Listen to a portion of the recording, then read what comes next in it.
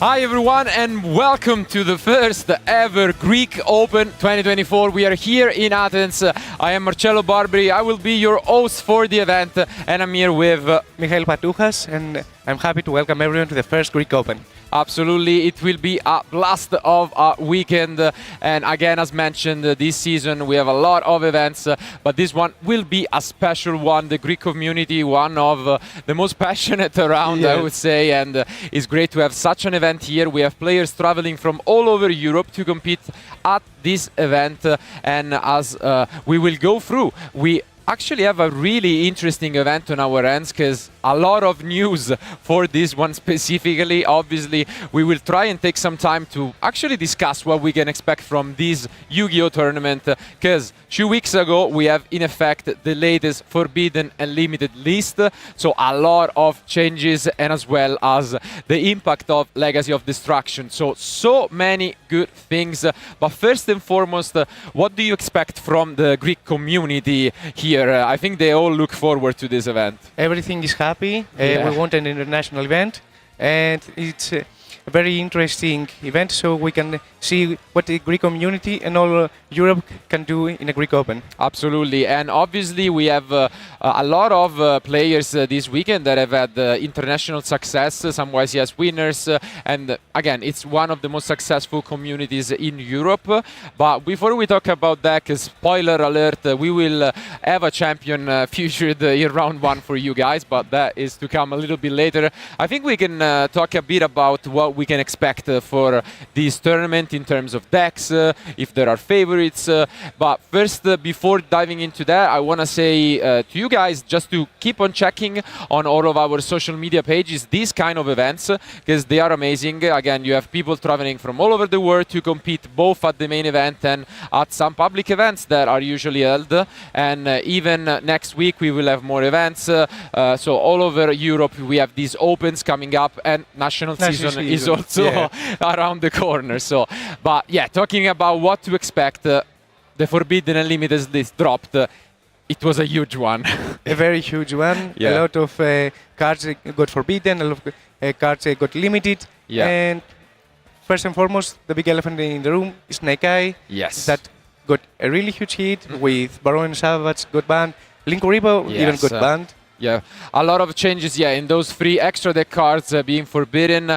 And we saw actually last weekend, I think our players, although there was differences with the new set being not legal, YCS Riley happened, and we could see, some of the changes. So maybe our players took some inspirations because those hits essentially forced you to change your combos completely. Because usually before we saw players ending with both, the Savage and then the Baron. Exactly. Now the trend has changed. So we will see whether some players go, for example, the Fire King route or still stick to the Snake Eye. The Castilla route also. Yes, absolutely. A very interesting strategy that came from Master Duel actually. Yeah. And it's always nice to see them adapt. Yeah, TCG and Master Duel connect with each other. And they can come forward. And actually, we have seen maybe a trend in what we could call kind of an end loop. So we see, obviously, the combo can still go for, a synchro level 8 and then a synchro level 10. And one of the popular strategies seems to be going for Psyframe Lord Omega and then Dispater. And what do you think? Is it probably the good way to go? Or? It's a very interesting strategy. In my opinion, there's a lot of risk in it because if you are prepared, I think that you can counter it. But that's the whole point of a new Forbidden list. Yes. So you can have answers to the best deck. Absolutely, and as mentioned though, there is just a lot of things that you can do, and we saw it in these past months with the Snake Eye engine, or just more in general, we have a lot of the fire cards related, so Bonfire, an amazing card being played, and the Fire King deck is pretty much untouched in that regard, so Fire King, Snake Eye, a force to be reckoned. Again, some differences, because we have seen the builds being... And we could see maybe a new trend, which is what I want to talk about, on having more spells in the deck and going second and trying to, break the fields that your opponent makes. And I want to give a shout out to a change, which is 3 copies of Engage are now there, so you never know. Well, maybe. It's actually my favorite card. I also like it a lot. So probably unpopular opinion, I don't know, but yeah, we could see, you know, a mashup. We have seen some Sky Striker cards being played in there, and why not? Maybe that could happen as well. But again, there are other important changes, and I would say that a lot of decks, and it's something that I really like. You talked about Master Duel a little bit, and we see some of the changes again being here. A lot of cards coming off the Forbidden section. One, Thunder Dragon Colossus. Yeah, that's it has been a while. It's a fan favorite, and yeah, maybe it can work again with some mashups. What do you think? Does it have some chances maybe as a, you know, dark horse? It's a very scary engine. Yeah. Because a lot of deck can abuse it and use it in their favorite. And Colossus is also amazing against Snake Eye because they search a lot. And they will have a very big problem if they face a Colossus. Yeah, I really want to see that in action. And again, it's one of those cards that when players have picked up the game, you know, in the last few years, maybe they don't even know what Colossus is. Yes. It could be quite scary because it was a force to be reckoned just, you know, 5 years ago along those lines. It was very popular. It was the best deck. But another card which is a lot older and a lot of people have been asking is also Magus Spectre Kirin.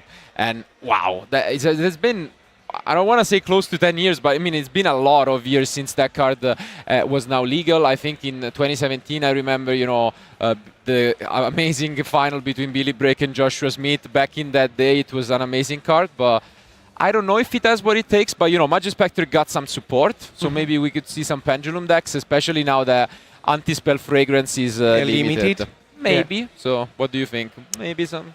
To be honest, I wasn't playing during Kirin for that period. Exactly. But I have read the card, and I think it's a very interesting strategy.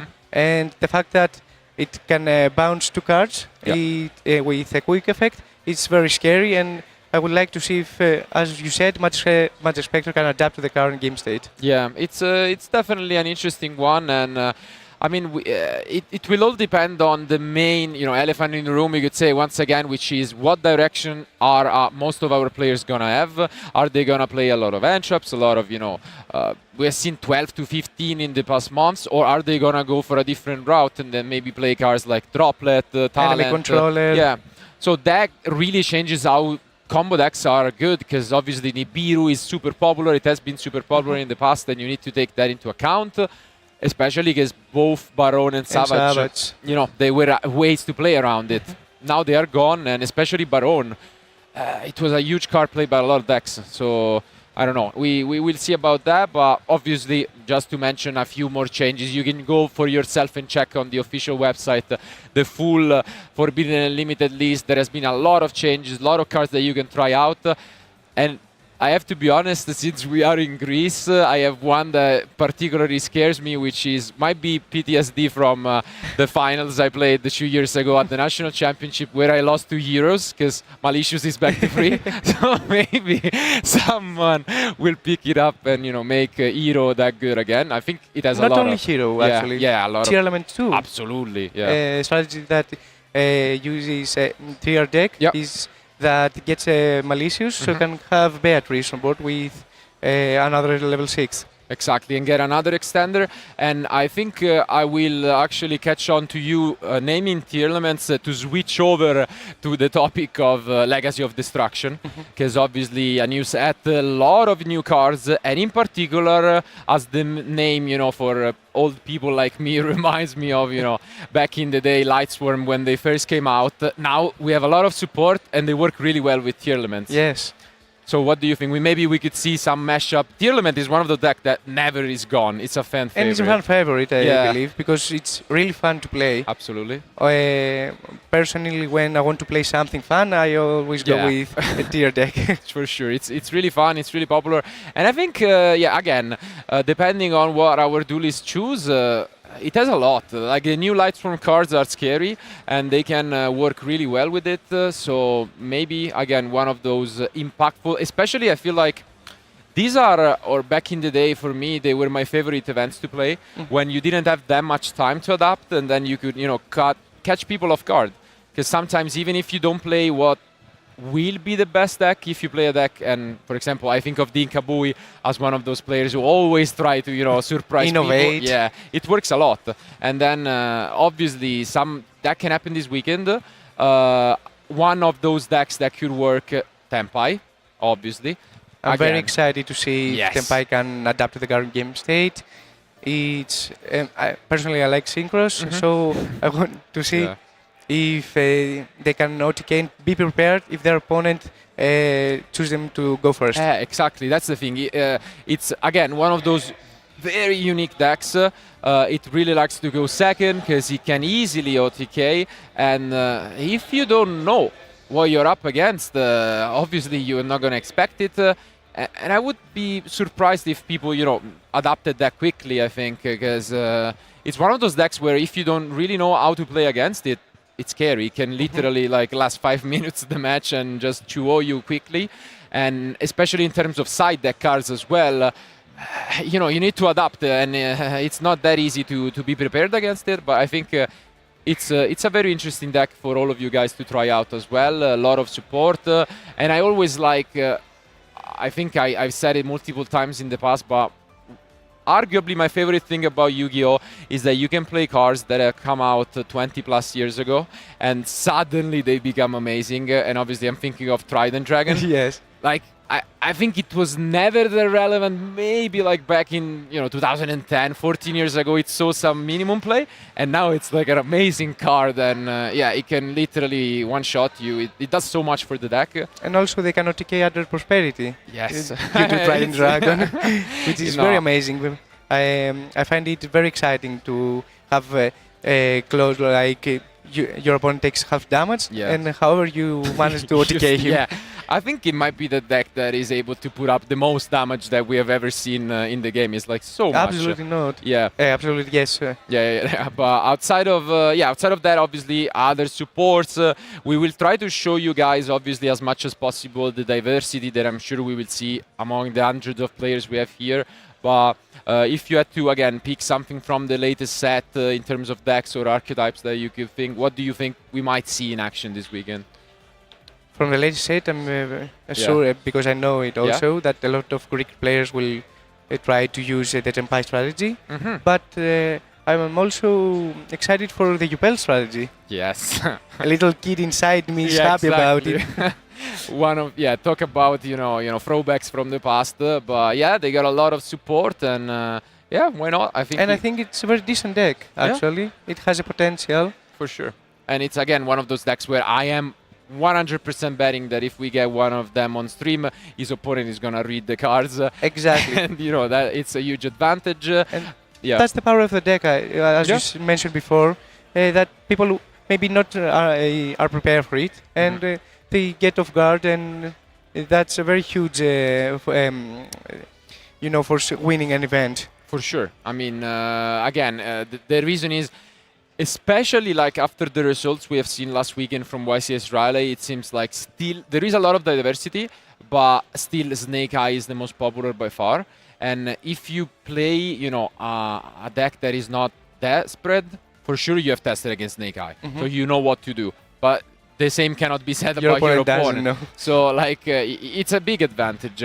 And again, we have obviously also Melodius, which we have seen some players. I can already tell you there is especially one kind of known or famous member of the Greek community which is playing the deck. So I want to see whether that works.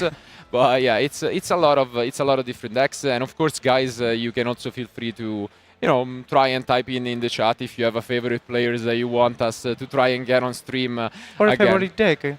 Exactly. Yeah, even more importantly, because again, as mentioned, we have quite the few famous players from all over Europe, and especially the Greek community. But we want to see a lot of the diversity, the importance, and I think the beauty of these events is really getting to know the community. That's why, in that regard, I will ask your help for stories about the players, because I'm very happy. Yeah, I'm really happy to be here doing this event, because it feels special. It's kind of, I think these are the closest events to the national championships. Exactly. And and what you were talking about before is that there are a lot of players that have achievements, and they are not very well known in Europe because people don't know them. But Yeah. there are a lot of tops, as you mentioned before. There are WSIS champions, there are European champions, there is even a world champion. So Greece has a lot of achievement, and I don't think that Europe knows that. And with the first Greek Open, it is our chance to show what the quality of our community. Yeah, absolutely. And yeah, in that regard, I think we get the bragging rights of having Greece and Italy as the only European world champions in Yu-Gi-Oh! So I mean, it's really nice to see how the community has adapted over the years.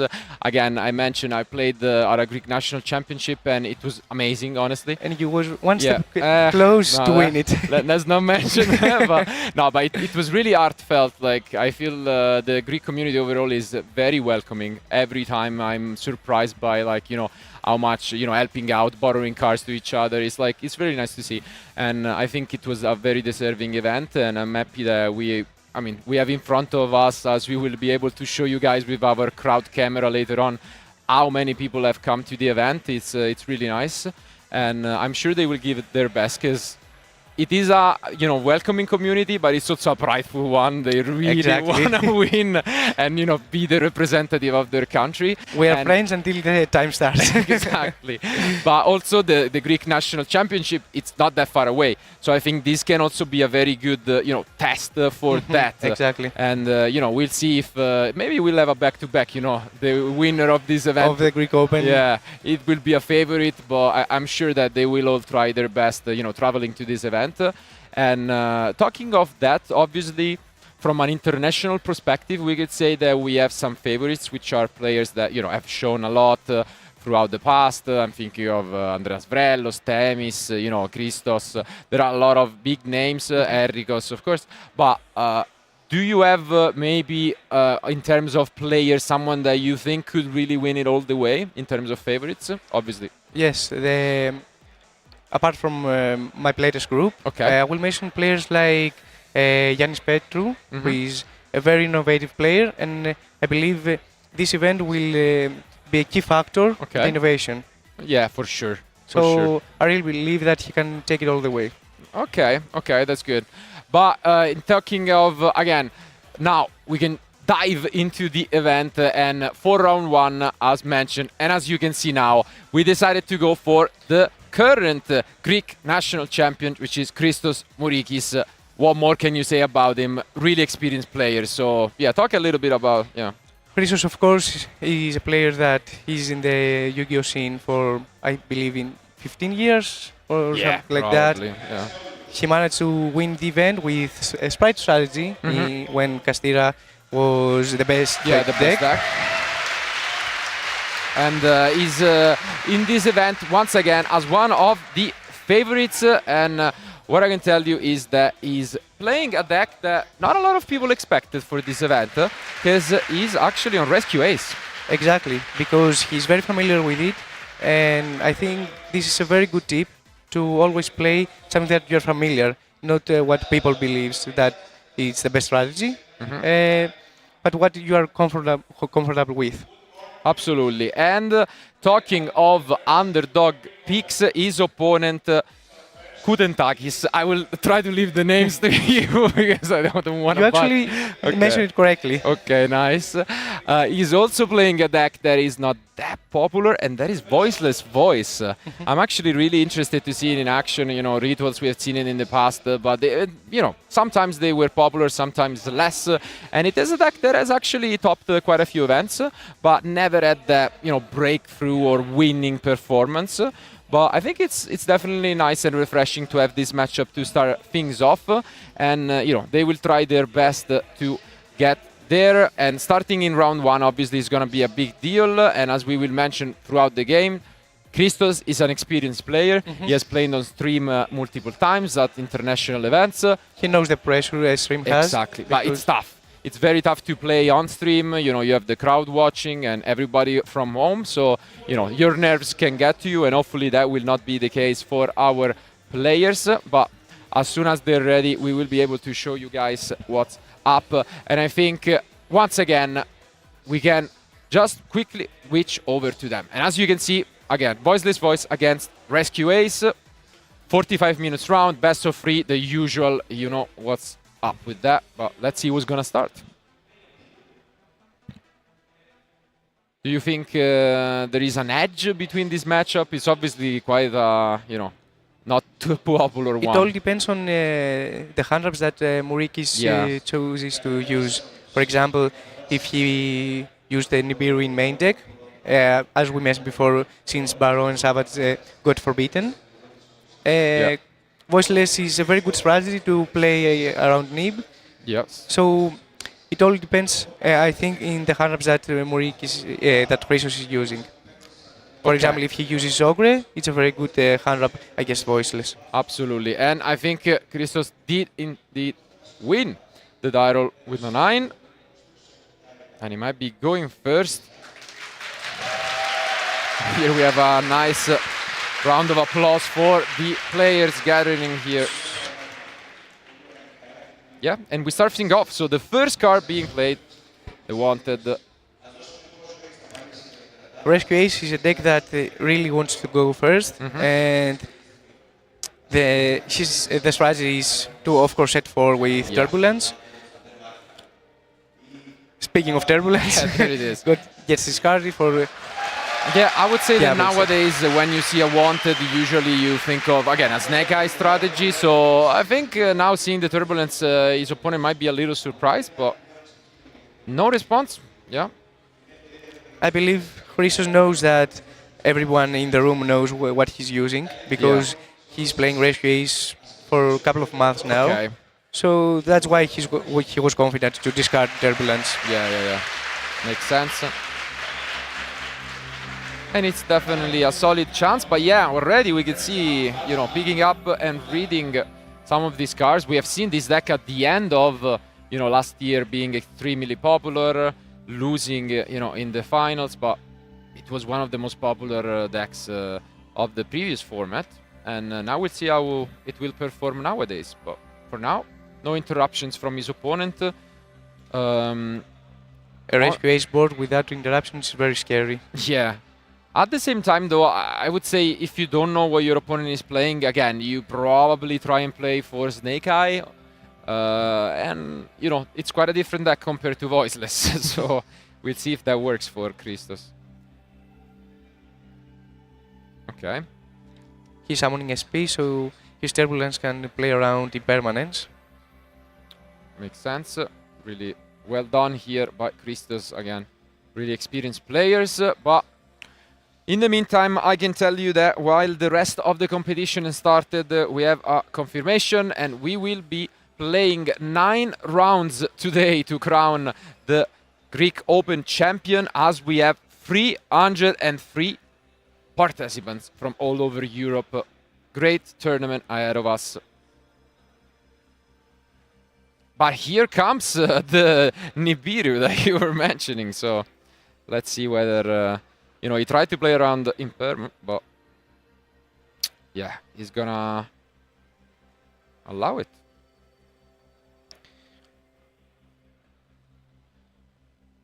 Knowing Chrysos, I think that he's already played around Nibiru, though. Yeah. Let's see. And yeah, he's gonna have a pretty solid start here, the Preventer as well. Obviously not that happy about the Nibiru, but looking at the deck lists, we can see that his opponent is playing a lot of interruptions, as you would expect nowadays. And yeah, as you mentioned, well played by Christos, even though he got hit by the Nibiru, didn't really hurt, and now we get to resolve the Turbulence, which is a huge deal. He's a national champion for a reason. Yeah, absolutely. And I think he had come close a lot of times already in the past. I remember, you know, he was winning also, the same year I played, he was also in the top 4. So, you know, it's, yeah. It was actually a very good top 4, because Temis was there, you were there, Chrysos was there. We all lost to the dimension. And of course, our national champion. Yeah. Okay, so I mean, this is still scary. Again, not the most popular deck anymore, but it works.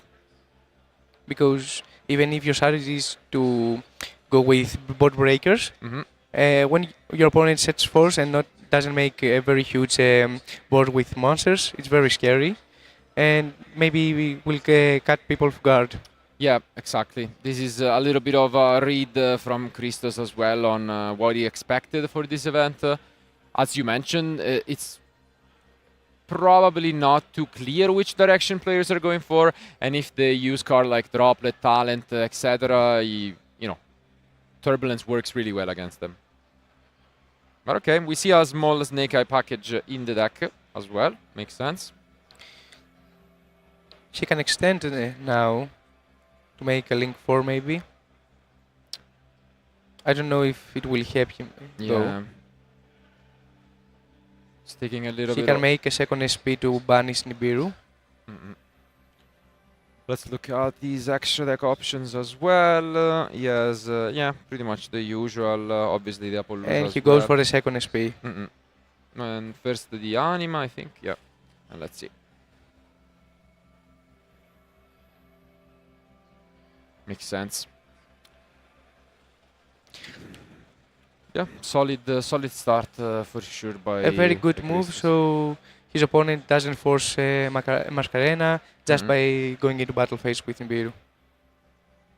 Do you think there was maybe some merit for holding the Nibiru? But I think not really. I didn't think he had much else.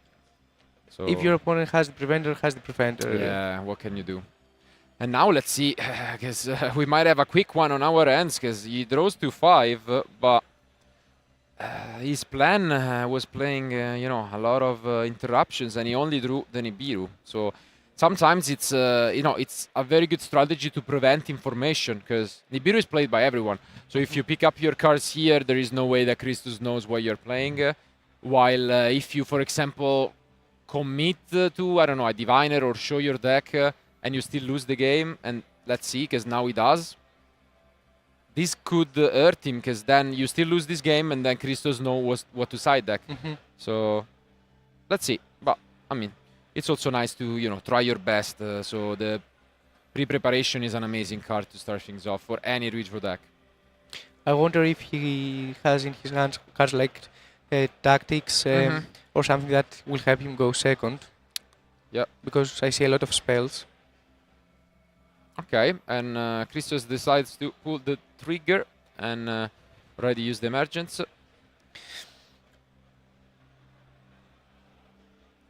Another thing about Rescues is that they can play around talent since they don't use monster effects really early in their combo.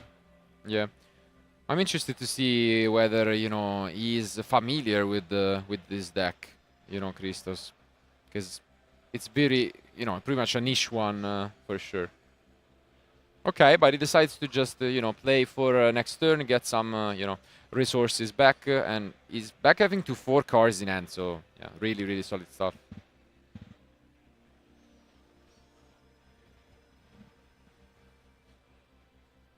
Does he want to use anything else? He does. Okay, interesting. Appaloosa is a very strong card against Voiceless, and since he now knows that his opponent uses Voiceless, he will just summon Appaloosa. And Appaloosa just for 2 materials though, so we're gonna keep that in mind. And obviously, the talent was there, but now let's see if Christos has a response. As you mentioned, Appaloosa for sure is really good. And I think he's also holding his own copy of Nibiru in case things go really badly, so let's see. If he has Nibiru, then a Rescue Ace board with set 4 cards, and Nibiru is really hard to beat. Yeah. And Appaloosa, of course. For sure.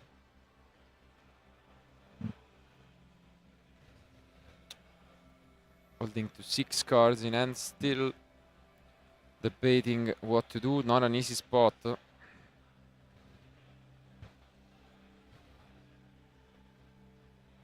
think he has Scar. Yeah.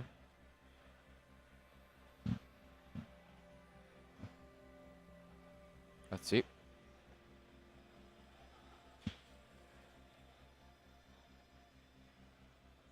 Yeah, he has another copy of pre-prep, which is not that great of a news. The rest of his hand is kind of tough to figure out, but Prosperity, maybe. Let's see. Yep. Yes. And this could be a big one, depending what he can find. Obviously, looking for talent and this kind of cards.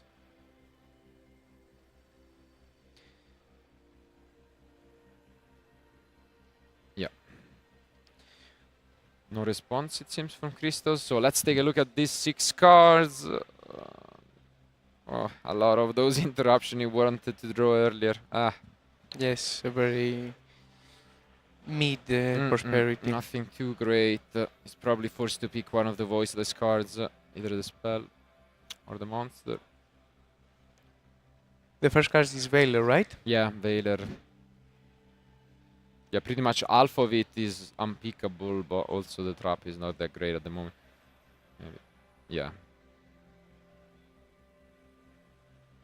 I guess the good news is there was no Droll and Lock. That is also a popular card this weekend, and it's very scary for the deck. For any ritual deck, to be honest. Yeah, absolutely. And yeah, it does go.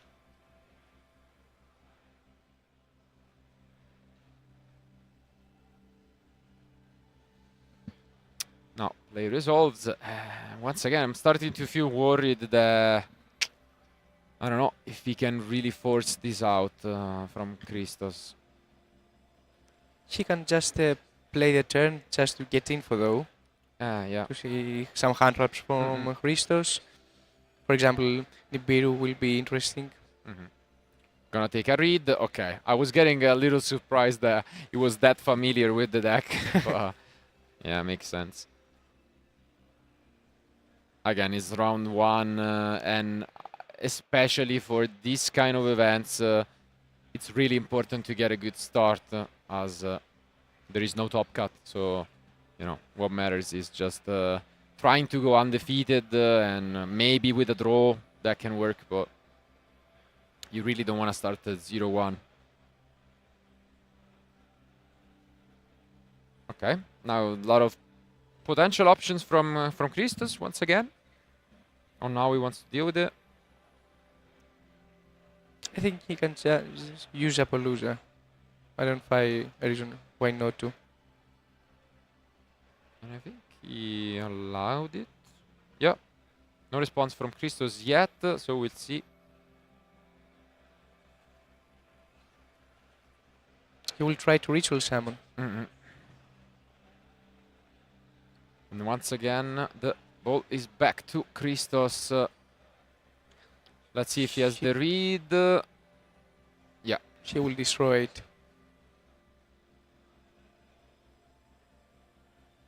Yeah, because obviously the cute interaction is that the hydrant, which usually would be on the field, you can get to the spell and trap zone and it still, works. Here there is the response that Christos knew as he read the, the cards from the end. A very nice play from Kutedakis. Yeah, I mean, usually the good thing, which is also what we mentioned in the intro, is whenever you see an opponent playing, a niche deck, usually is that because, they know it really well, they know in and out, and that can sometimes, give you the edge, even though you're playing maybe a deck that is a little bit weaker. If you know it really well, I think, it gives you the edge regardless, so. Do we see Appaloosa? Is thinking, yeah. I think he did. He will negate the summon. I think so. Or maybe, looked. Yeah, he did. Makes sense. Now Shane resolves, and if he can, he will redraw, and he does. Okay. So there should be just one last, negation possible from Appaloosa. Let's see. I think that he already used both effects. Yeah, I don't know if he used it on the normal. That's why it was a little unclear, but yeah. Okay. And again, She will try to reborn below, so his opponent doesn't get the negate. Exactly. And he does. So seems like he's gonna resolve, but it chains the motion negation. Yeah. well played for now by Christos. Is there anything left? No, seems like the chain will resolve and yeah, will negate it. Only 2 cars left. One of them is a second pre-preparation, which doesn't help.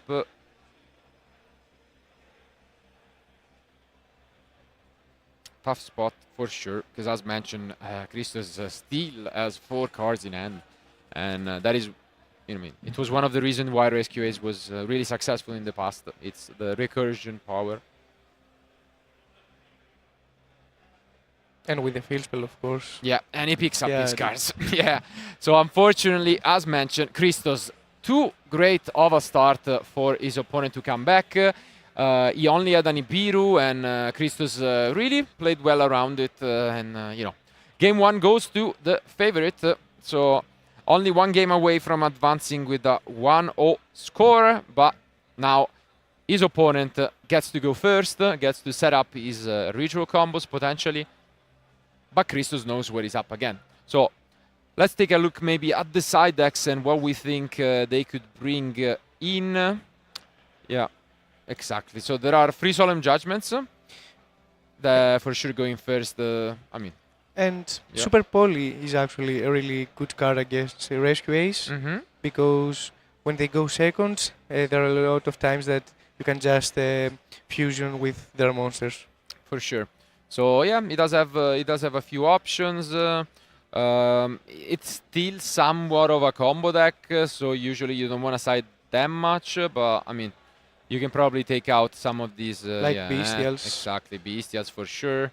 And yeah, it should work out. Obviously, there will be a lot of interruption from Christos already in the main deck. I think he was playing 12. Yeah. So I would expect him to add. He's playing 2 copies of Droll in the side deck, so those you know, weird ratios, but it can work out. They will bring those in. Outside of that, yeah, he also has some options with, you know, additional cards. He has 1 copy of Pancratops, which usually is, you know, decent going second against any matchup.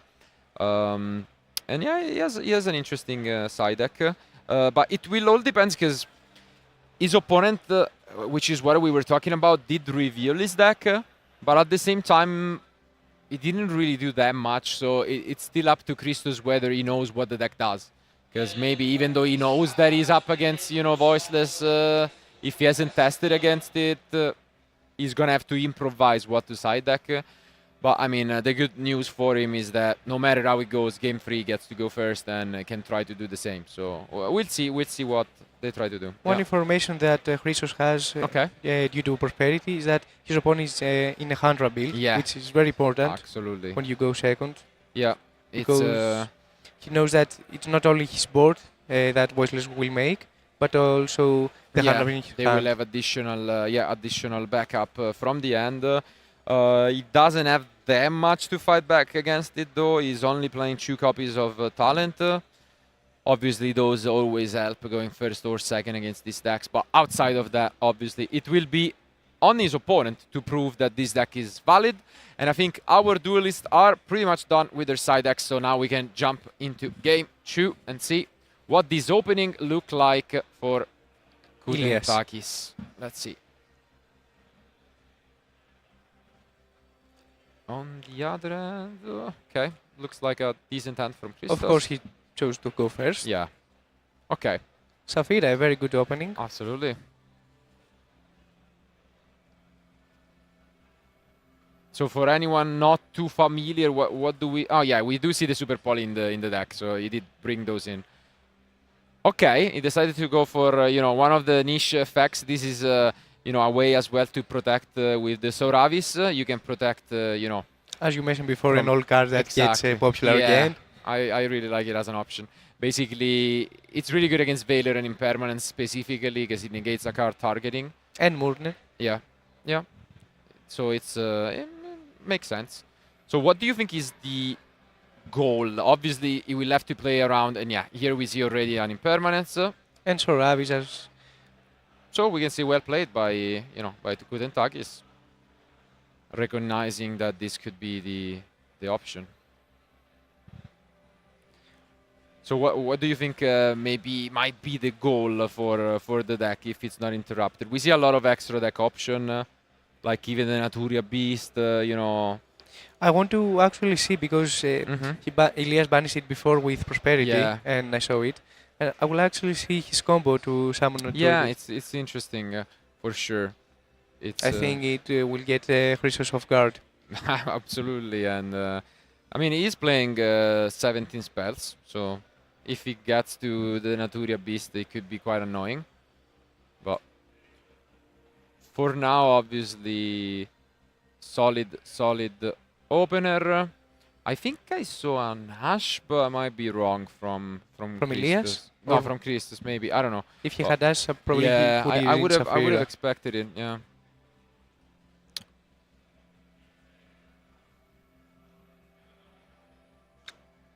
And yeah, he gets to the second copy. I think it's a second copy of Yeah, Saphira Safina, for yeah. follow-up. Yeah.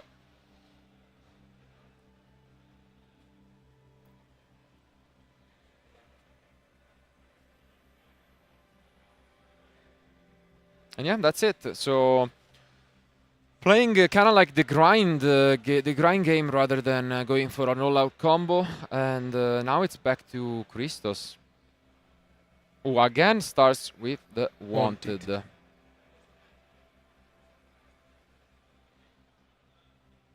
A card that reminds me Engage, actually. Yeah. Imagine if Engage was also a quick spell, yeah. As if needed, yeah. But yeah, again, oh, he does have the one. have Punk yeah, he Rattles. does. That's nice. I really like the card overall, and yeah, we'll see it in action. The one copy, all you need, and there it is. Obviously, his opponent not too happy about that. Pancra is always scary. Yeah. It does. Usually you can get it to even go for a 2-for-1, but worst case scenario it's always a 1-for-1. So it's a very solid card going second. And it's also an out to Appaloosa if Yeah. it hasn't been summoned with Exactly. Masquerena. No, it's really solid. I think he's considering going for it already. The face down. It might be the trap He goes actually. for it. Wow, it's just an impermanent. Yeah. Okay. So Christos, you know, bold statement. He's basically saying, "I'm not afraid of your field. I can beat it. So I'm just gonna go for the face down." I mean, you never know. To be fair, you know, he could have sided into some. You know, summon limit is not there anymore, but you have a lot of scary options still. Ooh, And the Ash Blossom. Yes.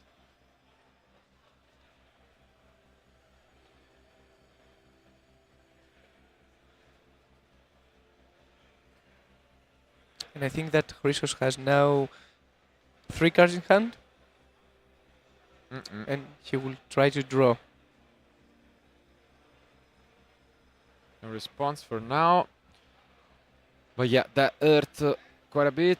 He's trying to look for, obviously, his Rescue Ace engine.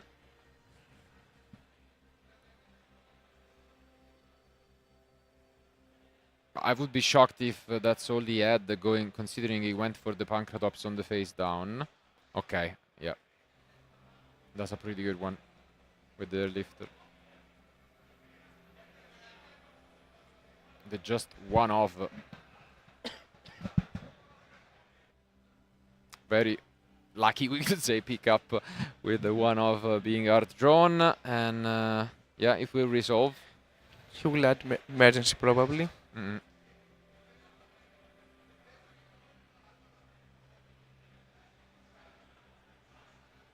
Gonna check again the graveyard.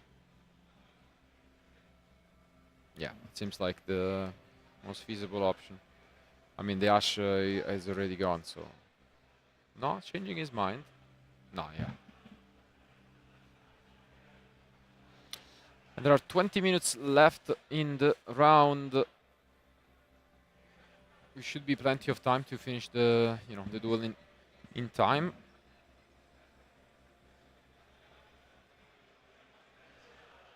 Okay, so let's see if there is a response.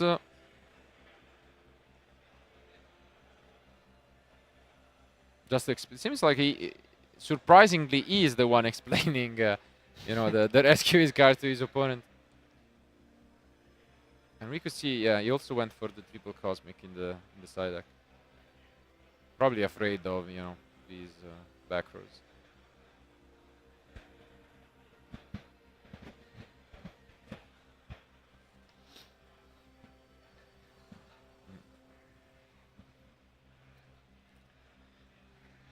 Okay, goes for the hydrant. Will be summoned. Gets and release the ghost grave.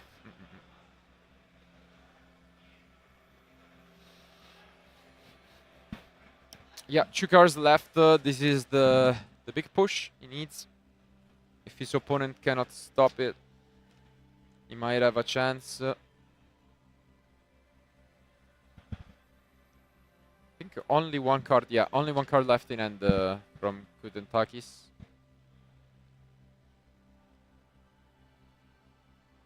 Interesting. He doesn't go for the effect. Instead, goes for the anima. And he has Preventer, maybe. Let's see. Yep. So, wow. Throws into both the one air lifter and the Preventer. So, gonna try and push here. I think Elias has still the negation from the skull, if I'm not wrong. For now, it resolves.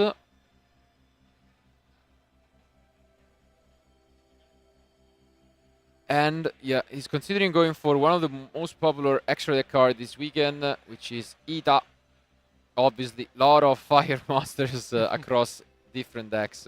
And now with the Preventer, he gets an additional card back. So, which would be the Hydrant. Let's see.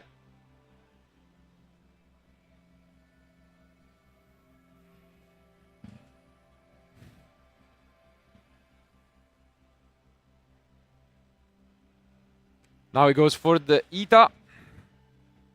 Attack to the Preventer. Elias has fire in his grave. He has us. Yes. Because he used it before. Exactly.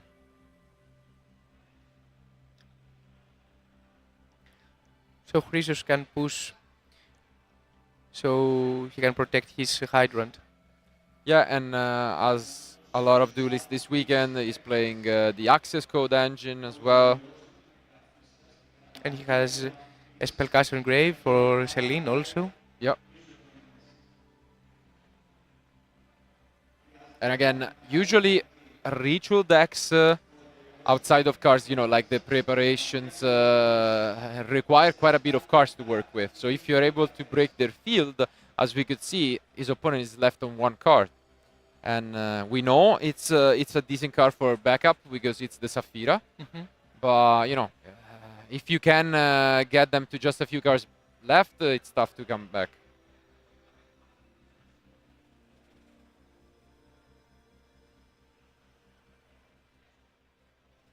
And it resolves. So for now, I don't know. Surprisingly enough, Christos is able to pretty much do whatever he wants. I think he probably goes for Celine into Access. Yeah. Seems like the most reasonable one. There are enough spells.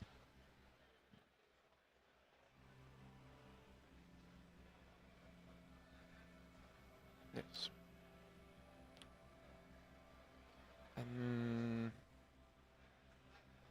Yeah, there should be at least. Is there a third? Yeah.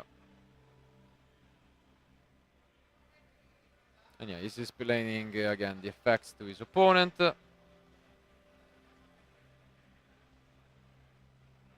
But now, as you mentioned, I don't know, maybe he kind of forgot about the effects, but for now it's working out, I guess. So I think Chrysos was just wanting to bait the negation from the skull, Guardian, and now he can just go into Turbulence. Exactly.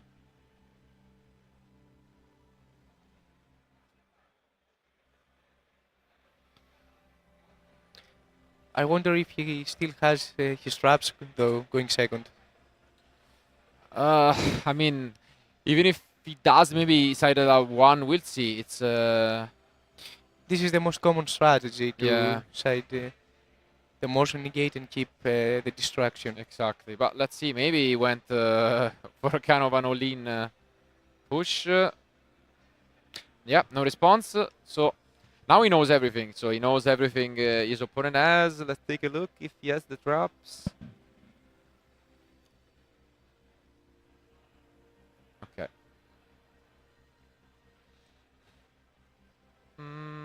Okay.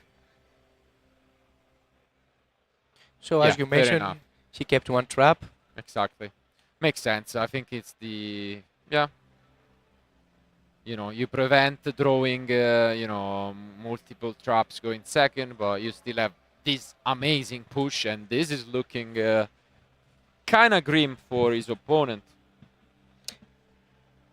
He still has the target protection, though, Yeah. which is very important against the Rescue Ace.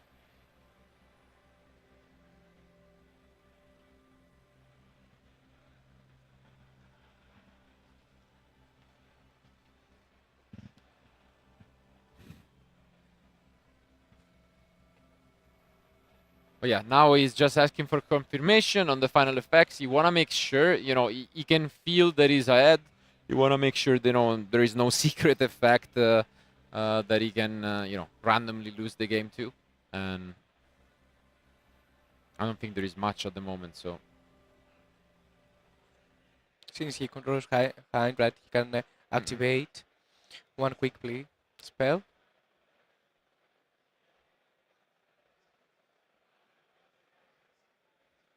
And for a second time, as he is. Yeah, this Ash Forced. looked good, but now it's kind of on the enemy side. Okay, considering going for a Phoenix. Wow.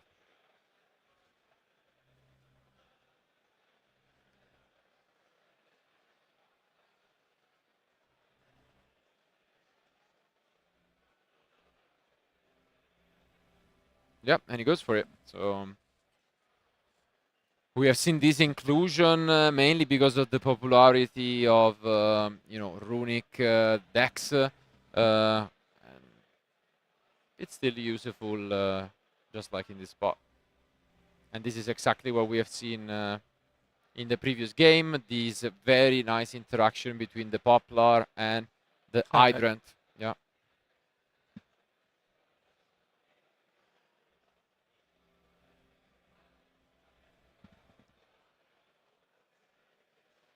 Still He considering. can also make Princess here to extend furthermore.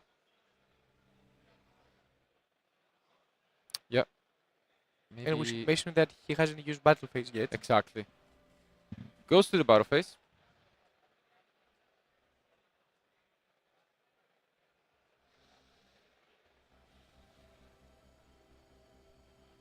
"12 minutes left. Again, for now, he's really ahead. But now that it's Memphis 2, quite a few options for him. As you mentioned, he can go for the Princess. He could go for the SP.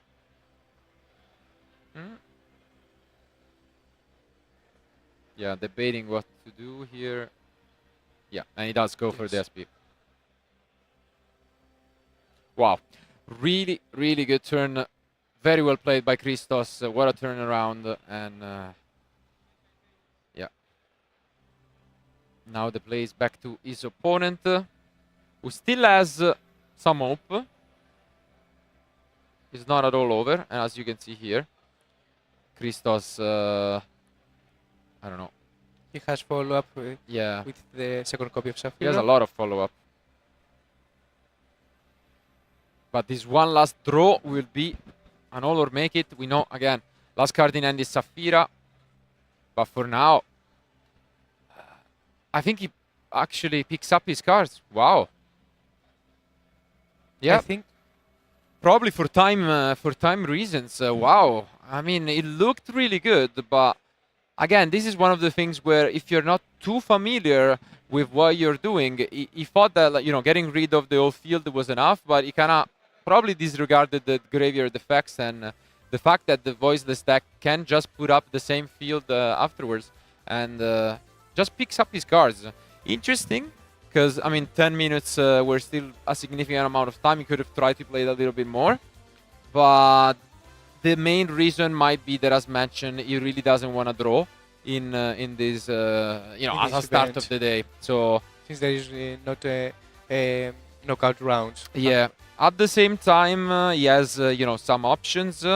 So I was kind of surprised because he's playing a Sprite Sprint and the volcanic scatter shot in there. But with 10 minutes left, it's a weird time because you kind of want to go for that, but at the same time, if it makes your combo worse, it's not. Is it worth it? I don't know. It's a tough decision from Christos. Yeah. I believe that he chose that so he can actually set up his board, because he knows if he sets 4, his opponent is in a very disadvantaged place.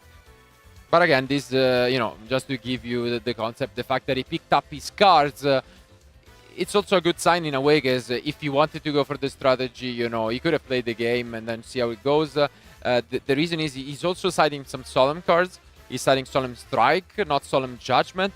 But obviously, when there are 10, maybe 9 minutes left, it's very scary to side into cards like that.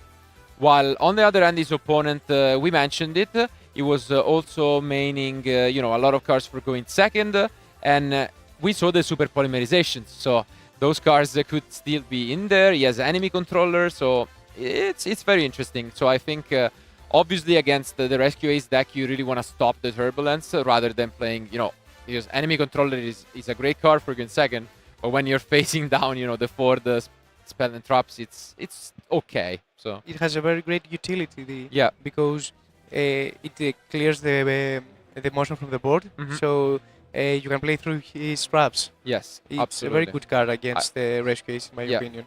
And I think he will have all of them back. But once again, our duelists are ready. As you can see, fist bump.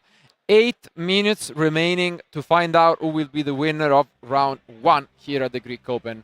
And it's Christos going first. And a very good sportsmanship from the start of the third game. Yes. And he does start things off with Hydrant. No response from his opponent. Gets access to Turbulence, I think. And let's try and figure out the rest of his hand. I think I see a Preventer once again.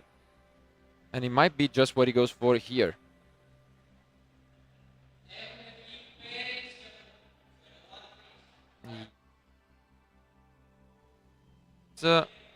It's probably a Preventer. Yeah. Yes. Okay, so solid opening. And again, he will make a speed to play around the permanence of Turbulence. He can, then he gets back, obviously, the Hydrant. And this time he's on 4 summons. So he's not scared of Nib. Yeah, he's gonna have that in his mind, but yeah, as mentioned, for now. Pretty similar, and now he goes for... Okay, Yard drew the 1 copy. Let's see. Original Sinful Spoil gets it once again from the Ash, just like in the previous game, but now we have the Turbulence. Do we have a response from Kudentakis? A lot of possible responses. No, oof, and this hurts a lot.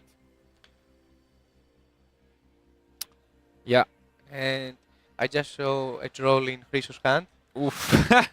One of the 2 copies, I guess. It worked. So I think it will be very difficult for Ilias to play around that. And now that he has his deck in his hand, I can confirm you that this is the reason why he picked it up. He sided the Solemn Strikes. So if he wanted not to play that significantly into time, but just also side his his Solemn Strikes. Here though, we could see. Let's see if he goes for it. Go for Princess, so you can have also Princess the Great. Makes sense. So Opens up with the solid opening, similar to what he did in game 1, but now he switches things up. Umbrella Whale. Yeah. And okay. Still goes forward. He will summon Preventer, so he can get back Hydrogen from the Banished.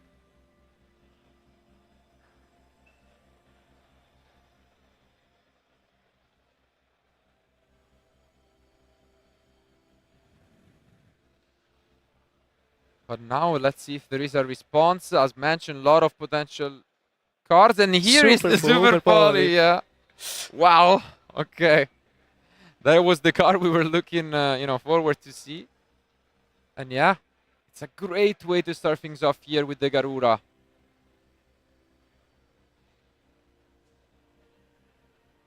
Yeah, I don't think Christos is that happy now, but he will still play this through. Special summoning back. I guess the Hydrant, yeah. The Hydrant, yes. Makes sense. Also, Garura is a very tricky card in the time, since he can make 3000 damage. Yeah, absolutely. It's, again, one of those sneaky things that you might forget. Here, he gets to negate. But 4 minutes remaining, and he's not looking too great for Christos at the moment. Let's see if he can hold. Okay, actually goes to destroy. And since he controls Hydrant, he will not draw.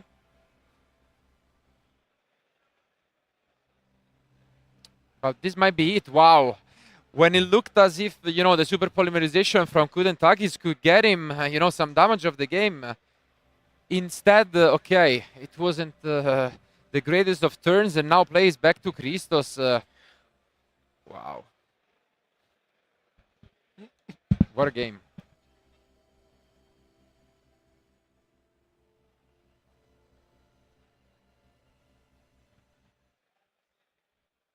No more cards in hand from Kudentakis. This is his all-in push, nothing else.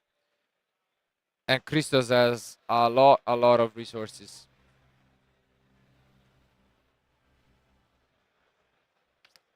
Let's see, it's gonna come down to the wire, and a great game 3 for sure.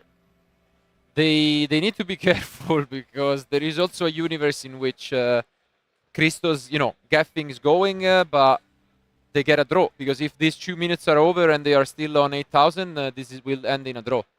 So I'm sure, Christos, with this experience, will try his best to play as fast as possible.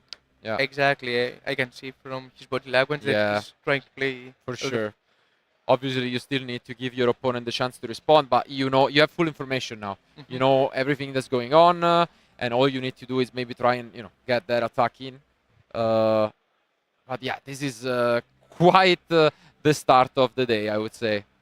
Maybe you're still a little bit, asleep, and you need to start things off with such a round. It's a lot to handle. It gets you in the zone. Yeah.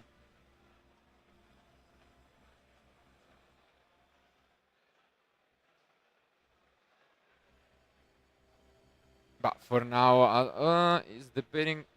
He will activate the field spell to shuffle and draw. And then you can get back the cards with Turbulence. Exactly. So, great play, but again, the priority should be getting the damage in. 1 minute left. Can you get in there?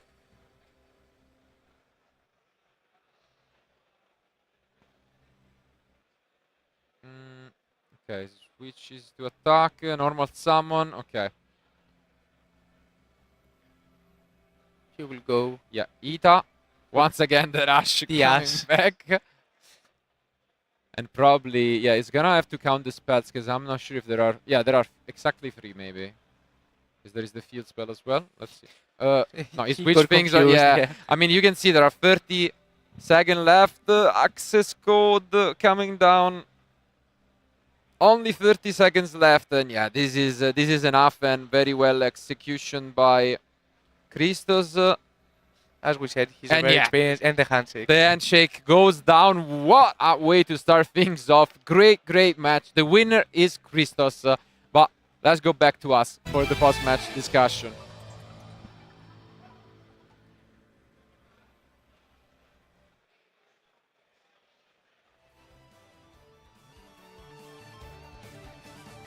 As mentioned, amazing start of the day, and we decided to pick for round one the current Greek national champion, Christos Mourikis, and he showed us why he is indeed the current champion. He wants to defend his title in a couple of weeks, but for now the focus is on the Open, and although he decided to pick this Rescue Ace deck, it worked really well. I really liked the interaction with Bonfire to Poplar. Yeah. So he can bring a high rank to his spell trap zone, so his traps are alive. Absolutely, and regardless though, we gotta give kudos to his opponent as well. He put up a really good fight, playing A very intense game. Absolutely. An insane match, Voiceless Voice again, one of those decks that you could see going and doing well for this event, but for now it was Christos who prevailed, and it was an amazing match indeed. But thank you guys for being with us. This is the end of round one. Just as a final reminder, we have 303 players coming from all over Europe, 9 rounds of Swiss today to find out who will be the champion. So keep watching, and we'll be back soon with round 2.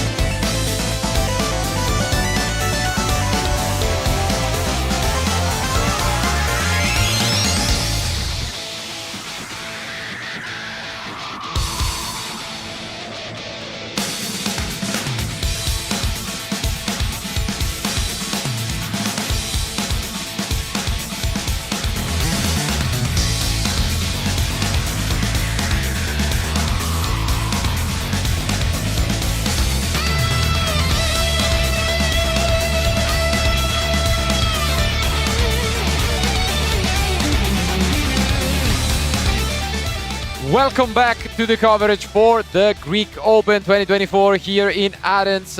We just witnessed an amazing first round with the current national champion winning round 1, Christos Mourikis. But now we are here in round 2 and we have yet again another amazing match for you guys. As a reminder, 9 rounds to be played today. And Mikhail, please talk us a little bit about this round 2 ahead of us. I'm sure that it will be an amazing round since both players are very experienced, very talented, and they are considered to be two of the best Greek players, not only at the time, but for all the years. Okay. So, from the one side, we have Dimitris, who is a very experienced player with a lot of international tops in both European Championships and WCSs. And from the other side, we have Anestis, also with multiple tops, and he's actually a national champion in Bulgaria, if I am not mistaken. Okay, great. We share that one then with him. But yeah, no, they are both, as mentioned, really, really good players at the local and international scene. But of course, having such a tournament, as mentioned, it's all about even exploring and getting to know the Greek community better, and we couldn't pick, this clash among, we could say, titans of the Greek community, which is a great one nonetheless. And we can already tell you guys that it's also going to be a mirror match. It's going to be a clash between the most popular decks expected, which is going to be the Snake Eye version, and our players are ready. So let's jump into action here for game 1.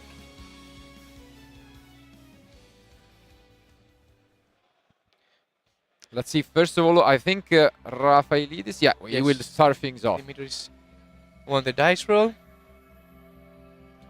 Again, opening with Wanted, and obviously, as we will be able to talk a little bit about their deck lists, we can see the differences. So first and foremost, they are both playing, what can be considered a pure version of the deck. But I think there are some differences, especially in the ratios and the entrops they decided to go for, both on a significant number. But I'm seeing Bestials in the main deck for Dimitris. Interesting choice. What do you think of that? Dimitris is a very well-known Dragon Link player, so Okay. I think he was a little bit biased. He's sticking with that. Ooh, but we see the Ash Blossom. Yes, Blossom. For now, I think it's free for free. We have seen Ash in this spot every time on the original. But yeah. However, Ash has the drawback that, as we saw plenty of times before, it can be summoned with Hita. Yeah. Of course, it's still an amazing hand trap. Absolutely. So now Dimitris obviously knows what's up. As mentioned, they... Ooh, and there is the And we see talent. triple talents being Going activated. for a draw, though. Okay. Usually you would wanna, snipe something out of your opponent's hand. Maybe this is, He signing just needs one normal summon. Does And- he? And he does get it. He found it. Great. No response. Okay. As mentioned, back off 2 weeks ago, the latest Forbidden Unlimited list, the players had to adapt. And we can check. Yeah, they are both using Omega and Dispater in the actual deck. So we can see the new board that Snake Eye can make. possibly, yeah. Obviously, there are still a lot of interruptions that we could see. But Flammers will be summoned.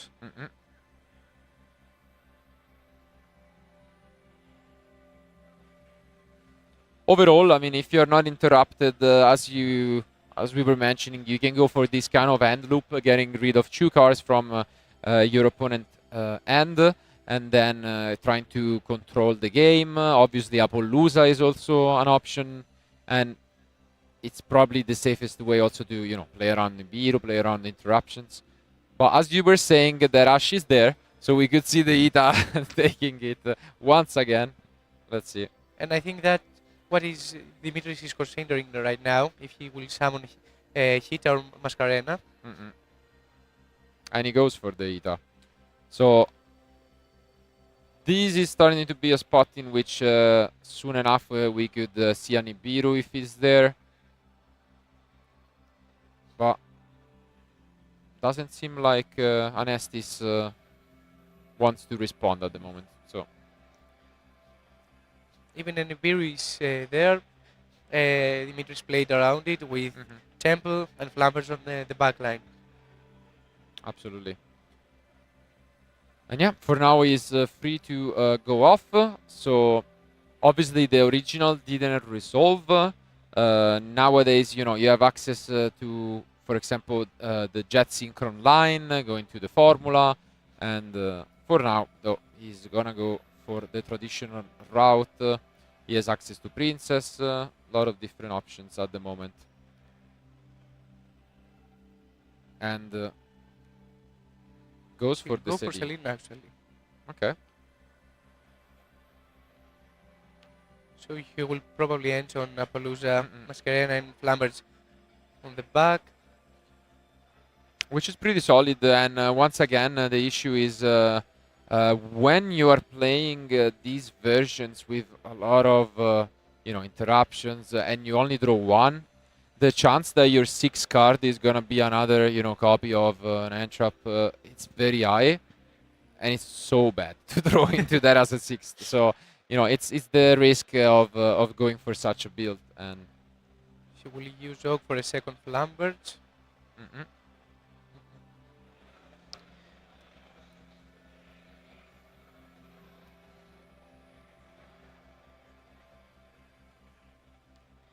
A very solid and a classic Snake Eye board. Yeah, solid opener. And now it's pressure is back to Anestis. And it With has a lot of spell 5 cards. spells. Yeah, wow, what a end. Unfortunately, not using the engage package we mentioned, but what a weird end from Anestis. He's only playing 13 spells and he drew 5. Okay. I mean, if they're all different spells, this could be an amazing That end. was Yeah. what I was thinking, that Yeah. they're probably the same copy of Bonfire, of Wanted, Yeah. unfortunately. Okay, for now, no response, no draw, which is a good news. And he goes for the Ash. Cross out may be a good... Yeah, I mean, again, it's one of those cards. I think it makes a lot of sense to play it in such a, you know, when you expect to be playing a lot of mirror matches, it's great. And, you know, even other decks are obviously going to use Impermanence, Ash, and we see Anima.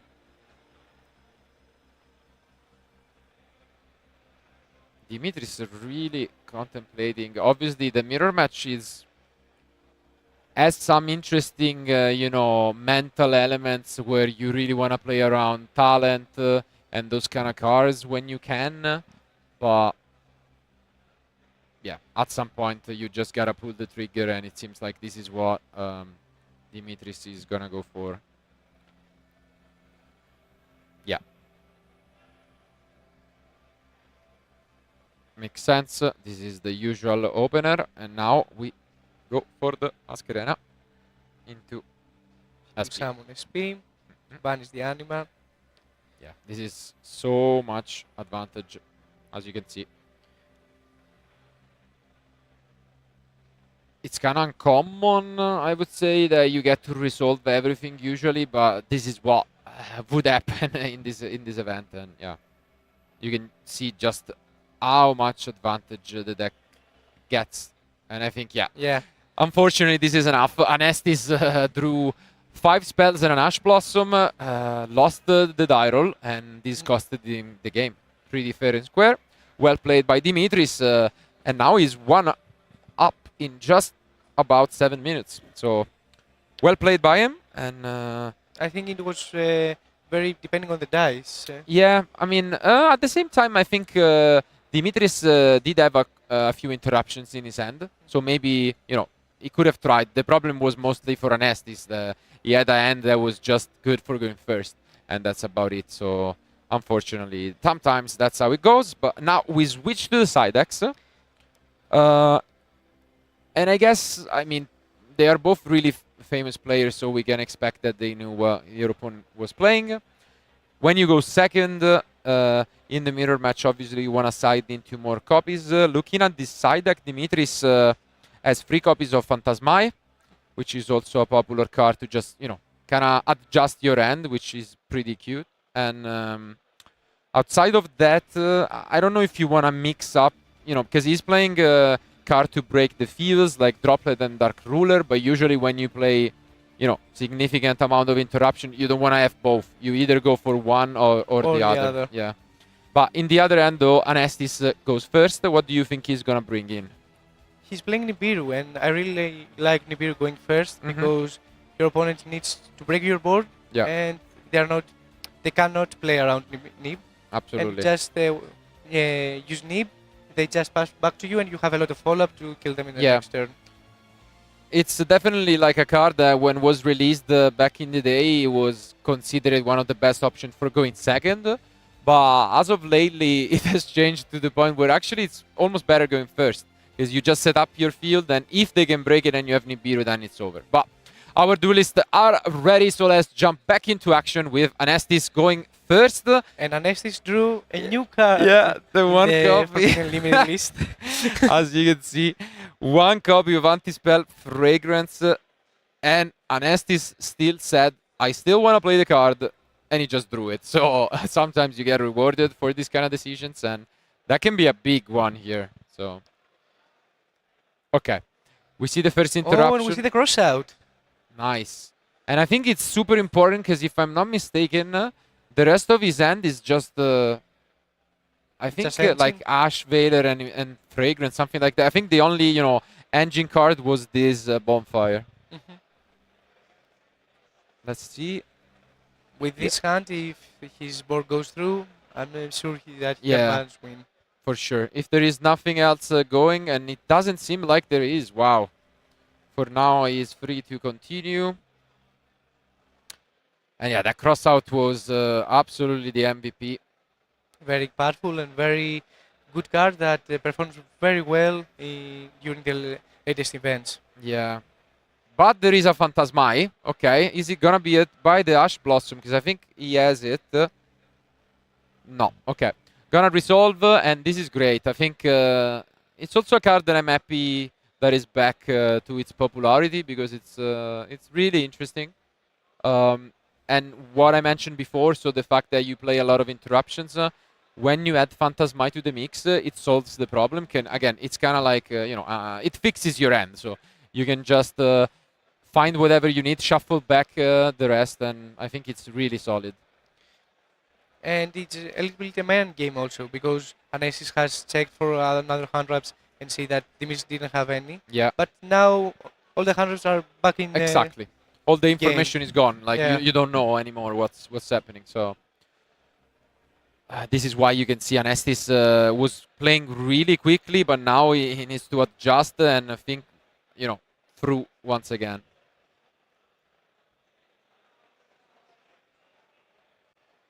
For example, now Dimitris may have Ash Blossom for the Oak effect. Yeah, here you see the good news, which was the temple, because he got to special, and now with 2 cards in hand, he's thinking what to do. Obviously, the Phantasmai still has the protection effect that you need to be aware of, and it's annoying because sometimes you want to go for a smaller Apollousa, and with the Phantasmai on the field, even here, they are both 24, so...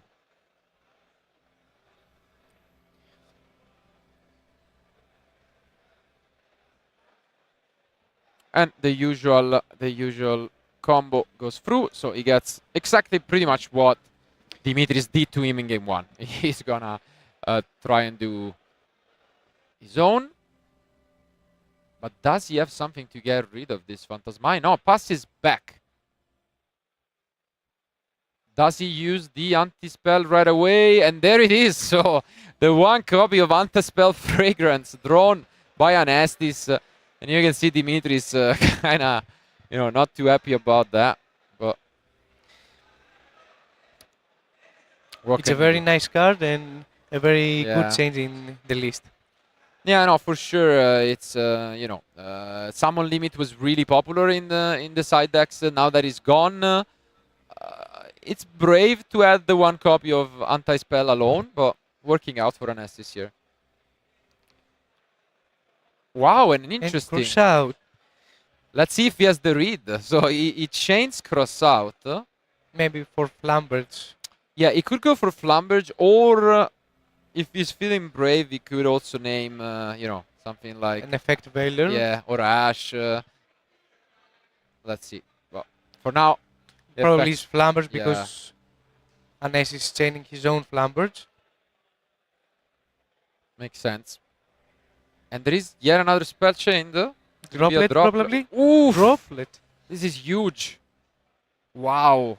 He did go for the droplets in the side deck, and this could be amazing because it turns Apollousa back to 0 if he wants. And yeah, that's what he goes for. Let's see if you're right. It's probably the Flamberge. But regardless, yeah, it is. The great thing about it is that the Apollousa doesn't get, you know, the counters back once it's negated. So the Apollousa is pretty much now, you know, something that must be, you know, you get rid of because of the Zelantis threat, but outside of that, it doesn't do much. So Anesis now has Masquerena for probably SP, Little Knight, and the Ash Blossom in his hand. Yeah. At the same time, the Phantasmai can be annoying because if you want to go for the SP, then you have the option of, you know, the Phantasmai negating it. We'll see. Let's see what he goes for. He does go for Masquerena. No response. And he goes for the SP. Okay.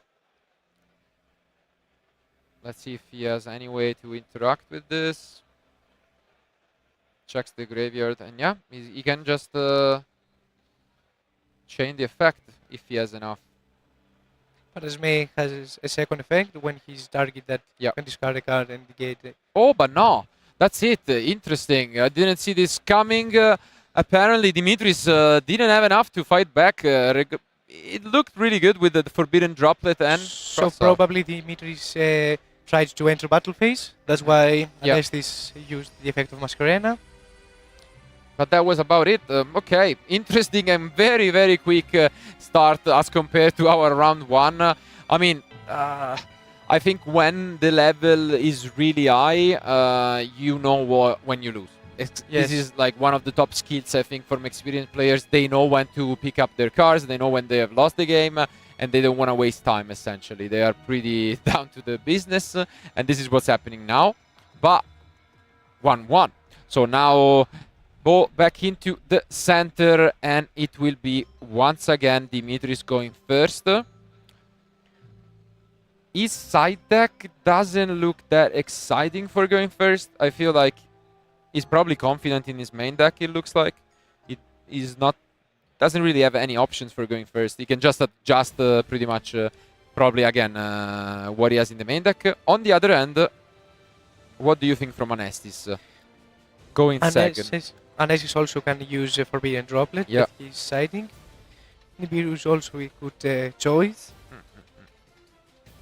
But it seems similar, I guess. In the end, maybe it was the anti-spell fragrance that won the game. We couldn't see the end, but maybe he was holding, you know, bonfire and something else. Probably bonfire, or 1-for-1.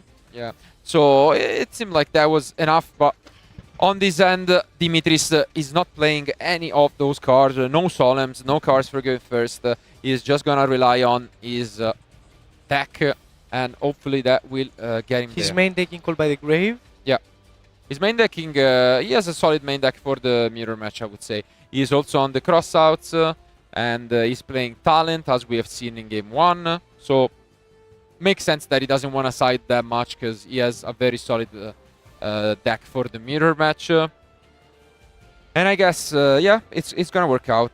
He's going to try his best to just stay in this combo as it happened. But, obviously, his opponent is not going to make it easy for him, and let's see who is going to advance with a Shuo record. Yeah? Seeing his main deck options from Hanovers though, I believe that he will side out Beastels and break cards like Droplet, because Droplet on normal Summon Ash is very good. Yeah, but that's... And he will keep probably the Ogre and the Bell for the cross-out targets. Yeah, he has a lot of interesting one-off targets for that. Even the Ghost Ogre, which is not that popular this weekend. But it's a good call because Anestis is also playing multiple copies of Ogre, so that could work out. But yeah, It's a very good hand-up against a new strategy than Pi, yes, as we said absolutely. in the start of the stream. And Yeah, also combining Ogre with Nibiru, for example, can be also good in the mirror match, because you can Nibiru, and when they activate the field spell to special summon from that, if you have Ogre, it will probably be game there. for sure. But now they draw their hands, and only one of them will be able to continue with an undefeated record, and the start is optimal with this bonfire.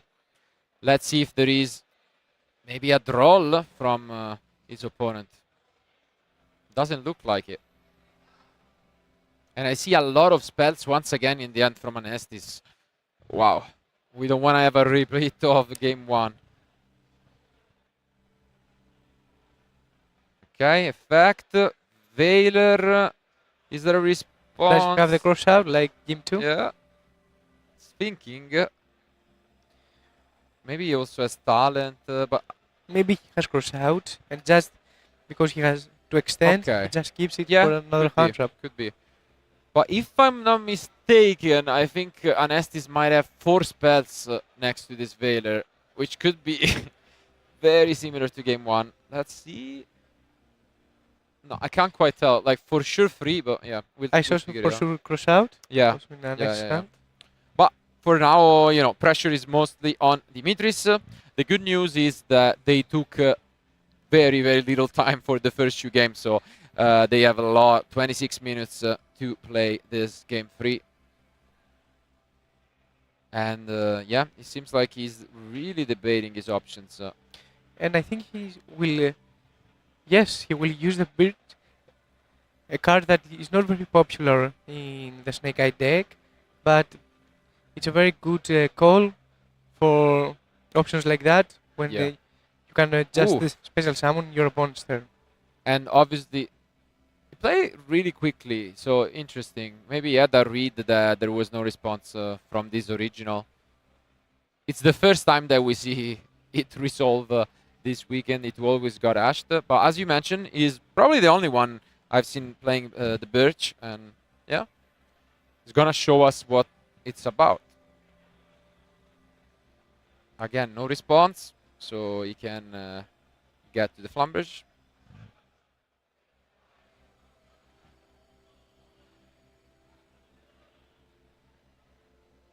Thanks to the field spell, again, Divine Temple, he can try to play around Nibiru a bit.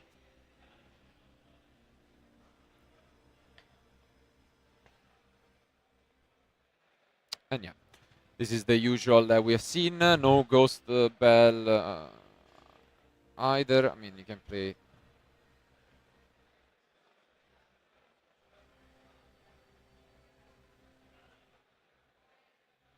Yep, and as you can see, really debating, but he knows what he do, and it's looking, yeah. He could also put with field spell Poplar and go for this usual line. Yeah. But I'm very curious to see what his plan is with the Birch.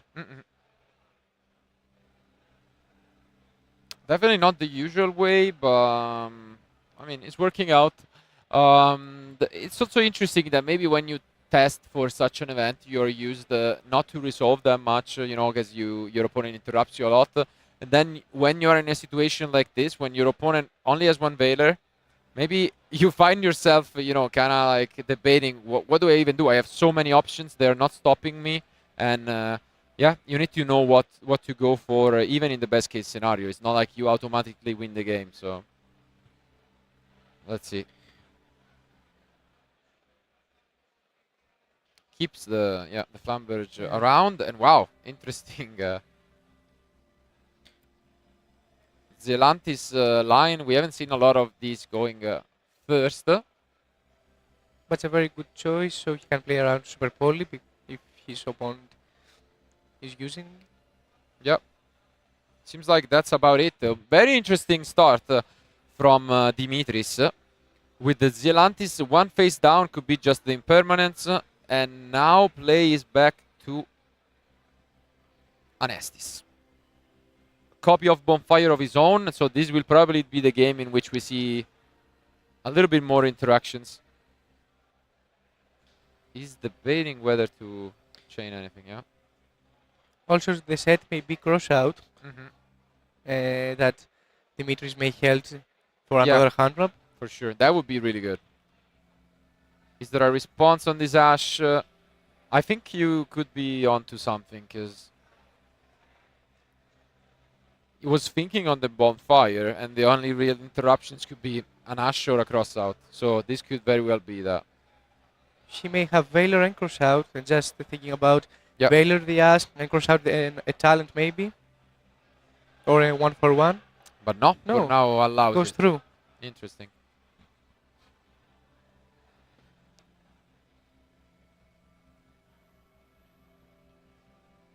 And as you mentioned, I think Anestis might have also have his own copy of Crossout. So let's see. Okay, and now we do see a little bit of action from Dimitris.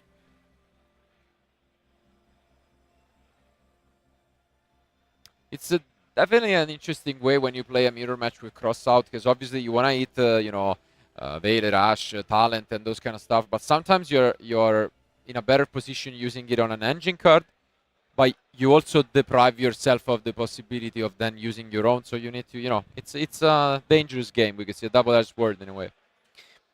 For me, cross out in the mirror match, one going second for Flambert, it's just you have to see if you can break the board with Hita or you need your Flambert. And yeah, he does have the cross out in hand, Anestis. And I think the sixth card was Valor. And it goes for the cross out at this point, I guess, on the Flamberge. It would make sense. Do we see cross out on cross out? That can also work. But let's see. Might be the case. Yeah, yes, we do. Okay. Very rare interaction, but it works. So a very nice interaction. Yeah. Kind of rare, but yeah, good read on your side on the cross out, makes sense. And yeah, not something you see every day, this, but it can happen. And the Flamberge gets to resolve. At this point, we could see the Mascherena if he wants.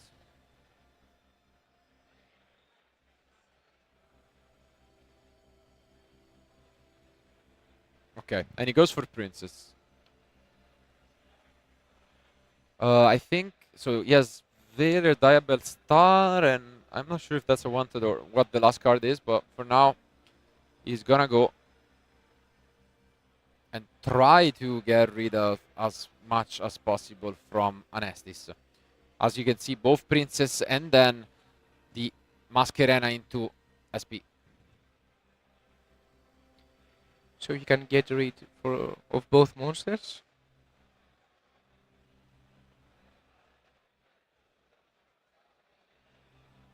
Yeah, that's gone. And then in a new chain, he's going to be able to banish the Poplar. Okay, he gets his own copy of Divine Temple. And yeah, the new chain now can open up.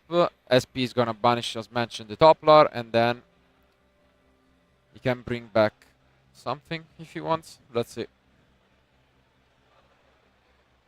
Gonna be a close one. For sure he's in the lead, but there are still some openings potentially from Anestis. He has the Diabell Star.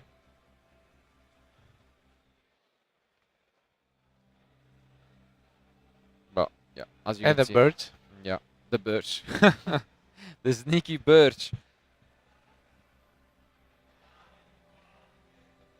And yeah, now it's definitely a tough spot, but he's gonna figure out the best way to try and fight back.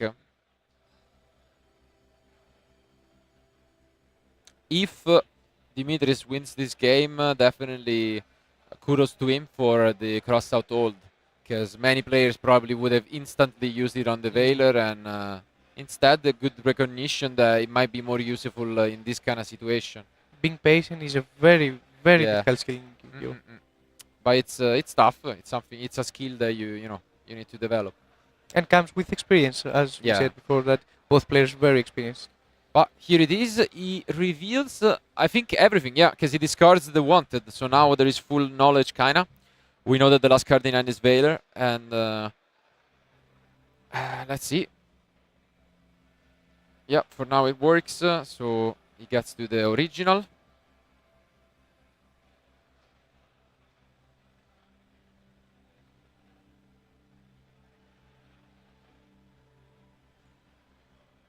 What does he want to get rid? Obviously, last cards. Veiler and Temple.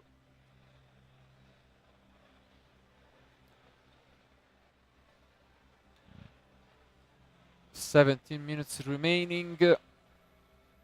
Again, it's really, really important to win because there is no top cut. You need to go, you need to try and win as many matches as possible because the winner eventually will most likely have an undefeated record or at most an X1 record, going 8-1 or 8-1 draw. So it's tough, and obviously, I think neither of them is that happy to face, such a high caliber player already in round 2. But the level of the competition seems to be pretty high. Good for us, though, that Yeah, we for are sure. experienced such a match. Absolutely, we take these.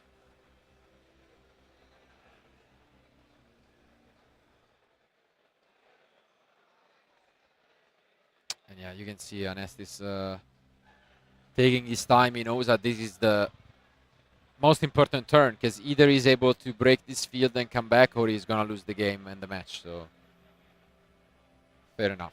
And yeah, brilliant. Very important that the Poplar got banished, because here he couldn't just place Yeah. Flambers and use original Flambers, and then But you cannot, and this is what he's gonna go for. Gonna use the second Poplar to get to Oak.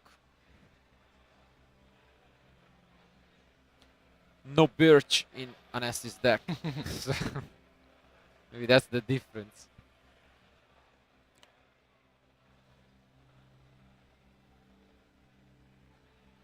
Okay, so gets to summon back the Ash with Oak.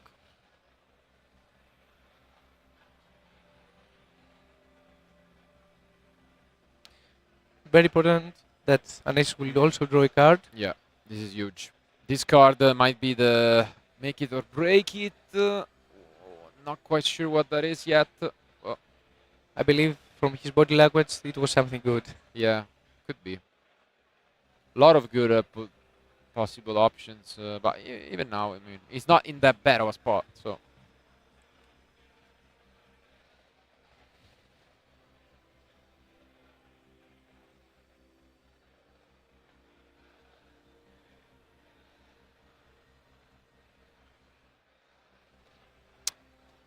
yeah, it's the last moment. Oh, it was an Ibiru, and I think he's live Okay. because Dimitri has Interesting, make 5 summons, if I'm not wrong, in Anes's turn. Yeah, for sure he made. Yeah. He is on 5. Interesting. He can use Nibiru now, and Flambers will trigger. I guess he needs to be careful about the SP though. So let's see. What does he have? Yeah, because it's exactly 5, I think. Kerana, Princess, the Chu, and that. Yeah, it's 5. He can also enter battle phase, attack to SP, so Dimitris doesn't Yeah. protect his breezes probably. A very tough decision for Anestis. Absolutely. And yeah, time is slowing down. So 13 minutes left. Still both on 8,000 life points, but not gonna be the case for long. Maybe he has entered battle phase, because, I don't know, I'm seeing Dimitris doing some... Yeah, it is Nibiru, and there it is! Wow!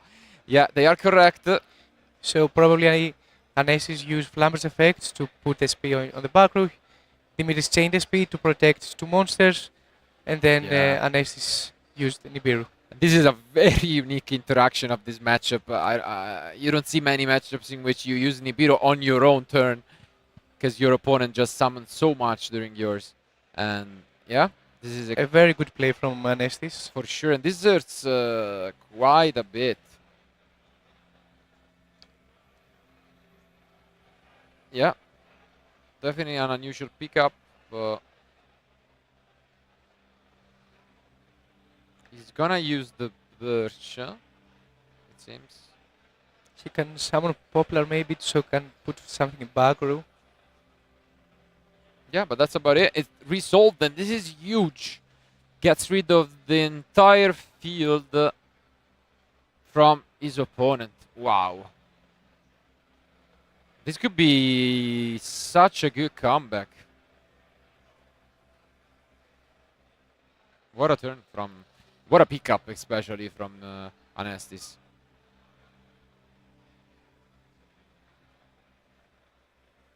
Yeah, they're gonna do, you know, some quick math. He's gonna think what to bring back.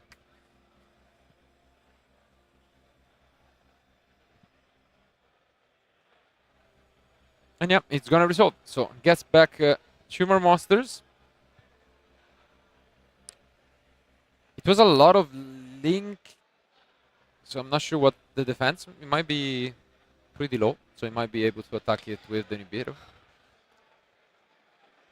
I don't remember if Yeah. Dimitris has used his temple.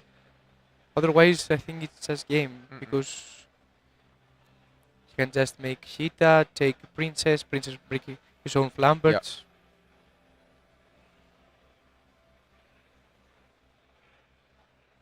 And this might be what he goes for after that anima.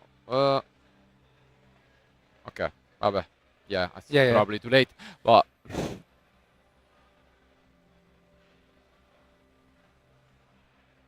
Okay.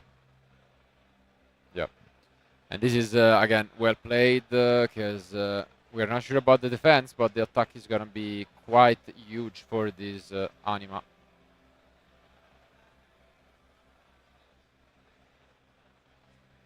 So Temples gets triggered probably. Temple is still the last line of defense he was kind of holding into. Gets to the Flambert.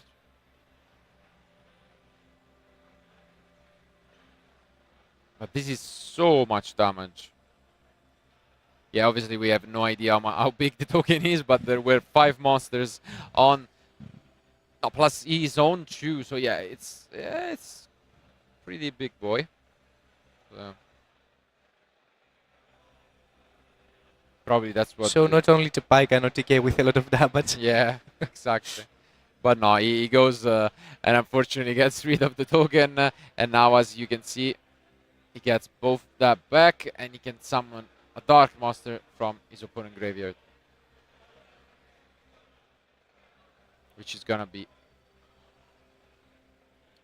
the IP.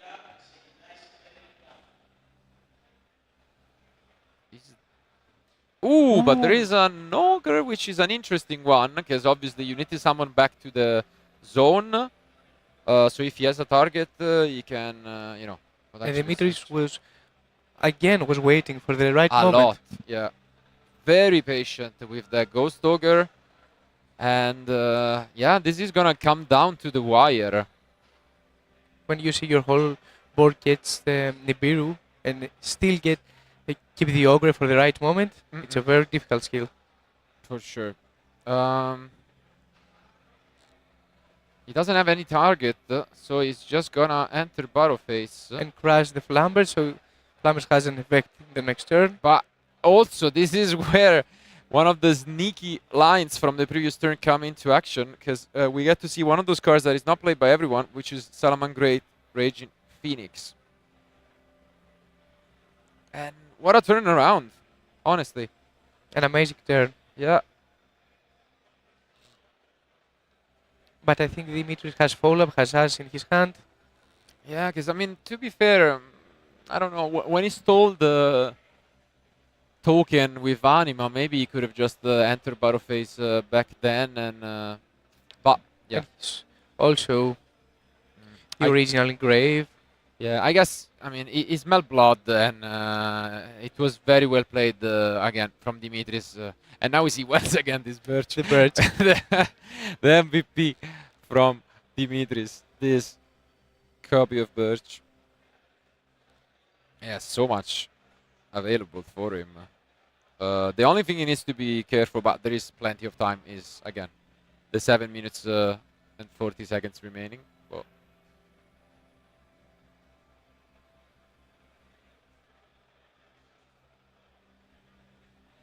again, usual stuff. Almost And the Ash is there. Wow. I think the last card is Veiler, I think, from Anestis, if I don't remember correctly. I'm not sure, but I think he had a Veiler in hand. I don't know. Yeah, the last card in his hand is Veil. Yeah. So let's see. Seems unlikely. I mean, the Zelantis is gone. I mean, I'm sure he will play safe, considering how patient Dimitris has been playing this match. He will not do anything crazy, but again, the And the Birch. Birch, Yeah, once the again. MVP. Always. And yeah. Goes for it, no response. We know the last card. And yeah, The well second played. copy of Lambert's.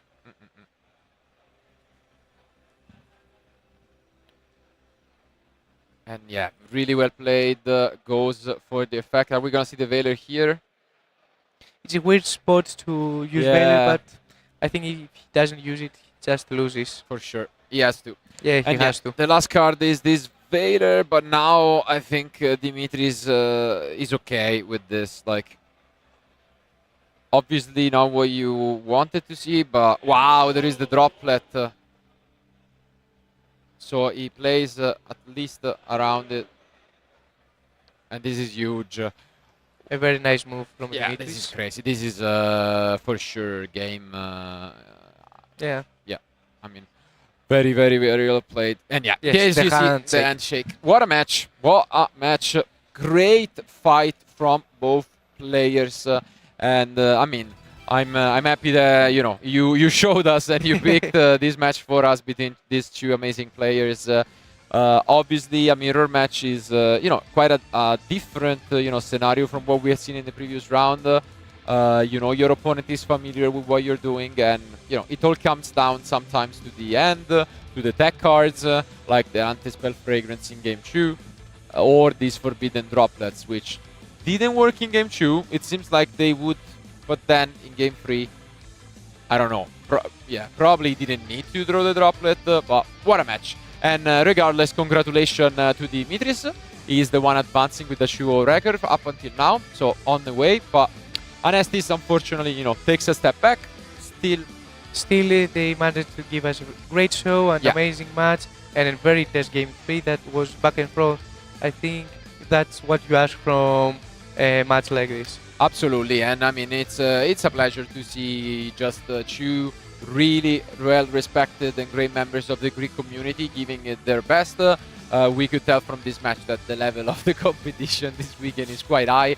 We mentioned how prideful even the community is. They really want to win it. And it could be a good statement for the upcoming Greek National Championship. But regardless, thank you guys for being with us. This was the end of round 2. But we still have 7 rounds remaining to crown the champion this weekend. So thanks for watching. Stay tuned, and we'll be back with round 3.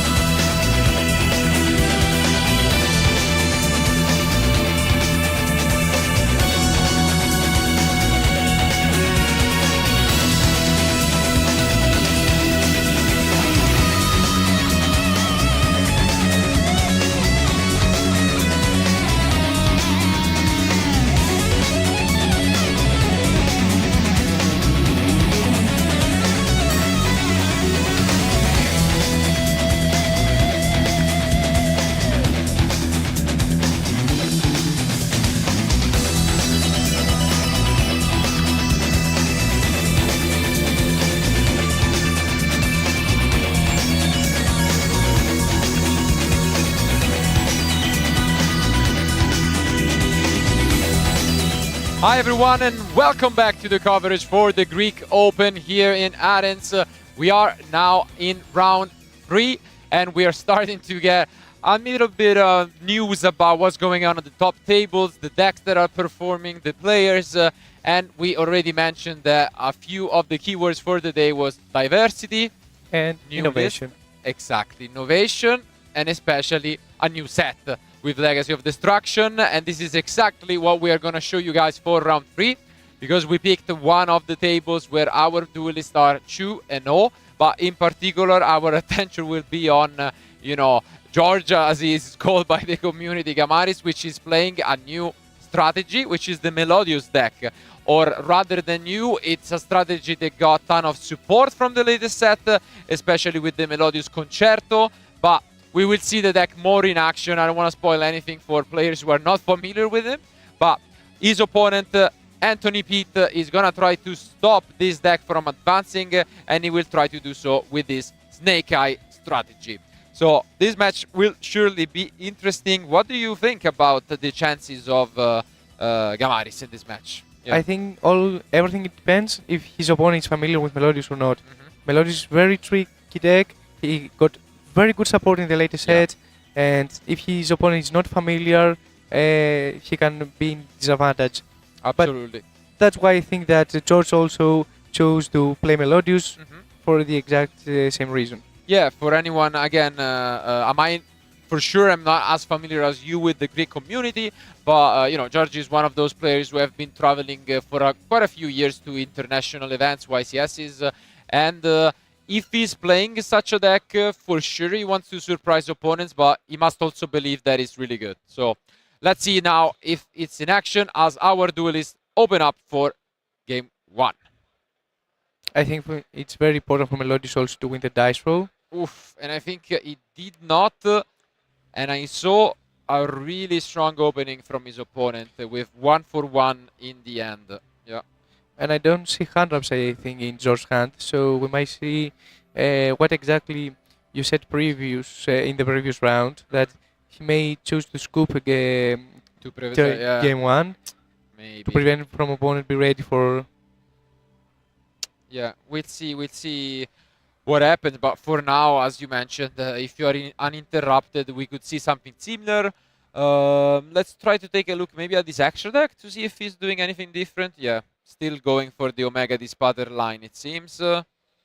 Yeah, nothing too crazy outside of that. We have seen some players going for a different line, but yeah, with like the Pit Knight, but it doesn't seem like he's going for that. So this will be the usual opening. And we mainly see pure Snake Eyes, not something with Faruking or Castira yet. Yeah, exactly.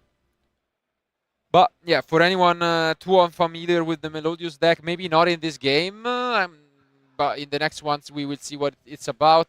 It's a fusion-based deck, and it can be quite tricky, as you mentioned, because it has a lot of cards that cannot be either destroyed or targeted by card effects or by battles. So, for example, when you read it quickly, you then might make a mistake, as then you assume that you can just, destroy it, and then you're caught by surprise. And this is exactly what George is trying to go for.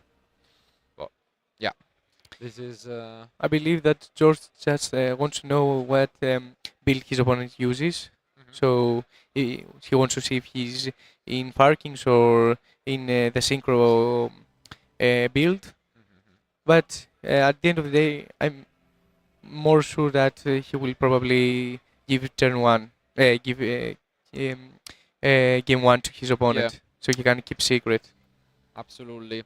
And it's also a deck that does play some Pendulum monsters, so for sure he's happy about the anti-spell fragrance being limited. It stops both the fusion spells and the pendulum scales, and it's quite a unique deck in the way that you can also fusion summon from your scales. So it's definitely something that you don't see every day, and I think it's the first time that you can fusion summon from your pendulum scales. Yeah, it's definitely a unique deck, nonetheless. But for now, wow, Pete Anthony is going in, yeah.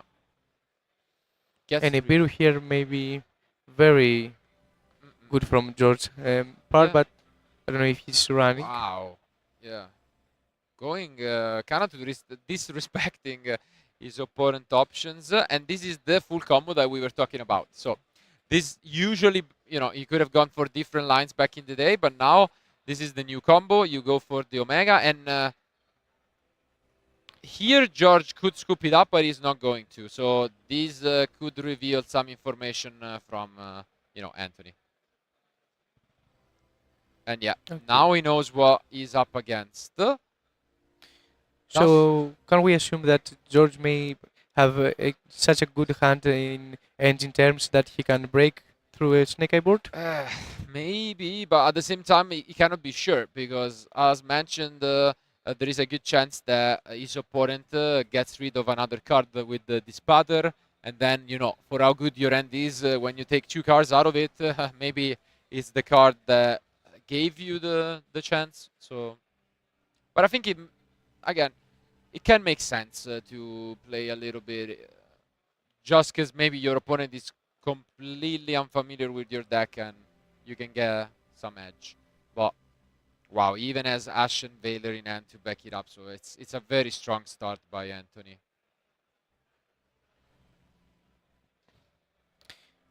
One cool thing about the Melody strategy is that if the spell, the fusion spell gets negated, you can use a second one. Yeah, that's pretty strong, and it's it's one of the reasons why branded, although really popular, struggles is that the famous Ash Blossom unbranded fusion, and the Melodious deck can deal with that quite more efficiently. Yeah, but this is sick by Anthony. Not often you see a 1-for-1 discarded, not even activated. So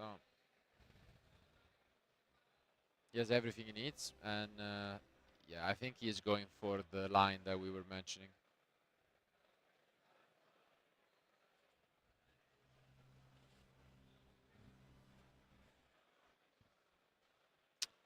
Yep. So for now, gonna go into Formula, I'm assuming. Yeah, so this is pretty nice. You go into the Formula, you get even more cars than the Dispatter. And he drew another Veiler. Wow. So many interruptions. And yeah, this is exactly, as you can see, George already knows what's coming. The Omega is back, and it's gonna get rid of yet another card from George.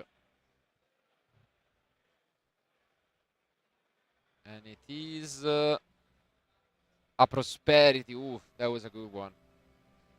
Wow, 2 Veiler and scary Ash. hand. What is this? What is this opening? Yeah. And that's it. So as you can see, the only downside is that you need to get rid of the temple often with this opening. But I mean, I think at that time, if your opponent had Nip, he will already use it. So it may be a bold move, but I think that it is all mind games. Yeah, exactly. It is a lot about mind games, because if you know them and you think they're gonna go for that instead of the Appaloosa, and you wait, then you can get rewarded. But it's all about a mind game. Still, George is gonna try his best to stay in this, and he's gonna start things off with probably first, the ostinato. So it's an Italian word, so at least I can tell you that much.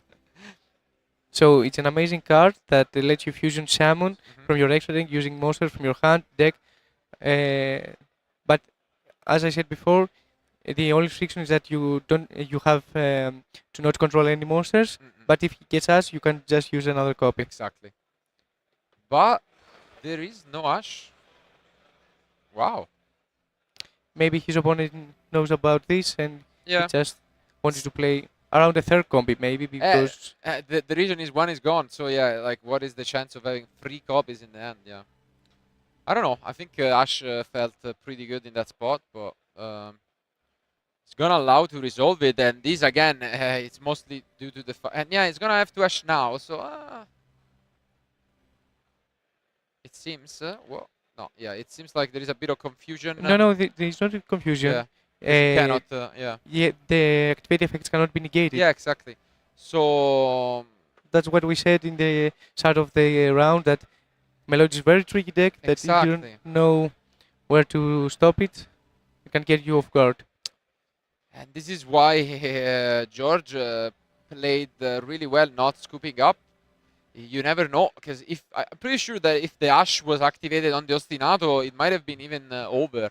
While now the game changes quite a bit, and shout out to George for not trying to go directly to game 2, since he wanted to see if his opponent is familiar with Melodius. yeah. Now he gets hit by the first effect Veiler.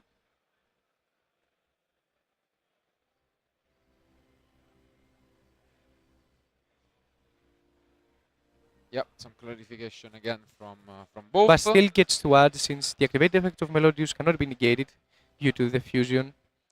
Yeah, now he gets to summon back the IP.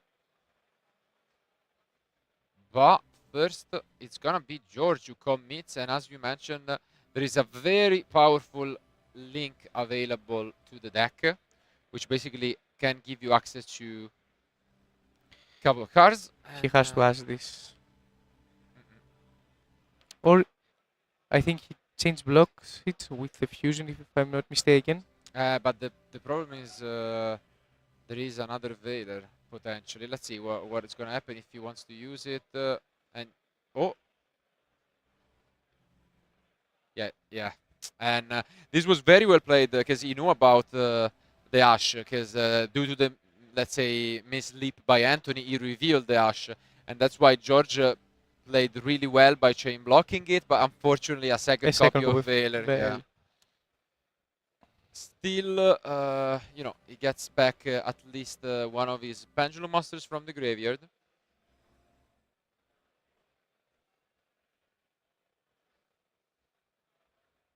But yeah, now he has access to full information. He knows the last card in hand is the Ash, and there is the Dispater as well, who can, you know, works really well with the Omega because you get rid of the cards that they will get back. So it's very similar, yeah, to the previous interactions, and yeah, hurts quite a bit. Gets rid of the Ostinato.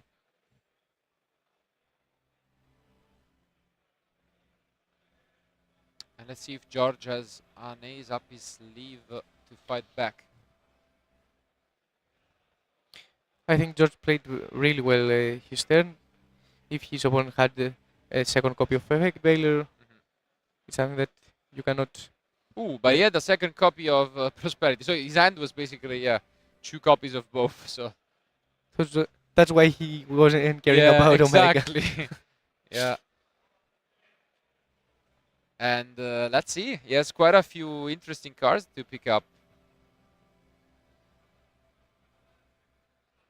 But obviously, are we going to see the Ash? Yeah, yes. Makes sense. Ash finally coming down. And now everything is on the table from Anthony, who is going to use this moment to even go for the Mascherena using the Dispater too. Okay, so free materials Apollousa. And of course, Flames will trigger, yes, for follow-up. Asking if there is any response from George. But obviously, the Apollousa now protects any potential interruptions on their side, so solid start. And yeah, as you mentioned, the Flamberge gets you that very well needed follow-up. Yes, he will try to recycle back his jet. And yeah, this is a lot. And yeah, George has seen enough, tried his best, and I think he would have made it if it wasn't for that second effect Veiler. Yeah, I mean the opening was just too strong from Anthony. A full combo plus Ash and double effect Veiler. Honestly, not many decks can fight back, but still we saw some of the potential from the Melodius deck. So now looking though into game 2, things changed quite a bit. First and foremost, it's important to mention that Herald of the Orange Light is also after a while, it came back to 3 copies, and it's a great card because it works both offensively and defensively to prevent your opponent interruptions. But going first, he has access to other cards in his side deck. What do you think? Yeah, probably bringing yeah. Then Nibiru, as we said before, because it's a very good card going first, since a Snake Eye cannot play through interacting with your board and also playing around Nibiru. Yeah, absolutely. On the other hand, though, Anthony is probably the one more confused on what to do. Once again, maybe he looks at these drone locks. He's like, are they good? We cannot assume that he knows a lot about the deck. Other cards that could be interesting are Change of Art and Mind Control going second, but you don't know. The reason is, as mentioned, the deck can put up some threats that cannot be targeted by card effects, so that could be an issue. But I don't think that Anthony knows that. For sure not. I would assume. So I don't know. Maybe he's gonna. Again, the good thing about winning game 1 is that you can always use game 2 as exploring, understanding what's happening, and then trying to get as much information as possible to then adjust in game 3. Exactly. When you win game 1 against a deck that you don't know, it feels very comfortable, since you have the game 3 that you know that you will go first, and you know what you're going to do. Absolutely. Regardless, though, one of these to-do lists will try to advance with a 3-0 record. Solid start when there are 9 rounds. Basically means a third of the road is done. And I've talked to George as well before the match, and he told me that, although he has been playing for several years, he has missed his, really breakthrough performance. And he told me that this year he's really, really motivated to do well. He wants to at least, top, make a good result, and he has been putting a lot of hours in. So let's see if that works for him.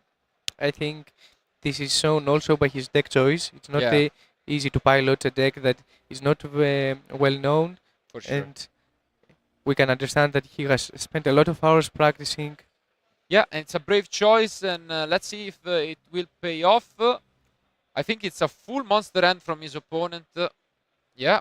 But it's only a Veiler. Only one Veiler as interruption. Not the greatest of ends. Yeah. Sometimes it's enough, though. Yeah. Obviously, though, Prosperity is a great way to start things off from George. I don't know how to read this Prosperity. From the one hand, when my opponent post side deck uses Prosperity as a first move, I can understand that his deck is not optional, since he may search for engine, because the best way for me to use Prosperity post side deck is to search for your going first card. Absolutely, yeah. But also, reading from his side deck, he may searching for a talent or something to play around hand wraps. It seems like it's one of those decks where you have a lot of free offs.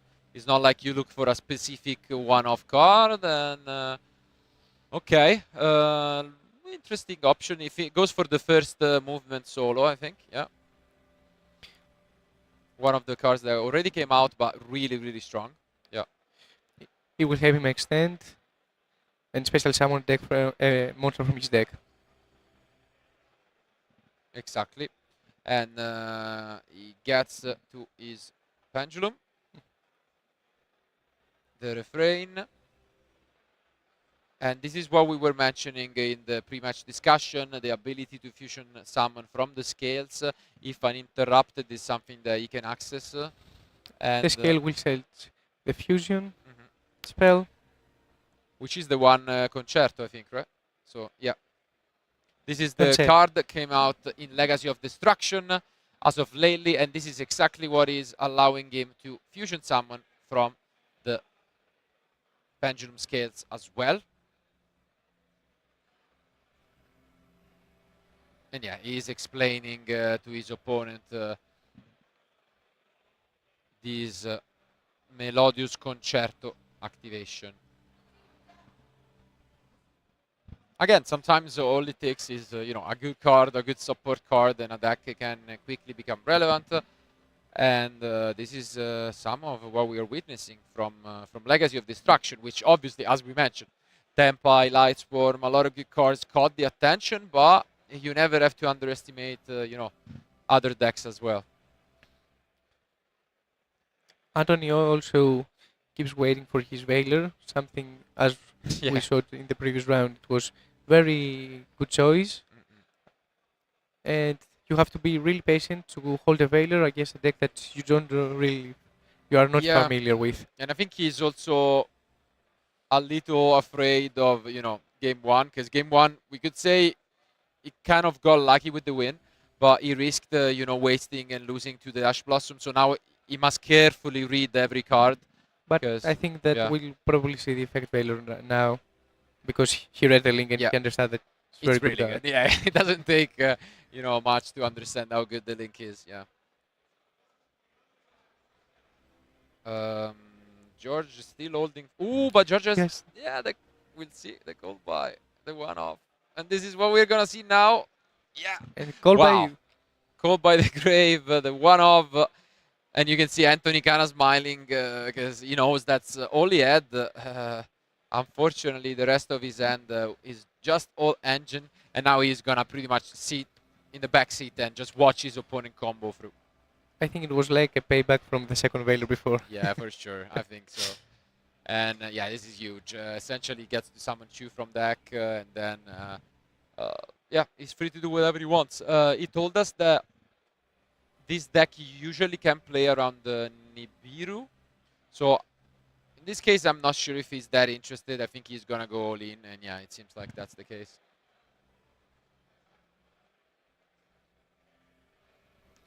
So this is the card that we were talking before that prevents your opponent from targeting or destroying by battle your melodious monsters.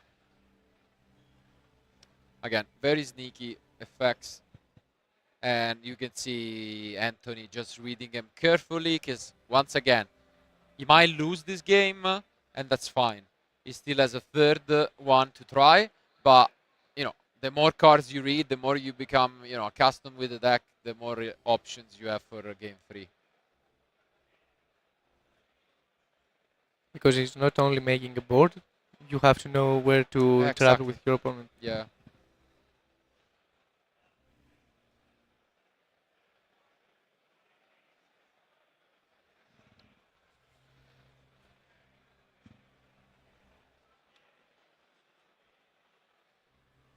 And yeah, now George knows that his opponent doesn't have a response, so he's gonna just commit to a huge fusion summon.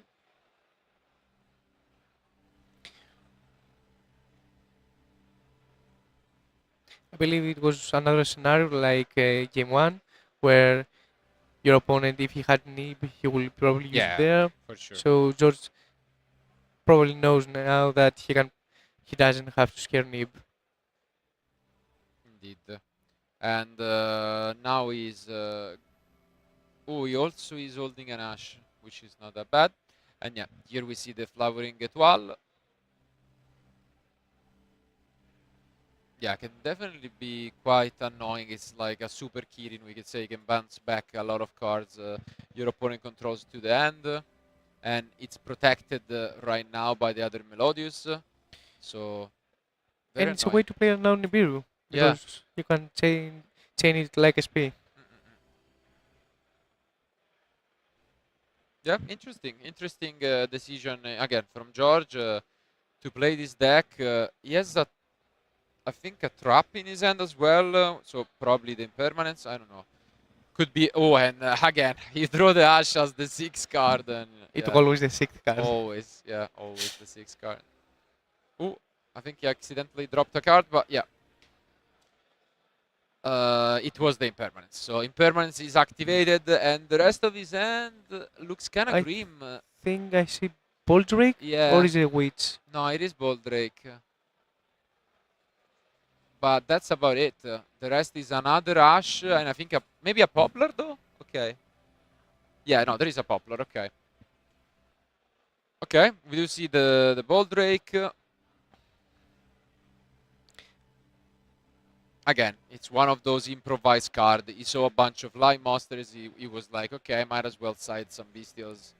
However, I don't think that George has any Dark in his grave, so Yeah. Dark can take a monster from George. Because all Melodies are light. And now I think George, I mean, is waiting. But even if you just bounce both to the end, this would be devastating. It would actually pretty much be the end of the turn from his opponent. But for now, he's gonna wait. Battle phase is declared. As we said before, Yeah. Meloris has very tricky Very effects. tricky. And yeah, this is exactly what happened, unfortunately. He tried to swing, but didn't work.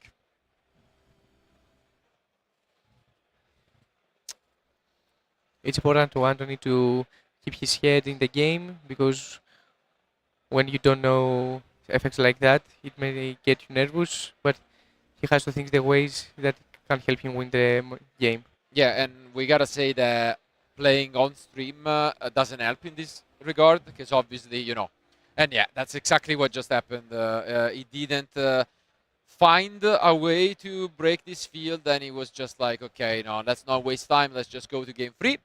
And George takes a game. So However, I think Anthony now has a lot of info. He knows yeah, some choke points of the deck, so I believe that he can establish a board and know how absolutely. to interact. However, George is playing a lot of good hand traps, as you mentioned before. The Yes, Herald of the yeah. Orange Light, which is an amazing hand trap against Snake Eye, and he chose to side and Herald of Green Light, which Yeah. is an interesting It's an choice. interesting card. I mean, it kind of reminds me of, you know, the decision from some players due to the limitation of Gamma to also side into Lambda, you know, to have other options to be able to negate spells. And sometimes it's good, especially against the Fire King version, I would say. But we might see that from George. On the other hand, though, as I was saying, playing on stream is tough.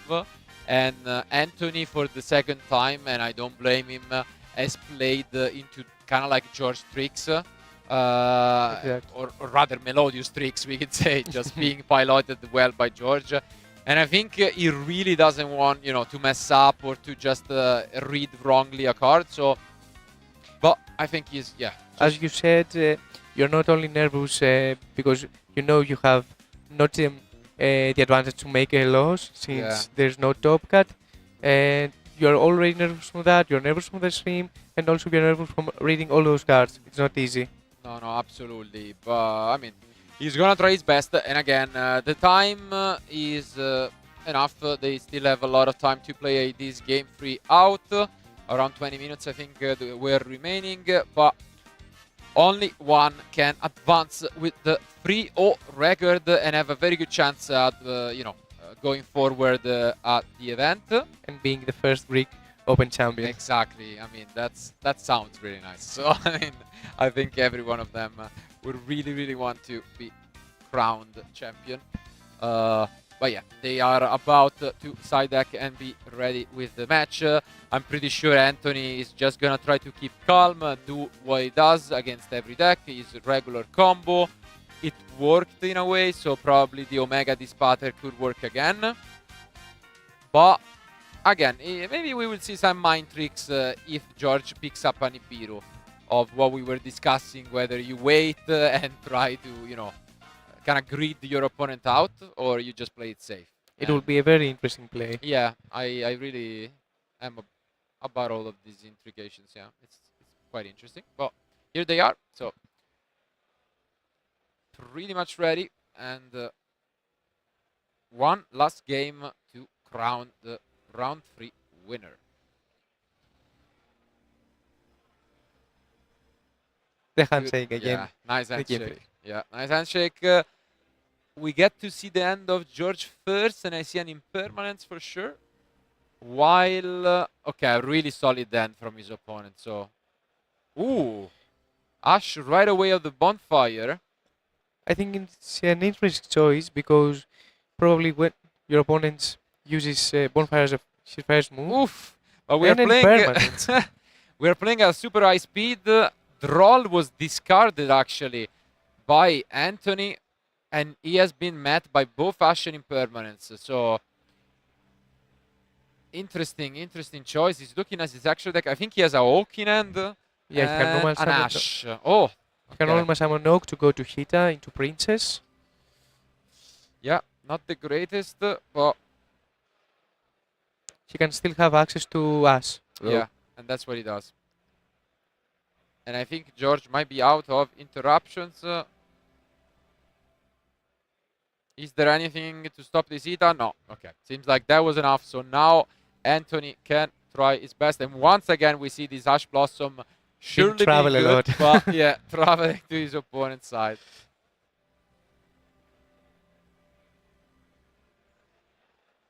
Another response? No. Okay. No, I was getting worried. Do you like keeping the Ash over the Droll as the option from Anthony in end? Yes, because you can negate straight away the fusion spell, which I think it's very good. Yeah. For what we had seen, the Droll didn't look too great against him, but yeah. Yeah, I think he's already have the info of prosperity also, Yeah. which is important, but But I outside don't of think that prosperity, yeah, didn't look too great. So, as you mentioned, though, finds a way to get access to the Ash, and you can see maybe George kind of contemplating whether he used the. he's probably playing around Nibiru here, but I think at this point, if he has also Nibiru with Imperman as he just have it, Yeah. you better better go for a No, for sure. more strong board. He does access the Flamberge, and yeah, with just Ash in hand, you try and optimize as much as possible. And yeah, as you can see, this is very strong stuff by Anthony. He can summon the second Flamberge, so when Instead goes for the okay. Ash. Okay.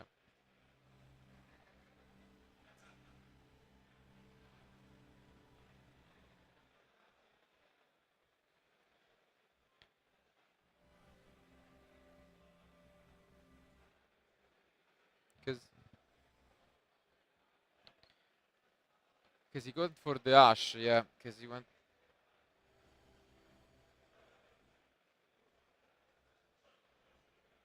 Yeah, I think he summoned Ash with Ash. So he needs to probably go back and change the target.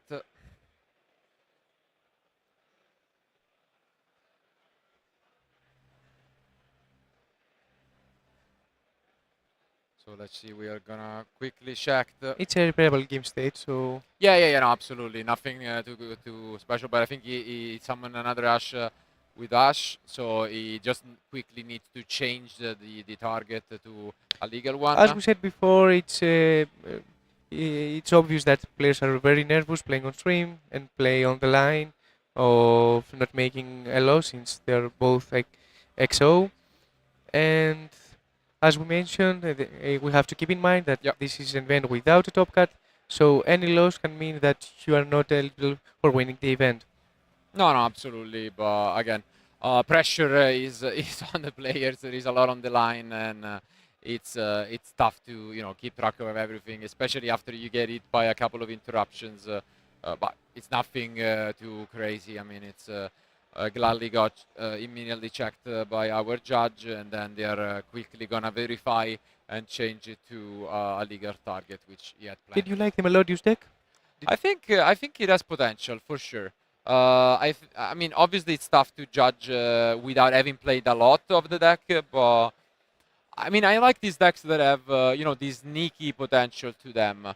Because especially in modern Yu-Gi-Oh, we tend to focus a lot on the main lines and negations, but these old school effects of not being destroyed by battle, not being targeted, sometimes they get disregarded and they are quite relevant. We saw it with the Illusion Monsters, for example. I remember back in the Chimera branded decks where a lot of players disregarded the battle effect, and it's actually quite relevant. So I think we can quickly go back to the table as the duelists are pretty much done checking with the judges, and as mentioned, just a matter of changing the target, not that big of a deal.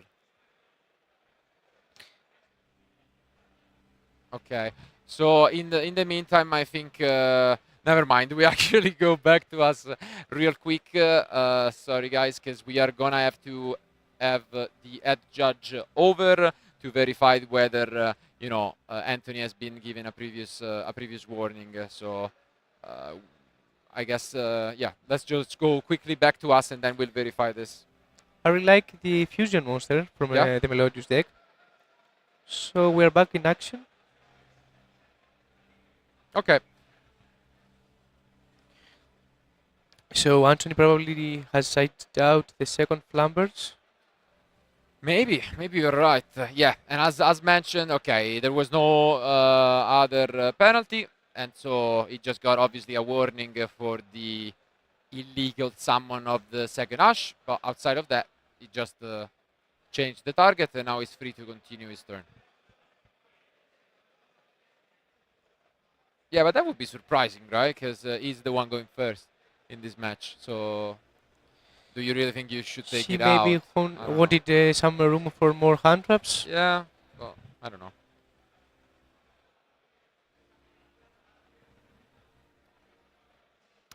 As you said before, sometimes you just feel like your combo will not go through. So since he saw that George is running a lot of hand traps, he maybe chose to run one less copy of Lamberts and have more room for hand traps. But yeah, now I think once again they are discussing it with George because unfortunately, as you can see, Anthony, we can go back to us while we wait for another call. We said it. It's not easy to play on stream. Exactly. It's not easy to play in front of such a huge crowd. And once again, Anthony kind of got ahead of himself with a play. Nothing too crazy, but the problem is that obviously when you perform an action, obviously even if it's not malevolent, you are issued warning, and when you're issued a couple of warnings, if the judge decides so, it can be upgraded to a game loss. So we'll have to check whether that is the case for this round or not. But in the meantime, yeah, we can quickly discuss what we have witnessed in this match. So Melodious, as mentioned, coming from some boosts in Legacy of Destruction. We saw one of the tools in the Melodious Concerto, and it seems like it's a deck that can work out. The main benefit, I would say, is the Heralds. They are really good. What do you think of the package? Of course, playing Hero of the Orange Line is an amazing card because not only negates the effect, but also destroys the monsters like Gamma, as you said before. And Hero of the Green Light, on the other hand, is like Delta, the other side frame that many players chose to use when Suffering Gamma was limited. Yeah. I think it's an interesting card, and it's not only good against, of course, Snake Eye hitting original most of the times, but I think that it's very good against also the Senpai strategy because it helps with the field spell. For sure, and we mentioned also the popularity of runic decks this weekend. Exactly. So even against them, the green light can be pretty strong. But I mean, we have seen back in, especially tier lament days, how good, the Herald can be, and I think it makes sense. It's just an additional benefit of the deck. Outside of that, yeah, what can you say? It's about getting, a surprise on your opponent when you can play such decks. We have been roaming the top tables, and there are some very interesting decks. It's always a matter of, getting an edge, and when you can do it with a strategy such as this one, because honestly, looking at the reviews and the talk of the community is about the decks. We mentioned Tempai because obviously we have seen even in the OCG some impact, and there has been a lot of discussion on Tempai, a lot of discussion on Lightswarm, and so we can expect, although not fully, maybe that the players have read the cards. For Melodious, I wasn't expecting it as much, so I think that's why George chose to play this strategy. Exactly. Absolutely. Because it was under the radar, and as we saw, it can make a lot of damage.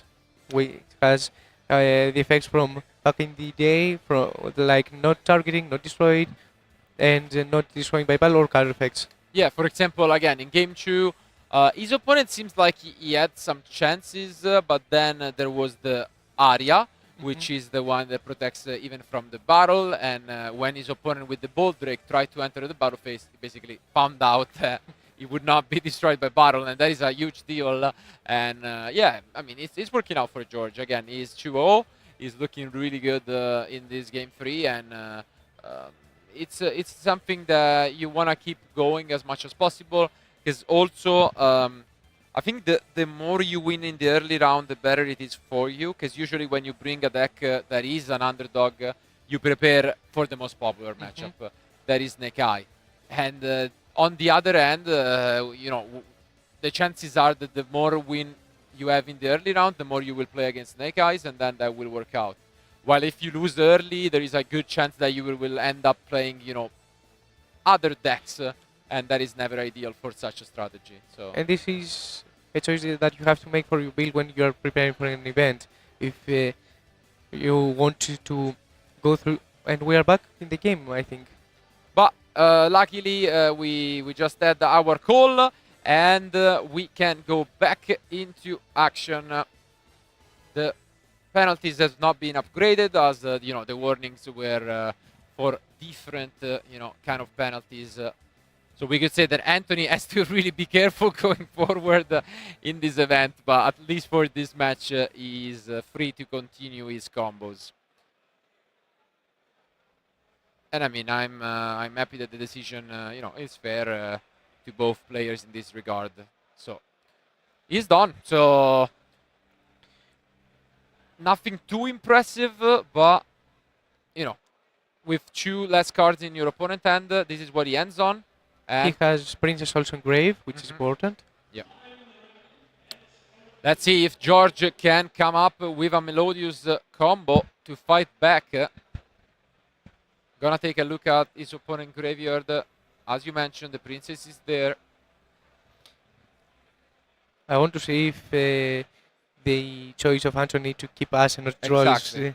will be the relevant. correct one. Yeah. And we see the normal summon. And yeah, it just instantly uses the Ash. Is there a response from George? Or he may have the fusion spell already in his hand. Let's see. Really debating. Gonna come down to the wire, because there is an option to go, you know, maybe even for an Appaloosa, an SP, a lot of different ones available to Anthony. The end. George was checking about Yep. the attack of the Snake Eyes, It's because they get boosted to yeah. the temple. But it's a full monster end, unfortunately, in a way. But now he gets to extend, and obviously Anthony has not seen this card yet. And it's the Sonata. Simply an extender, we could say. So it's an extender if you control a Melodious monster, you can special summon. He's thinking probably whether he wants to enter battle phase to just force out some action from his opponent, or whether he can do something first. Another tricky effect is that every monster per type gains 500 attack. That's why he asked about the attack of the Snake Eyes. But now, Anthony is not going to fall for it, and he's going to use the Masquerena to actually go for the SP Little Knight. Yeah, now he's asking, is there any protection? Of course, because he's afraid to fall into another trap of George. And Anthony tries to play around the Link 2 of the Melodious. Makes sense. And as you can see here, he's then going to use the Poplar to get back the Flamberge. Yeah, George allows it. And maybe, surprisingly enough, the Sonata is the target instead of the Pendulum. Let's see now. 2 more cards in hand from George. Does he have anything to keep playing? We should not forget that Anthony also has the Princess Grave, which is very important. Absolutely. And the Divine Temple. And of course the effect is the SP, which is also relevant at this point. But okay, just enters battle phase and crashes with the SP. It doesn't look too happy. like this would be a great moment for an ostinato, but only monster is in his hand. And yeah, he's unfortunately done. And this is amazing news from Anthony. Gonna pick up a card. Let's see if he gets anything relevant going, but he doesn't really need to. He has everything he needs. There is no more response in the end from George. And unfortunately, although it was a very, very close match, it seems like it's gonna be the Snake Eye deck that gets, you know, the advantage in game 3.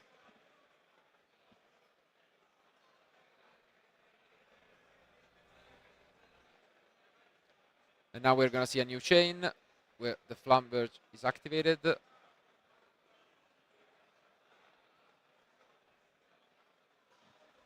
He will bring back the oak. And the Poplar. Yeah, and this is a lot. He's checking if original is in the grave. So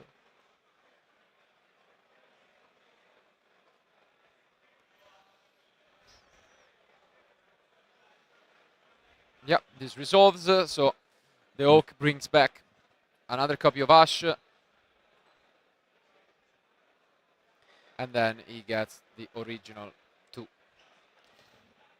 Yeah, it seems like I mean, unless he does something terribly wrong, the game is in his hands. he can link someone with Poplar, so he can place back Flamberts to play around Nibiru since he already controls the field spell.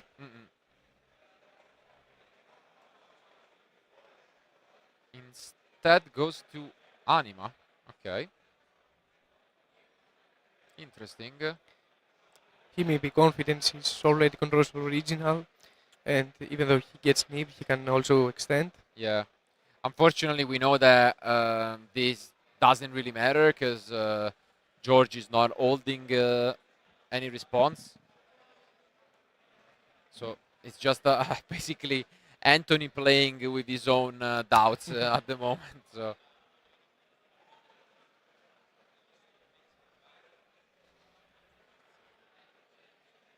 And yeah. He plays back the Flamberge. Makes sense. He's really contemplating finding a way to go for this Celine, it seems. He keeps on yeah, going for it, but now changes his mind. Yeah.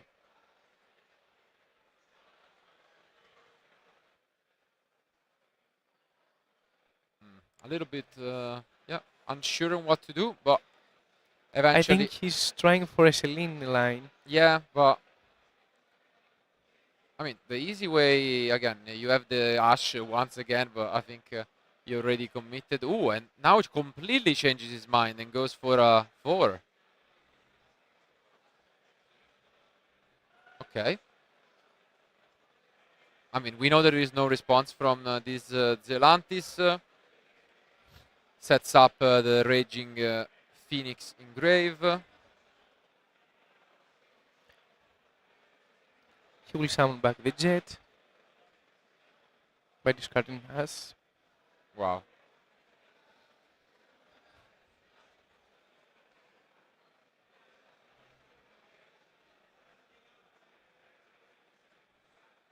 He's asking, yeah, okay. Enters battle phase, attacks.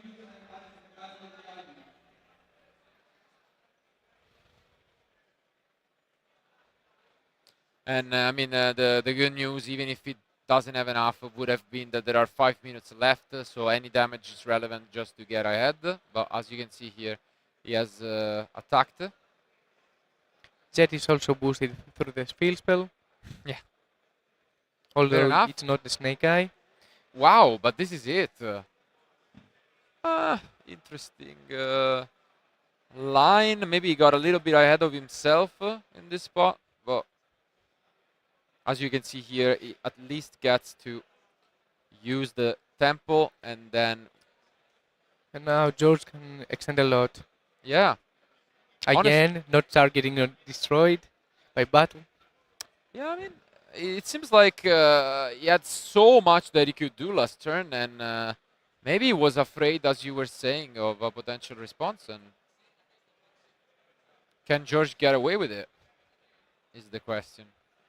Sometimes you are scared of many hand traps. Exactly. You're thinking, what if he has knee? What if he has Baylor? And yeah, now he can obviously he's gonna try to play as fast as possible because there are 4 minutes remaining. But Will add. yeah, the concerto. And the problem is now he's protected, so Princess is not this going is to. great. We could see an insane upset from this match. Wow. And yeah, as we've seen in the previous game, he gets the scales back. And could we find a way? Wow.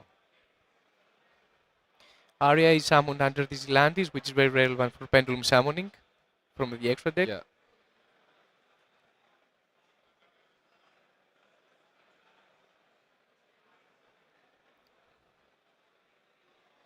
Obviously asking for clarifications once again. And this might be yet another one that goes close to time. 4,100 life points of difference at the moment for George.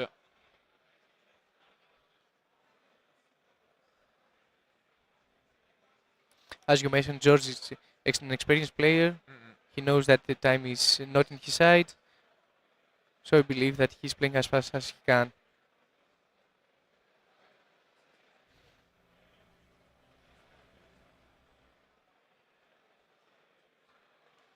Yeah, it's tough.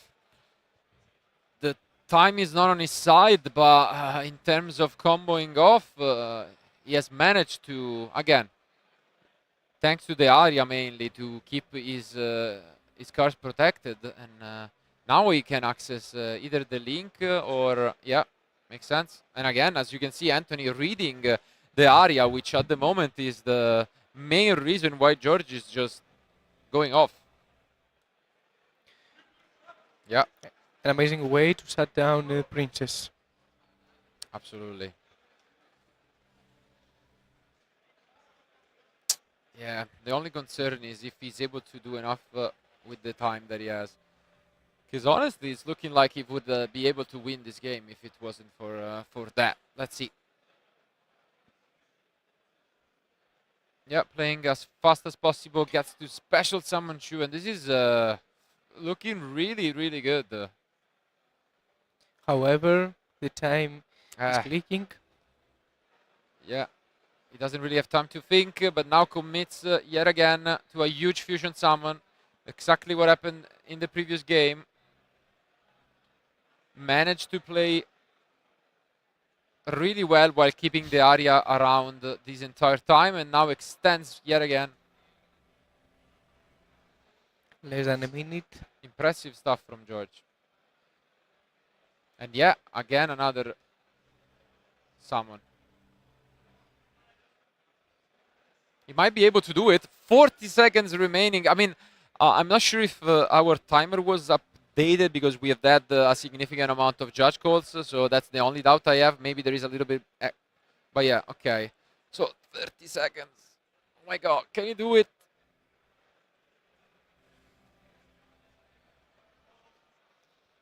Can he make the miracle? He attacks over the Jet Synchron. And again, sneaky effects coming into play because of the boost. But at the same time, he's going to consider the boost of the field spell. Did he forget about that? Yeah. Every Melodius due to Sonata gain 500 attack. Because I'm getting worried that maybe George thought that, I don't know. Let's see, because the Raging Phoenix was there. It's going to be close. And I think time is now over during the battle phase. Yeah.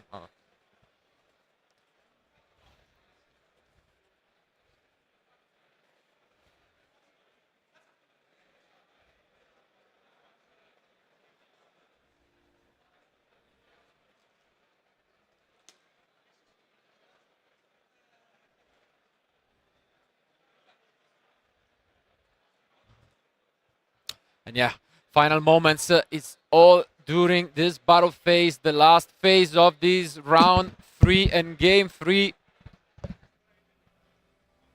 Now they have a little bit more time because nothing else can be done, but can he make it work? Obviously, we mentioned that there is the bounce effect available to George. And that's what he's going for. It's basically a compulsory-like effect that can get rid of a lot of cars, and this could work. Because it's bouncing everything back. And then attacking for game. Could this be it? I think he made it. Yeah, he does. Wow. What an upset from George. An amazing performance. What a match and what a win. When it all seemed doomed, he found the line and he found enough damage to close this duel out. Great match, and you can see him just celebrating with his friends. Let's go back to us for the post-match discussion. And what a match it was. Amazing. Crazy back and forth, crazy roller coaster of emotions throughout the whole duel. I mean, we saw a lot. It was probably the most fought, even in game 1, where everything seemed doomed. George was fighting back a little bit, but then the second Valor is what got him. And in game 2, he gave back his revenge to Anthony. But game 3, I don't know what's going on. Like, so many I things. I feel like every game 3 is very intense. Yeah. But this one especially, they played for over 45 minutes. It was an incredible back and forth. But it's George, the winner, 3-0 with Melodius. So, guys, go and check out the cards, read them, and also check some of these cards from Legacy of Destruction. Congratulations to George and Anthony. But thank you guys for being with us. This is the end of round 3. 6 more rounds remaining. Keep watching, and we'll be back soon with more action from Athens.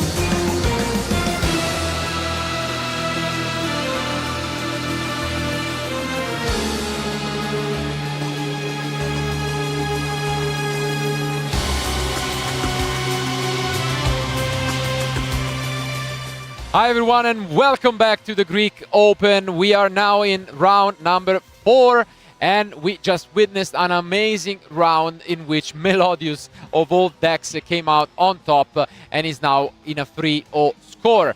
And well, we decided to again take a look at the top tables and yet another deck that is 3-0 and fresh of some release card in Legacy of Destruction is what you mentioned in the intro, quite a throwback to your years, right? The little kid inside me mentioned. He's quite happy. Yeah, because that is the Ubel deck. Yeah. That got new support in the latest set, and I'm very excited to see what it can do, and how to play against the current decks. Yeah, absolutely. I mean, among many of the cards, Nightmare Throne is an incredible addition. It's a continuous spell that does so much for the deck. But as you mentioned, it's just great seeing, you know, a Ubel deck at the top tables, both undefeated, and he's gonna be facing off against another Snake Eye deck, but a version we have not yet seen, which is the Fire King one. And personally, I'm very excited also about the Falcon build, because I like a lot its strategy, and I want to see how it competes against a deck like Ubel. Absolutely. We basically have two of the things we talked about, one against each other. The Forbidden and Limited list, which, you know, took a lot of the extra deck options away, and then the response was like, okay, let's just play Fire King because they don't need them. On the other hand, new cards from Legacy of Destruction. So we have a very well-known deck against an obscure one in all of this meaning, because it's a dark-based deck. So let's find out who will be the winner of round 4 between Yannis and Dimitris.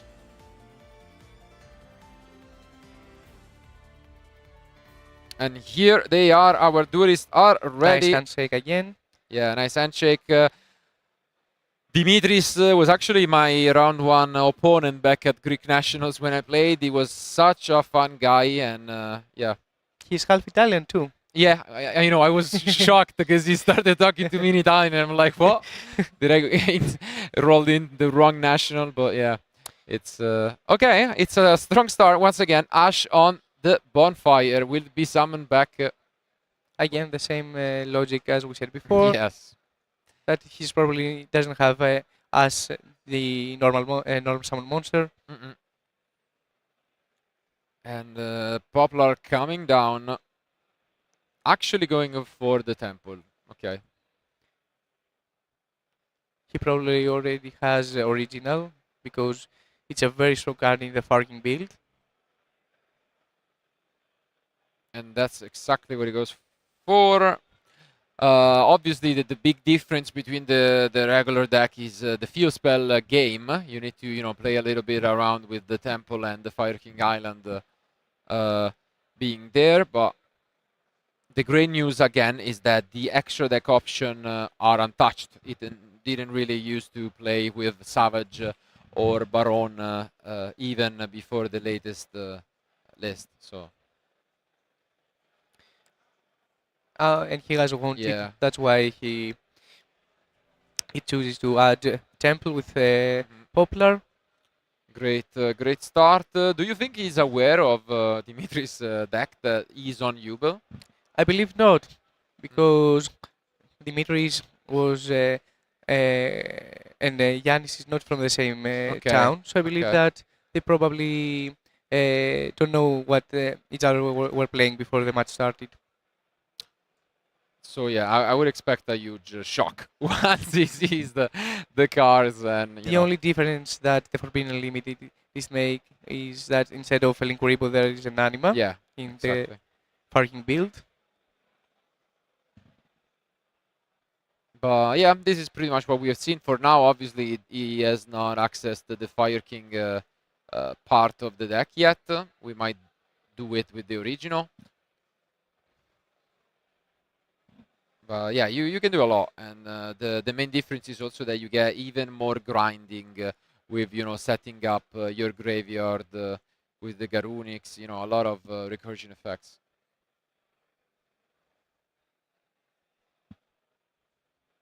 Okay.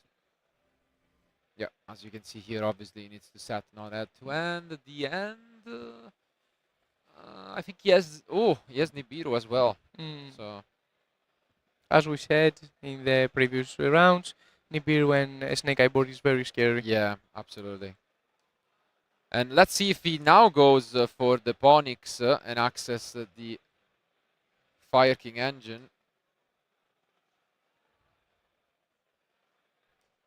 He's running a very low package, I can tell you that much. He's pretty much playing all one-offs, just. Even Kirin? Kirin is the only, no, 2 offs, not 3. Only 2 Kirins, and yeah, the rest is all one-offs, yeah. So, very lean, but no, changes his mind at the very last second and prevents, keep the information, I guess. Interesting.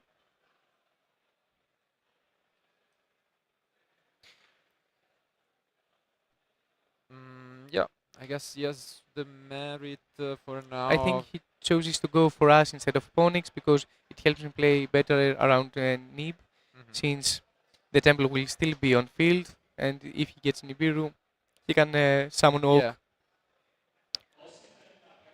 I believe it was a smart choice from Yanis. No, I guess it does make sense. We mentioned it, like the field spell game is all the difference of the build. So, I mean, Divine is Temple is a really good card. So, getting rid of it, it's not that light decision. And yeah, he goes for the Poplar.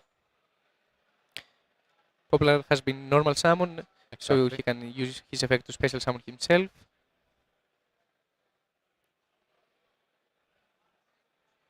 And he also has an Ash, I think. So really good. And He has 2 options here. yeah. Either go for Hita to Selene into Apollousa, and then use Ash effect to special summon, or bring Flamberts.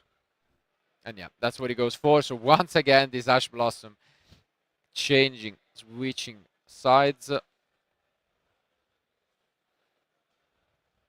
And oh, really? There is a response here? No, no way. He's playing Ghost Ogre, Dimitris. So maybe that is one of the cards that he could use, but it's definitely not an happy. And yeah, that's what it is.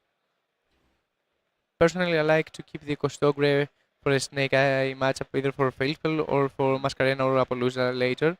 But at this scenario, I believe that it was the correct choice to use it, since Poplar has already been summoned. So now he gets to add a card, and he could go for the Fire King cards. Another option to access them through the Ida.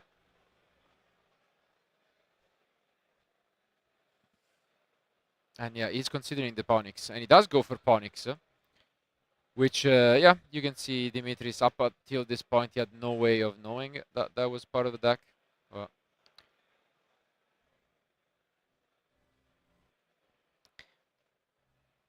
And now what's happening is exactly he's asking for clarification. I think that Yanis tried to summon Ponyx, but he didn't know that it cannot be summoned because Ponyx lets you summon itself if a fire is destroyed. But it was, in a way, previous interaction, we could say. So it might be done.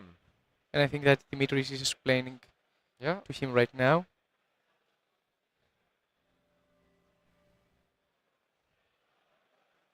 And yeah, his full end is just Ash, Nibiru, and Ponyx.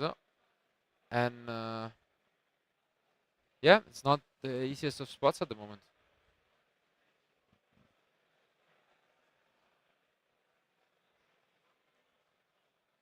Seems like, yeah, it's gonna check and probably go for a draw. And that's it, yeah. That's all he has. So it all comes down to this one draw, and if he doesn't pick up something good, this might be the end of his turn. He just needs a Kirin, because it will help him a lot here, since he can spell summon Flamberts and destroy it with Kirin. And he gets the wanted, I think. Yes, it is a wanted. Okay. But you already used it, so yeah.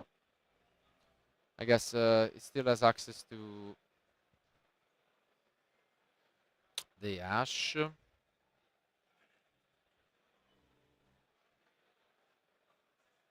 Okay, and he does go for the final push, having not picked up a relevant option. Finally accessing this Flamberge.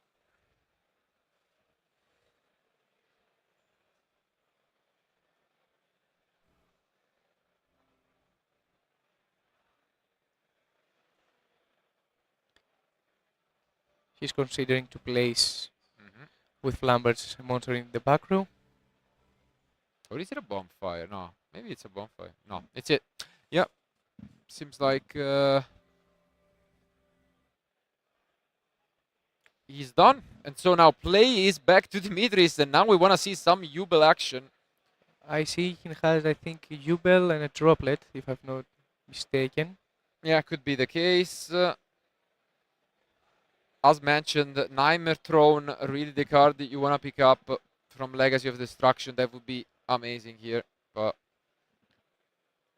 yeah, it's definitely a Droplet. Okay, and he has one more card, and as expected, his opponent is gonna go and read it. Is the Gruesome Grave Squimer, and yeah, it actually accesses quite a bit. We can see whether he goes for an extender to special summon. Basically, he can try to get rid of it and then special summon the Jubel from hand. But obviously, first we are gonna see the Temple from his opponent.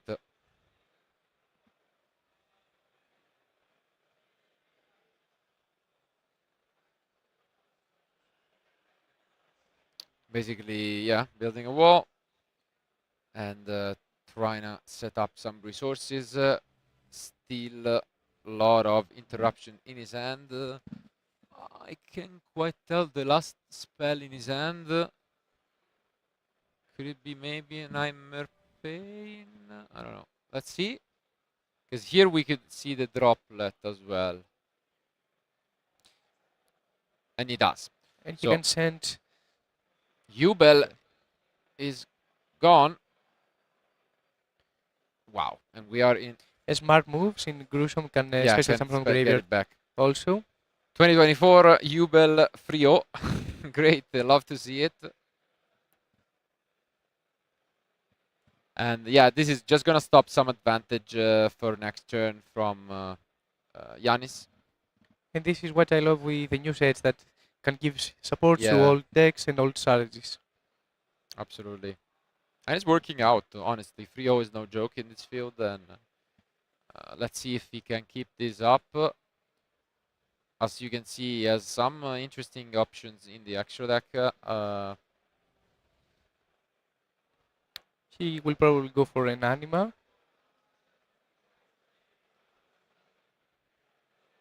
Okay, also has the Almirage. Or an Almirage. Yeah. Okay, and this is exactly what's going to happen. We see the first Jubel of the match. Let's see if it goes through. Yes. So Jubel hits the field. It's an amazing moment. Yeah, it is. It is, honestly. Love to see it. And won't stay there for too long.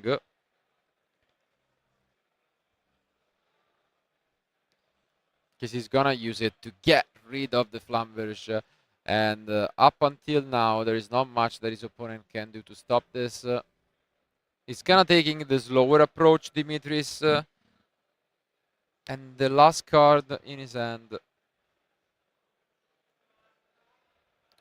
So he's probably try for a Typhoon.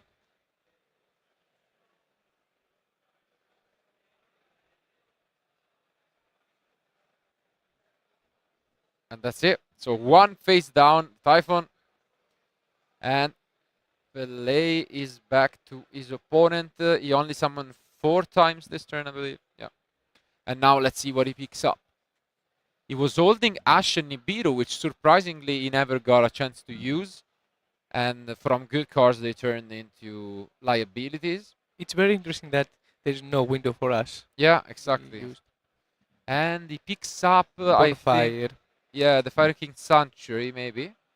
I don't know. No, I think that his hand is Wanted and Fire. He already had Wanted, so... no, I think, it's the Sanctuary. It's the Sanctuary. So probably he had the Wanted and he picked up, he top decked No, it was Bonfire. Okay, so it's Bonfire and Sanctuary. Yeah. Yeah, a lot of gas going on, but he needs to get rid of this annoying Typhoon.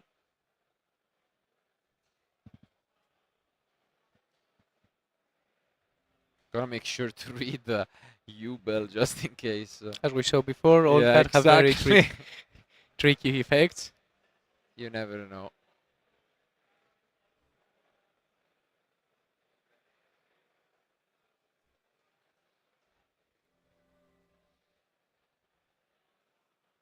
But yeah, the advantage is over the roof.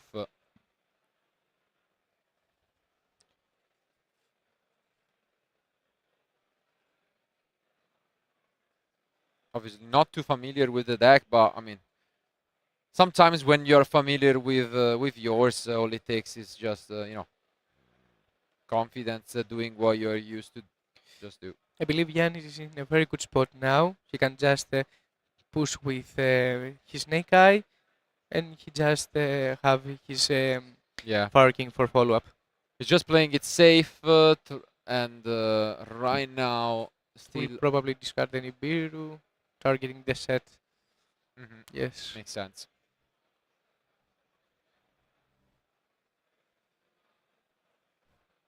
There is not too much that could be.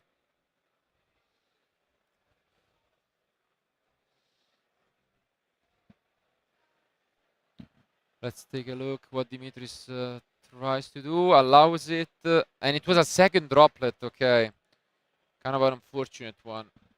Obviously not able to just use it here. And yeah, now Yannis is pretty happy about the situation. Reveals the Fire King Sanctuary. And he can just push a lot. Yeah, he can do a lot. He can destroy Typhon with Kirin.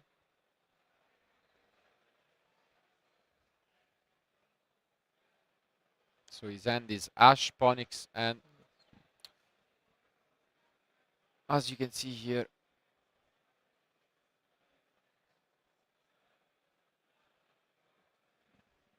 yeah, it has been a while. We haven't seen at all the Fire King deck yet, but yeah, I can think activate his Dimitris has seen enough. So Yeah. he picks up his cards, and it is Yannis with this Fire King Snake Eye deck that takes game one. Well played. Obviously, was caught a little off guard by the Jubel cards, but Dimitris kind of drew an underwhelming opening with double droplet, no real way of abusing it, and at the end, unfortunately, that was too much. But now he gets to go first, and that is where I'm excited to see some of these cards in action. And you were telling me that the deck can resembles the Unchained, Yes. right? And it also is playing quite a few Unchained cards. I'm curious to see if he is running 3 skill drain in his side deck. Yes. I want to see if he will choose to use it against the Fire King deck. Yeah, I mean, against Snake Eyes, Skill Drain is obviously an amazing card. The Fire King is slightly different, but I mean, You still yeah, choose you to still use. probably expect them. But once again, the same topic that we have mentioned for the previous round. The real surprise factor is on Yannis, who doesn't probably know what to do. I would expect him probably to side out these Nibirus just because they were ineffective in this game. And maybe sides card. I mean, if he knows exactly, he could side the Feather Duster, Cosmic Cyclone against the deck. But what do you think? He also cites the new a new Snake Eye card that is not very popular. Yeah, which The is the Subversion, Subversion. which is very good going second. Absolutely. Very And interesting. it's an interesting choice, and I want to see if he will choose to side it going second against Ubel. Yeah, I mean, once again, though, we'll see. They both have really good chances of advancing to an undefeated record in round 4. It seems like they are ready, and obviously Dimitris had to bring the the sleeves fitting with the deck, with the Jubel on them as well. So just going all in, not afraid of revealing information. And it's a nice way to show what we are playing. But I Exactly. don't think that people will No. get it. No, no way. I would not assume so. And even if they did, they probably wouldn't know what you're about to do. But now they drew their hands. Let's see if he picks up anything useful. Okay, and this is a great opener. We were used to seeing this card more often in Sprite, I want to say. It was used as a, kind of way to access the Sprite engine alone. A niche, I guess, copy. But in this deck, it's where it's supposed to be. And let's take a look. If I was Dimitris, I would be very happy if my opponent just reading my cards. Absolutely. As we said before with George. And we see the Veiler, okay. I mean, once again, it seems like one of those Veilers where you just throw and hope that that's enough. And once again, we see, just like in game one, the Grave Squirmer. So this time there was an extender. Yeah. It was a normal summon. Definitely better, and this not only gives him access to a Link summon, but then you have the option of just banishing it from the grave as an additional extender. As we said before, it is very familiar to Unchained. Yeah. One reason more. Is there another response? Obviously Unchained, another deck that had dominated for a few months. And he just summoned an Unchained Link. Yes, and this will get resolved. He has a couple of targets. He might get to the, let's say.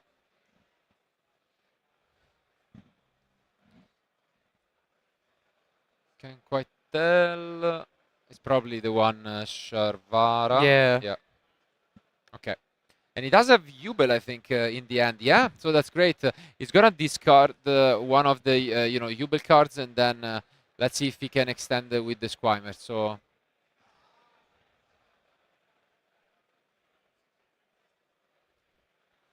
yep, Spirit of Jubel.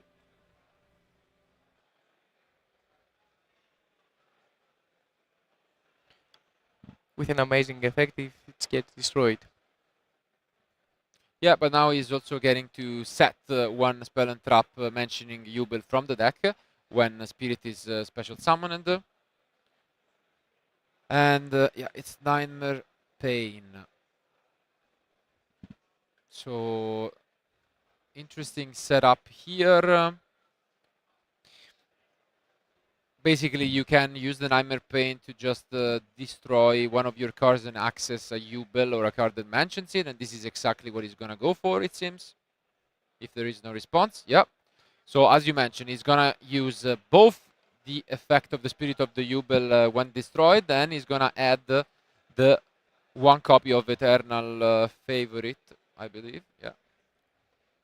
One interesting card that we should mention is that Hens has drawn a Cosmic Cyclone, which is very interesting. Yeah.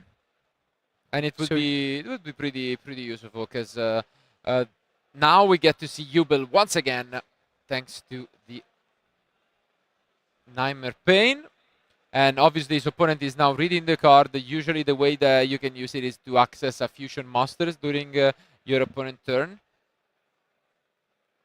But he's not done at all. Now he's gonna use, as mentioned, the Squirmer as an extender and bring back Spirit of Jubel. And I think that we can see now the true power of the Jubel deck, because in the previous game Dimitris had a good opener. Yeah. But now he can extend a lot.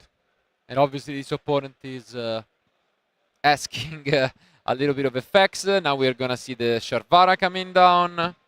And yeah, it's very interesting synergy, I would say. Because it's also now, once per turn, the effect is to get another Jubel. And now we get 2 Jubel on the field. Wow. I would never expect that. No, not at all. Walking into this event, absolutely not. But I'm down for it. So now we get to see again a part of the old Unchained strategy. Yeah. And this is the one-off copy of the Escape that he's playing in the deck. Seems pretty smooth, honestly. I like it. Yeah. And an XC summon. Wow. 2 Jubels. Crazy stuff. Okay. Now we are gonna go for an X, Y, Z.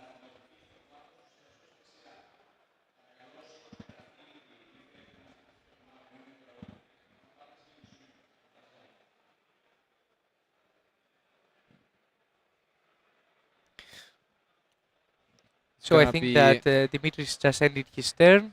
And yeah, just now, made the Varudas. and now probably passed back to Giannis. And what an opener, honestly. And Giannis, I think he has Ash and he normal summon. And I think I see a Garunix in his hand. And of course the Cosmic Cyclone that it may be very powerful in the correct time. Yeah, it could be, but I mean, the Varudas alone is very annoying. Basically, when your opponent activates a card or effect, you can not only negate it, but then destroy a card on the field. So it basically has you for one. And I think Giannis is not familiar with it. No, I because don't. He just reads it. Don't blame him, but yeah, it's a really strong card. An amazing effect. And as we said, with the Herald of the Orange Light, a negation and distraction is very good against Absolutely. Snake Eyes. And yeah, it seems like this is exactly what's going on. He negated the Ash and then he destroyed it, preventing, you know, the Poplar most likely. But the difference, as we can see here, is that Giannis is using Fire King cards. Was there a Garunix? Yeah, I believe so. Yeah, that's a great one because it's a one-off in the deck. So like drawing it is so Unfortunately, on his own, he cannot do much because yeah. you can destroy Kirin, but if you don't have another Fire King to be special summoned, at this point I believe that Giannis is just baiting an interruption. Yeah, I mean.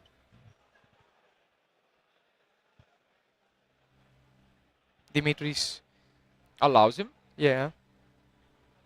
He understands that if he doesn't have another Fire King, the distraction, it won't be impactful. Yeah, it won't be that relevant, yeah.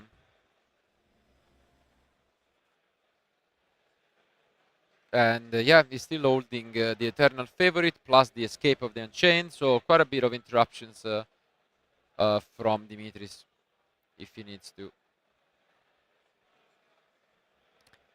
He can probably destroy Onyx just to have 2 level 1 fire on the graveyard. Just in case that. Okay. Or an Arvata that he can bring back with Princess. Yeah, it's the one copy of Arvata, and the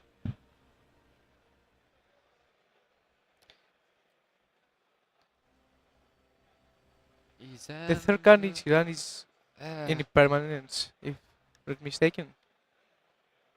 Can't quite tell, but it might be. So let's see.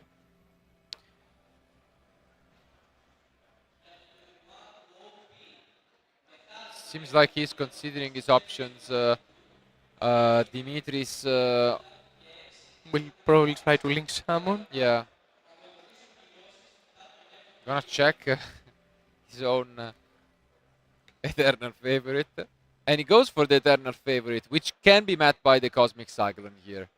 So if you use the Eternal Favorite, you can go either for, as mentioned, the Fusion Summon or... you need Jubel in order to Fusion Summon. Exactly. So in this case, he's gonna go for just special summoning either the Spirit... so let's see.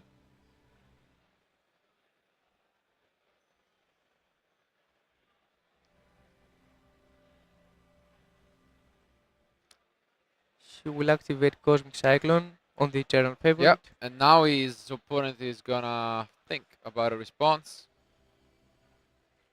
Good call, honestly, deciding the Cosmic. As you mentioned, it wasn't obvious since game 1 didn't really show much from it.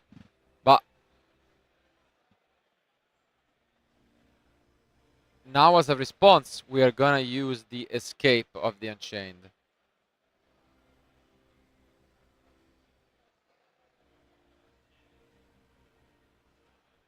And yeah, I think that's it. Wow. So Dimitris manages to win this game right away, and even the scores 1-1. So Jubel the hero of the people, is making it. So we are gonna see a game 3, and yeah, it's just one game away from being potentially 4-0 with such a unique strategy. Great stuff. We didn't see skill drain, so we're probably not gonna see it now that he goes second. But what do you think he might bring in for this matchup in this top? He can use the triple tax thrust Mhm. for searching cards like talent, because it's very good in the parking matchup, since probably they will just enter on board with Arvata and Apollousa. So you can just talent and take one of those monsters. Yeah, makes sense. On the other hand, we have seen Yanis adapt and rightfully side the Cosmics for going second. Now that he goes first, obviously, I mean, he's gonna try to just combo and do what he does, but maybe he still keeps some of these copies of Cosmic. I believe Cosmic Cycling is very good going Yeah, first against you, I mean, as I understand. there is a lot of continuous spells. We Exactly. still haven't seen the Nightmare Throne, but that's another, amazing continuous spell. So I think if he keeps those in, they are gonna be really, really strong. And outside of that, I would say he can keep just his main deck as it is. But 3 Cosmics are really good. So let's see. I mean, it all comes down to this one game, and it's a deciding one to advance 4-0 with a chance to claim the trophy. And of course, he can also manage to use some bestials, even though going first, because as we see in the previous games, yeah, you can hit the Ubel in the graveyard. They would be amazing, both against the Spirit, the Ubel, potentially if they don't have access to anything else, even the Squimmer, which they can use. And the Gruesome, of course. So a lot of potential targets. And let's see, again, though, the pressure will obviously be on Dimitris as he is going second. As you can see, nice smiles on both faces, nice sportsmanship, but now one more game to find out the winner of round 4.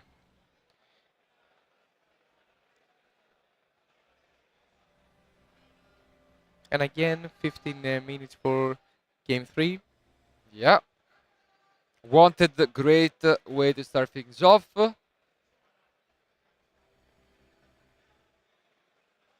Can use it in the draw phase to play around draw, just in case. And the rest of the end, okay. No, we're gonna start with the Dive Star.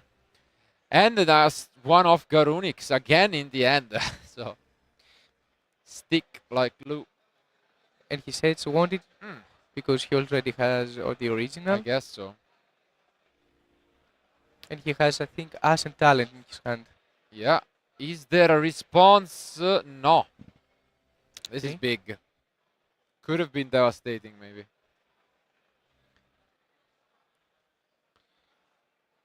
And now Dimitris is thinking, but Dimitris, I think, he has in his hand a Cosmic Cyclone, which is very huge against a Farking deck.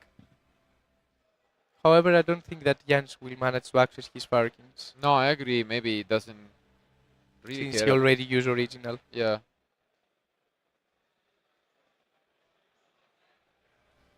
And indeed he goes and grab the Divine Temple. And, I think there is an Ibiru though. Most likely. We'll see, but at the moment, Dimitris has allowed his opponent to just keep on playing.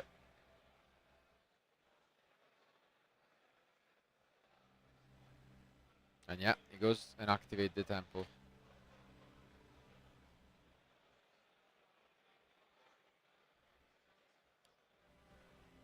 Makes sense. He will place the Oak and probably use as an Oak for a Flambert. Does he have 1-for-1 again? Maybe, I don't know. But yeah, as you were mentioning, this is stuff that we already have seen plenty of time. We can access the Flambers. The main difference, I guess, also with the decks we have seen is that he's only playing one copy of the Flamberge, as he's using the Fire King engine. So the combo changes a little bit just based on that. But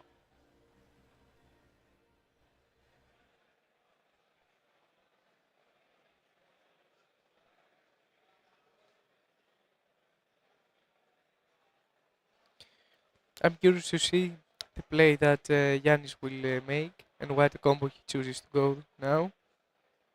Exactly, because he's only running one Flambert, so the standard Snake Eye combo is not that linear. Chain blocking the Flambers for Bell.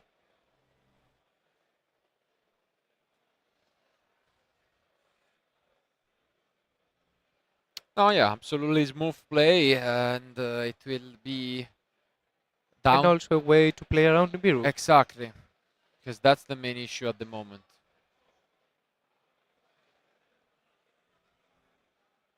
Okay.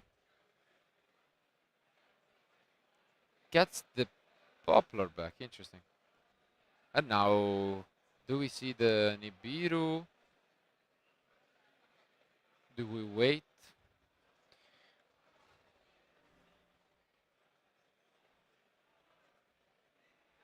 It's kind of unfortunate, I think, because he picked up, yeah, he picked up the one escape. But for now, If he has Nibiru, I think that's the time to use it. yeah. Okay. So maybe it wasn't another card. I don't know. Pretty sure, but we'll see. He's just slow rolling it, maybe. And might get punished for it. Now we see the Amphibious coming down. A card that Farking loves to use it. And obviously we get a draw. Could be a big one. Yes, it was a big one. Wow. Yeah. Indeed it was. And now plays back to Dimitris.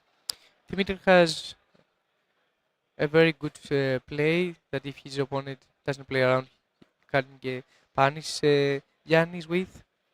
He has a Cosmic Cyclone, so if he uses Flambers on a standby to play around talent, he can just chain it. Okay, but we do go instead for a normal summon. Yeah, the Dark Begoning Beast.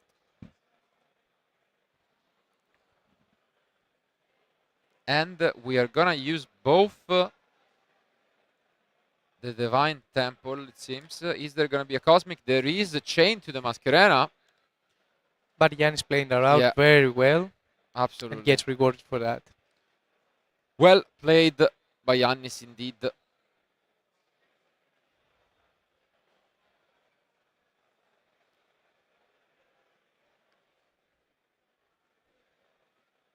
And now the question is he gonna try to preventively stop Dimitris or wait?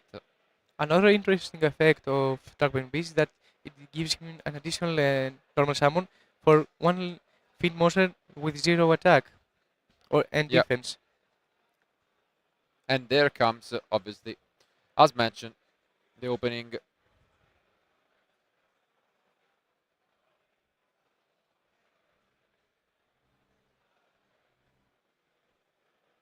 But he's considering using an Ash Blossom on this, and he does. So Ash Blossom coming down to stop the search from the opening of the Spirit Gates. I think probably due to game 1 that he never managed to use the Ash at all. Makes sense. But now we can access our extra deck either for an Almirage. Yeah, makes sense. A little bit of a protection effect if needed.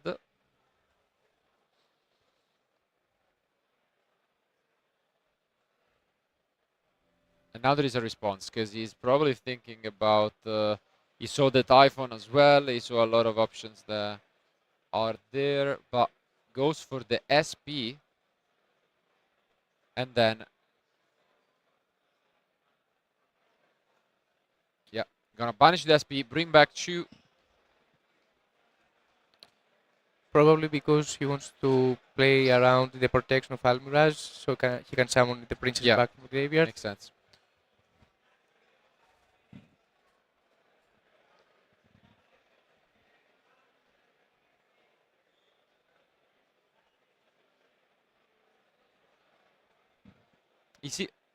gonna use the Oak, because if you use the Oak, I think he accessed the 5th summon. We already saw an aggressive Nibiru in one of our previous rounds, but at the moment, yeah, this Yes, doesn't it will like. be the fifth summon, but also we hope he can take the target into his hand to play around that. Exactly. And we see the Ponyx. And it's very relevant that Karunix is still in the graveyard. So if Princess destroys a monster, Karunix will trigger and he can destroy Kiri. And he doesn't go for the Oak, so plays back to Dimitris, who is in a rough spot.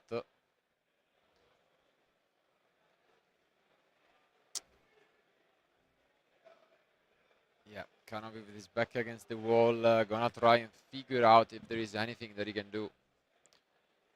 Escape, again, it's there.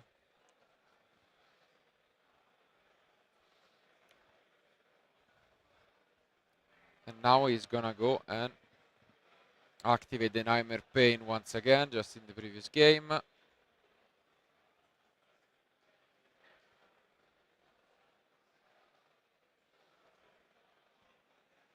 Goes for the effect, and it will resolve. So, ooh, that's a good one. It gets rid of the spirit of Hubel.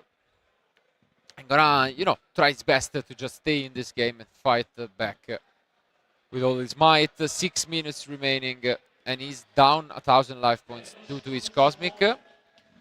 Now he gets the Squirmer. And Spirit of Hubel will trigger since it got destroyed. Yep. But as you mentioned, time is clicking and they run under 6 minutes. Absolutely, and now we do get the first Hubel of this game 3.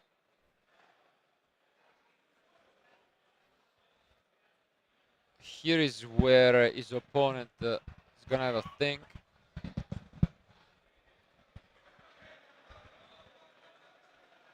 And again, a future match which is gonna come down to the wire, to this game 3 and last few minutes to find out the winner. It's very important that Giannis has the Nibiru in hand since Dimitris has activated Cosmic Cyclone. So if you try to push through battle phase for damage, you can just activate in the main phase Nibiru. And I think it will help him a lot. Now we're going to use the second effect of opening. And we get the Spirit of Hubel back, which is going to allow us to set a card which he's going to think whether it goes for the SP, and it seems like that will be the case. And yeah, gets rid of at least one of the Hubel, preventing another rank 10. Which were very powerful as we saw before. Yeah, and are we going to finally see the throne, or are we going to see what? Let's see. I think it's just another copy of the Nightmare Pain, probably added to his hand. Which...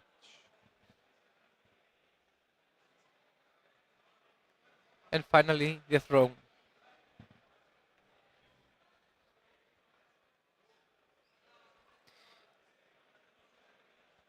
So he can take one Fiend monster with 0 attack and defense and either add it or he can destroy it as he chooses to destroy it right now. So he will destroy Spirit of Hubel to summon back a Hubel from the banish zone, the one that would banish with SP.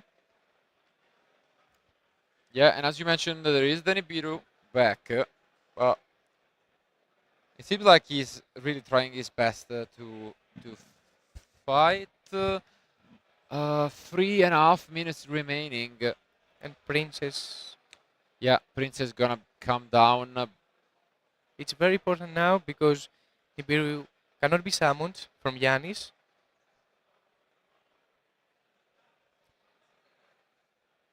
Will he choose to activate also Garunix? Yeah, that's what he's considering right now, and makes sense. He does. So now he has... He's basically walling up. The thing is, he has 1,000 life points up, and ooh, another of the old cards. Wow, Hubert Terror incarnate. We didn't see this yet, but what a way to end this match that would be. And yeah, as you can see here, the Garmurix resolves, destroys the Kirin. And he has so many targets to destroy. Yeah. He can also destroy his princess just to have life his Nibiru. Ooh. But now we can go and access the final piece of the puzzle, can we not? Yeah, we do. So you build the ultimate nightmare coming down in 2024. And this is a problem. And I think he entered battle phase. Yes. Because and now his opponent takes all the damage due to exactly. the pain. You get rid of it and it takes a lot of damage. And there are 2 minutes remaining. Is there a way to prevent this from I think Giannis? Giannis didn't know about the second effect of pain. Exactly. And caught him off guard. No way! Amazing. No way! No way! What a end of the duel! I'm more than happy to say. Oh my god, and Jubel, the terror incarnate into Jubel, the ultimate nightmare, takes it 4-0 here at the Greek Open. What a match. Let's go back to us for the post-match discussion for this one. Wow. I'm speechless. Yeah, honestly, yes. We were both surprised, not gonna lie, when we checked that, Dimitris was 3-0 into this round, just because of the fact that he might be the only Jubel players this weekend. And what a match it was. I mean, it was important to show it just because of the importance of, showing everyone at home that you can play whatever deck you're comfortable with if you believe in it, and it can work. And wow, what a match. I think this will be one that you can keep on going back and watch. And of course, Dimitris played very well his deck. Yeah. Knew exactly what he was doing. It was an amazing match, and I'm more than happy that he managed. No, absolutely. It was absolutely the fairy tale coming true. What a match. Dimitris winning it all with Jubel, the ultimate nightmare, and advancing 4-0. Thank you guys for being with us. This was a great round, but we still have a lot more action. 5 more rounds remain to crown the Greek champion for the first Open. So keep watching and we'll be back soon with round 5.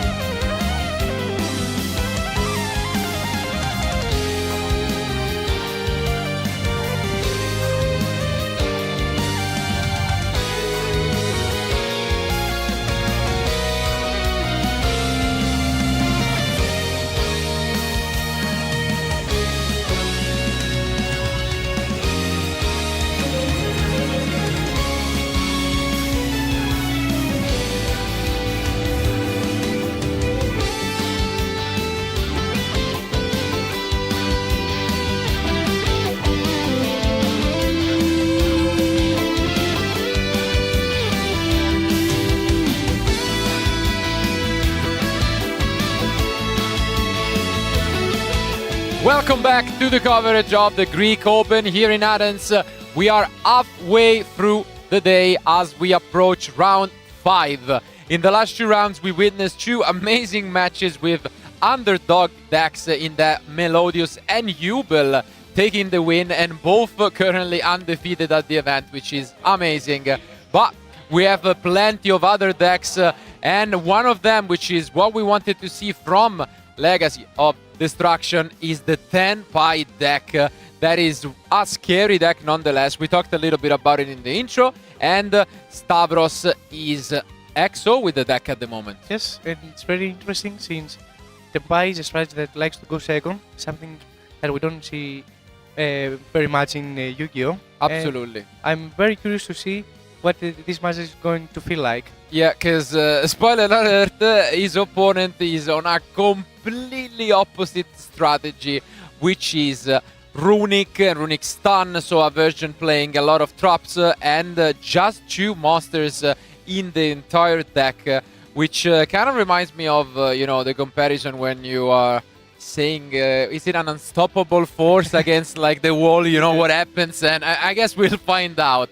We saw Stavros loses the dice roll. Yeah. And you were telling me that they actually are friends, so they know each other, they know what deck they are playing. Exactly, as you can see from both yeah, absolutely. Also. And they're friends, they're very experienced players, both with tops in international events. I'm sure that it will be a very interesting match. Yeah, and this is probably not the first time that they have played against each other. This matchup may be testing for the event, and who could have thought, oof, what an opening. You can see they're smiling at each other, but... An amazing card. Yeah. Card of Demise. And I think that Nikos just got 2 tip and fountain. Okay. That's great. And yeah, this is quite the ideal opening. Nonetheless, as you were saying, again, it's who could have told them that here in round 5 they would be undefeated, and then featured on stream. Definitely gotta feel a little weird for them, but it's nice that I think a lot of the pressure that we have seen in the previous round can be eased by the fact that you're playing a friend. You know, it's the atmosphere is friendly, I guess. As if I'm not mistaken, I think that Nikos has already a copy of Skill Drain in his back row, which is very relevant in this matchup. Yeah, because honestly, as we mentioned, they are very, very different decks. And we'll see whether Stavros is able to push through. We were mentioning that he's playing some interesting tech cards, but at the same time, we'll see whether they will be relevant. Obviously, Card of Demise was activated this turn.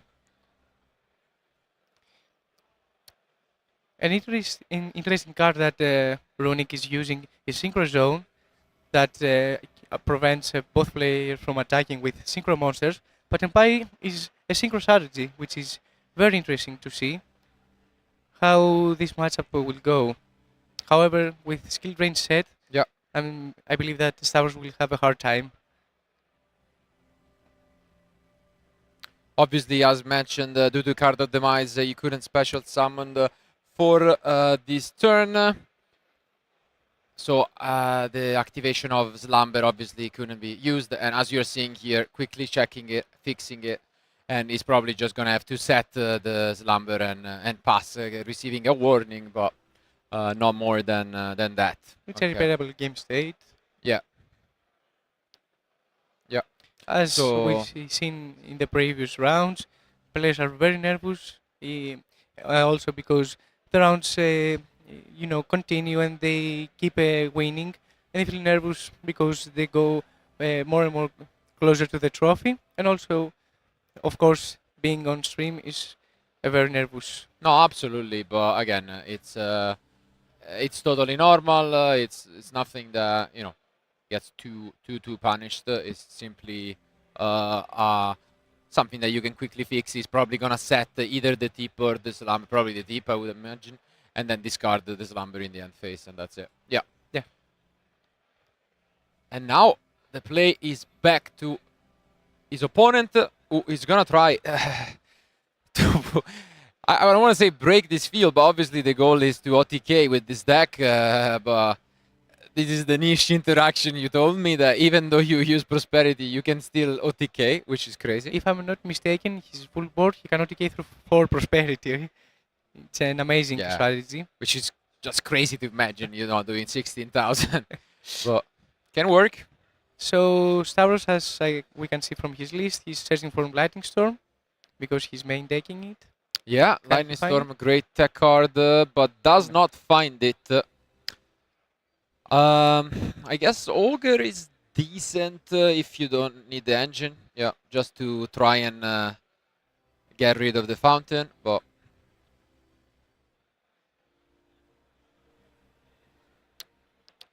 seems like yeah, it's just gonna try to test the water and does start things off.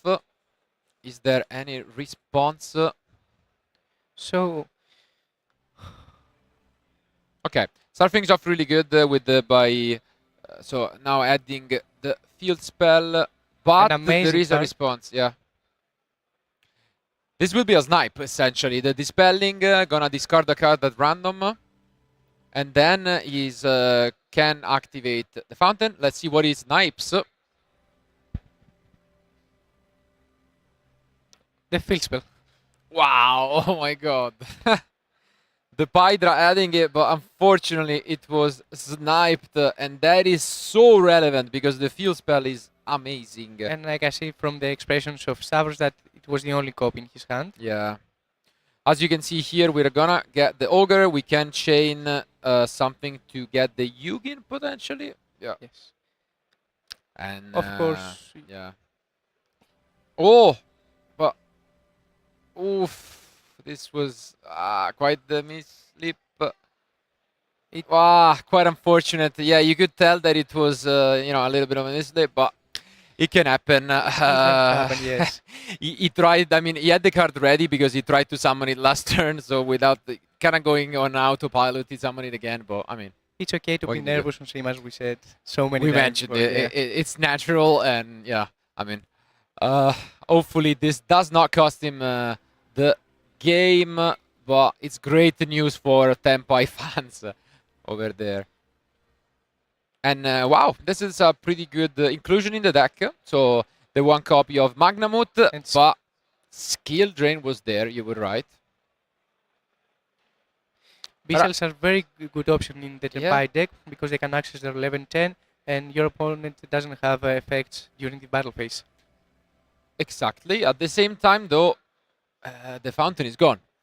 3 cards are gone because you would have drawn 3, so like your opponent is the one who needs to assemble again some stuff. You are okay with this. Unfortunately for Stavros, we know that the face down is steep, so pretty much any runic off the top will give him 3 more cards, but still he gets to push a significant amount of damage. Needs to top deck a runic card. Yeah, any runic card is amazing here. And he's playing so many. He's playing Duality, which is fine as well. So even Desires. Yeah. A lot of draw engine, but we are still here in the battle phase because this is the gimmick of the Tempai deck. You just enter the battle phase after you're assembled and you can try an OTK. Obviously with skill drain is tougher, but still is managing to push some damage.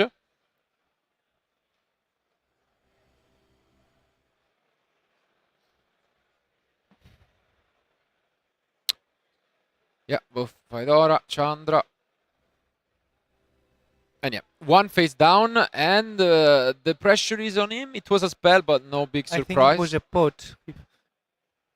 Yes. It's a duality. Okay, great chance to pick up something relevant. And yeah, it is a runic. 1 day of peace even, but yeah. Synchro Zone, interestingly enough, obviously a tech card to slow the game down, but not that effective against the Tempai because it's a synchro-based deck. Also, 1 day of peace is very interesting against Tempai since they cannot deal any damage. But I do agree with the destruction being the best. You will then activate the tip to search for the other copy of Fountain. And a card that is Cheppy limited. Absolutely. and this just gives him so much advantage. Because if there is no response here, he can just pop the Magnamut, for example, or special summon, depending what he wants to do. But he cannot special summon again because of duality, so he's forced to pop. Hopefully he doesn't try to do it again. Also very relevant for Runic cards that get the engine from the other deck banished, because Droplet, for example, is a way to play around skill drain, but if you lose the copies due to the Runic spell, it's very relevant. Okay, and he decides to, let's see what he banish. Okay, the rivalry definitely happy about that being gone, but now he draws free. No Ash, no interruption, no second Ogre. It seems like, yeah, it will be allowed, and this changes the game significantly because now he's back in the driver's seat. So it's a duality, and I think a freezing curse, maybe. Freezing, yes. But oh, and this is an interesting card, which is the one copy actually of Tearing Morganite.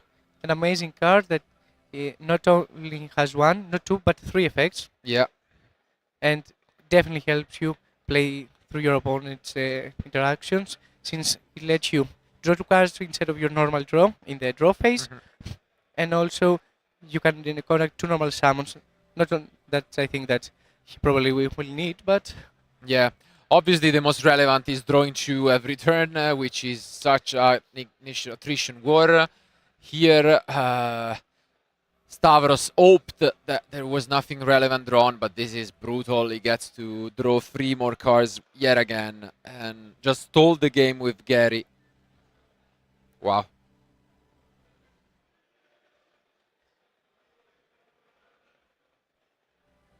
Yeah, so a turn has passed. Now we are in the turn from Stavros.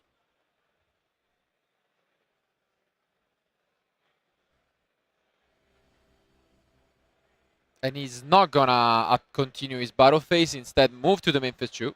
And I think he will... Yeah, just make the erratic sphere and pass. Wow. Seal is an amazing card that can play under skill drain. Yeah. She's no longer on the field to bounce a card. But in the end phase, I think we are seeing this runic destruction. On a crossout, doesn't really matter, yeah. He's gonna allow it. Oof, and he loses a lot of important the first pieces. copy of Lightning Storm. And now he gets to draw 2 cards for his draw phase. Yeah. Yep. As you can see here, he's gonna draw a second card for the Morganite. Yeah, and honestly, at this point, I think Stavros can start considering whether it's worth picking up his cards at some point. Obviously, still only 11 minutes have passed, so no real need to rush, but... And I think the trap is a Gozen match. Wow, and this is another of the one-offs in the deck card I haven't seen in a lot. And it's the card Scanner, which basically allows you to declare a type of card, and then you look at the bottom cards. If it's correct, you add it to your hand, both for you or your opponent, and it works just amazingly with the runic cards. So...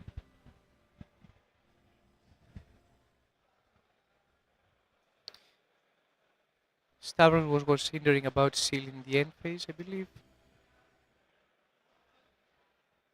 Yeah, he's gonna guess. Let's see if he guesses right. He does. Okay. So a little bit of a bonus for Stavros at least. But yeah, this just 5 cards in hand, able to draw 3 again this turn. Not a pleasant spot. And another copy of Duality. Okay, any runic works. At this point, you just need runic cards so you can... Yeah, you can mill your opponent essentially. Yeah, banish cards from his deck. Yeah, the main win condition of the deck is exactly this. So as you can see here, it's gonna start going for the win condition actively. Here we could see a hieratic sphere chained. Yeah. Basically, we see a match against two different types of win conditions. Completely different, yeah. As mentioned, they couldn't be more different, and they are both undefeated, which, you know, tells you that at least they both work. But when faced one against each other is quite the paradox, we could say. And it's a diversity. Yeah. And yeah, it seems like a struggle. You can get to the other copy of Hydra, but Skill Drain is such a strong card in game And one when there are very few outs to it. Runic tip. So another card off the top.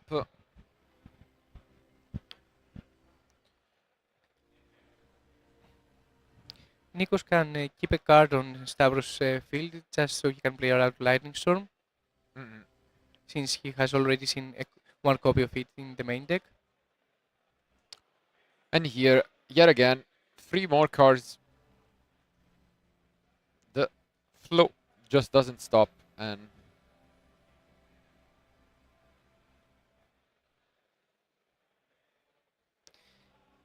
Nikos has generated so much advantage from throwing from in the draw phase 2 cards and also from the fountain.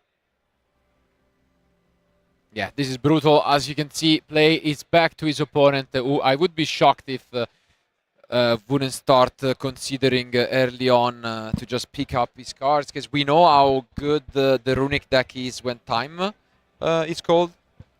Literally any of the runics can just summon a way to gain life points, so you really don't want to be in a situation where it's game 3 and they go first with just a couple minutes remaining. So yeah. Okay, at least a little bit of hope here. Because I think the last copy of Fountain is now gone. Since with Skill Drain, the Gary is out of the question. So I think... this is very relevant. Yeah.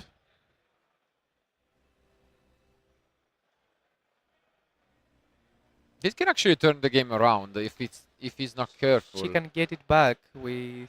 but the problem is he needs to find a way to play around the Skill Drain. Because with the Skill Drain, maybe now, as you can see, Stavros is actually counting the cards, because if he has more, then he might find a way. And ooh, the Lightning Storm is actually picked up. Wow, could we have an upset here? In a game that seems to be impossible to lose. I'm actually starting to believe in... It's very relevant, though, that Nikos knows that he's going to face the Lightning Storm. Yeah, but... what can he do? What can he even do? Yeah. He might have locked himself under the Skill Drain. He needs a way to, you know, solve this issue.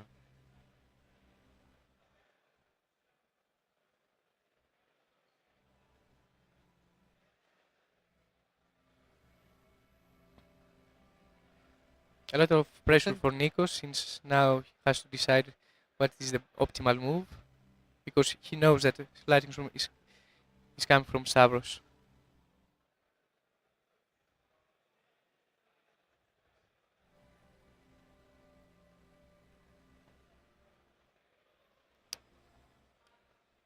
Another copy of Runic Tip. Yeah.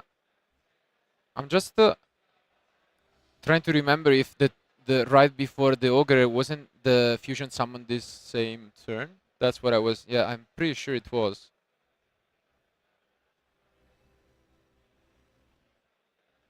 Okay.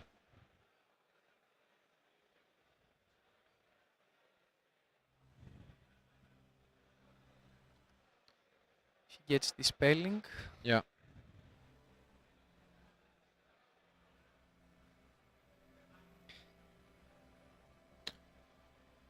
The problem is, again, he needs to find the win condition right here.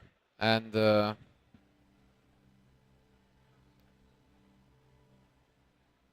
as you can see, he's trying his best to just get rid of cards.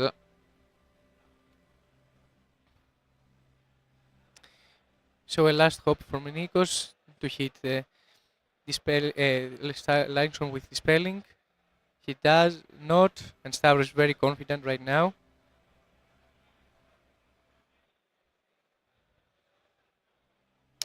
Seven cards, I think, remaining, and yeah, it's gonna be a bit still of a trouble, especially when you look at his hand and he's not really holding much. So, wow, Desires activated. Definitely not afraid, but He drew Synchro Zone and a second copy of Desires. definitely not the greatest. Yeah.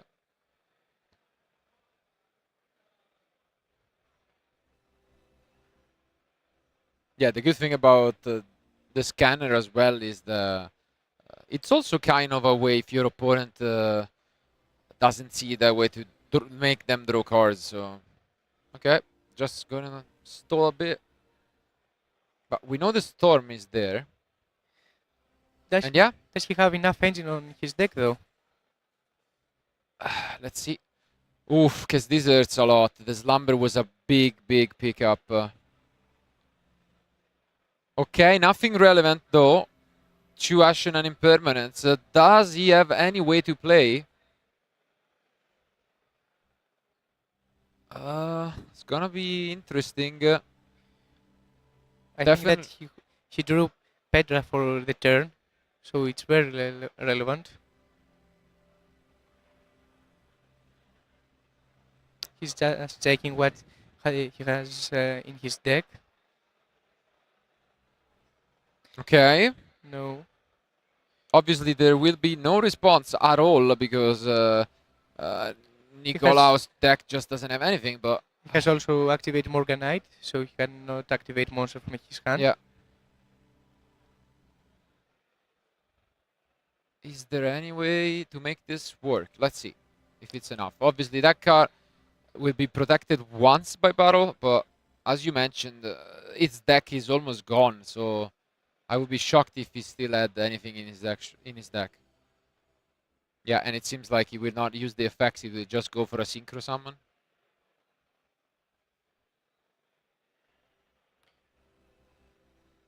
He will special summon back from the graveyard. Yeah, by then.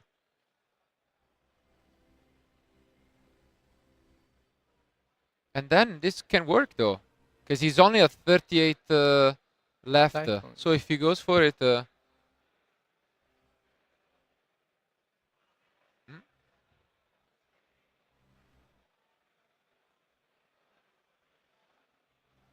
wait a second.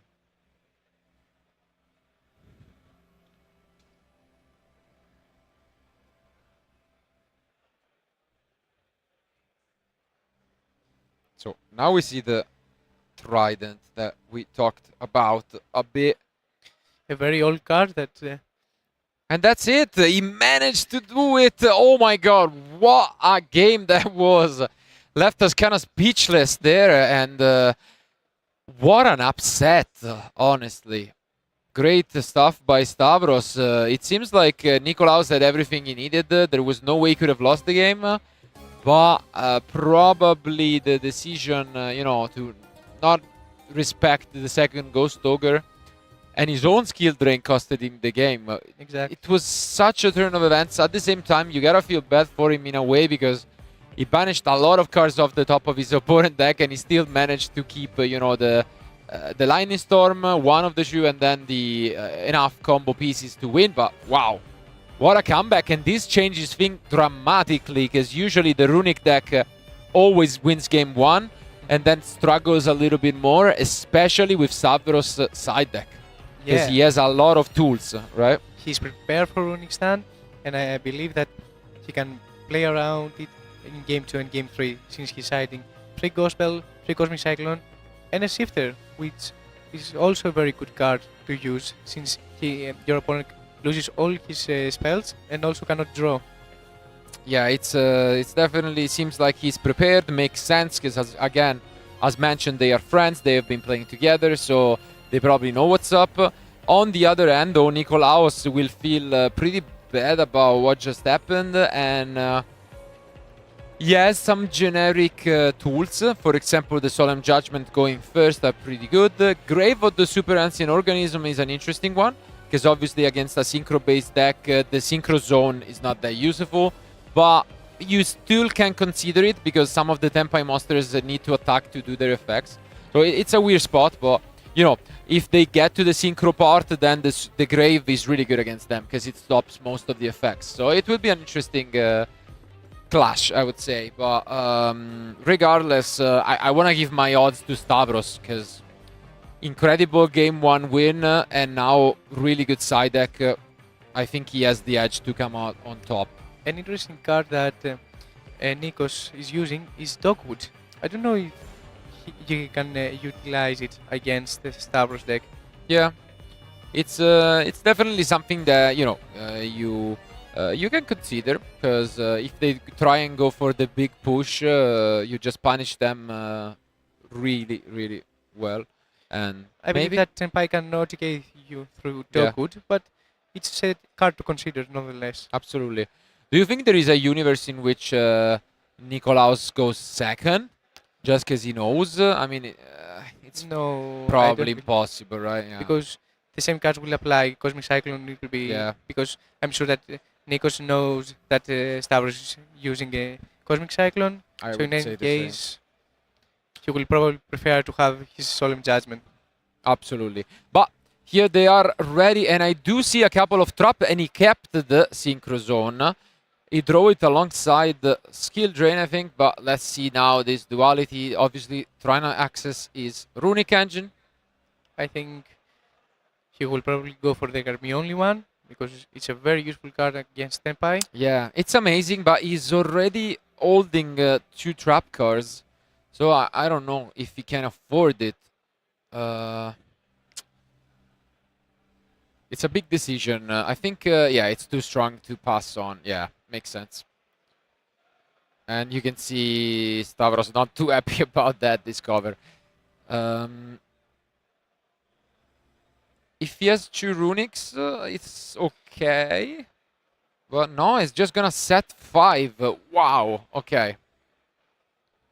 Play is back to Stavros, and let's see if he picks up any of his side deck cards. He does have the Lightning Storm, but obviously, I mean, it doesn't take too much to play around that, but... He's probably thinking about Solemn Judgment. Interesting. He's gonna play it slow of his own, setting just a few cards and passing back to his opponent. Respecting Oof, and he picks up the Fountain. Probably the only activatable cards off the top, and that's a huge pickup. I think that he has Debarrier though, so he can call Fusion.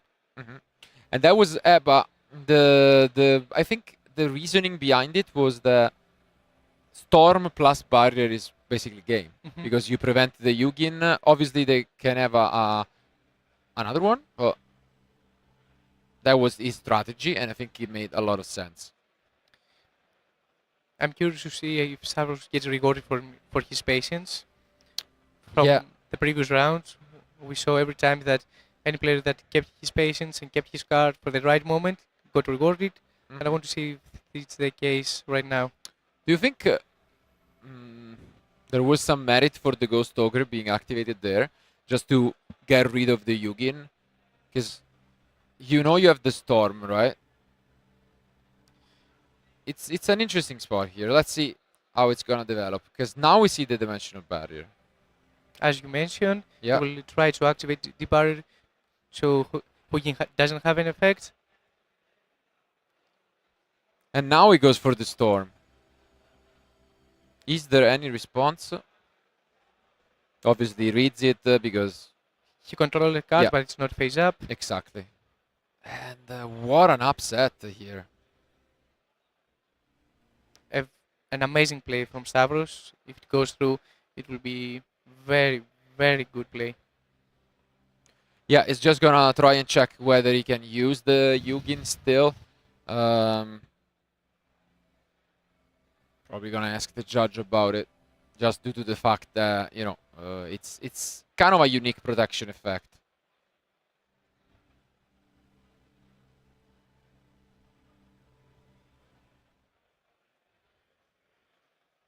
And he's gonna consider his option, but I think we know that he doesn't have anything else to stop it. And goes through. wow, what a turn and what a read from And Stavros is Stavros. smiling for a reason. An amazing play.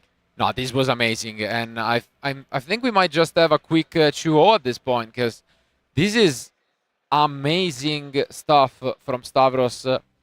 And I think though.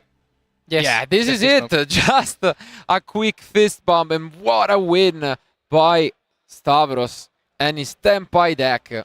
Wow, let's go back to us for the post-match discussion.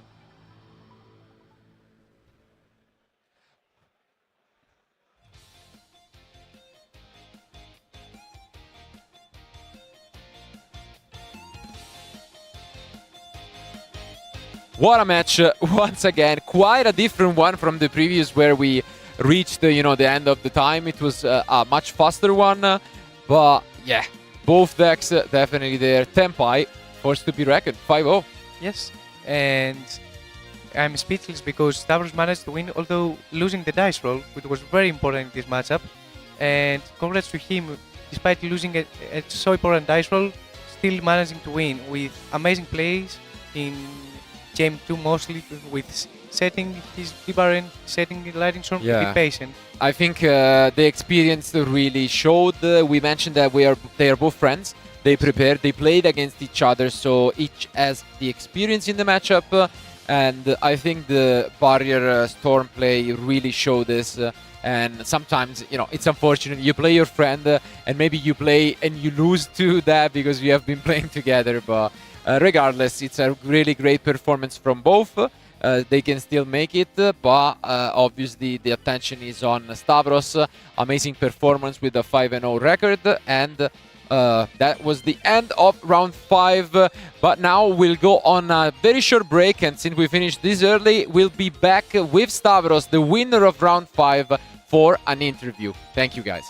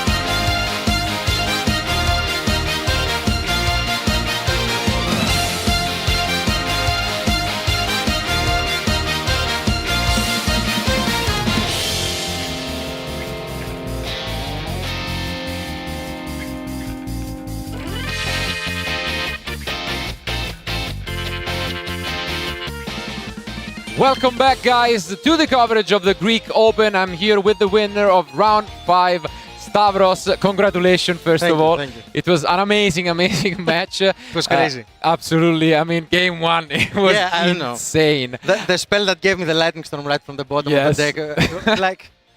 No, it was I have a chance. Straight out of the anime. Yeah, I was about to yeah. I mean, I was saying that maybe I was like maybe he's just gonna pick up his cards. He doesn't want to go to time against the runic deck. But I mean, it paid off. Yeah, it was crazy.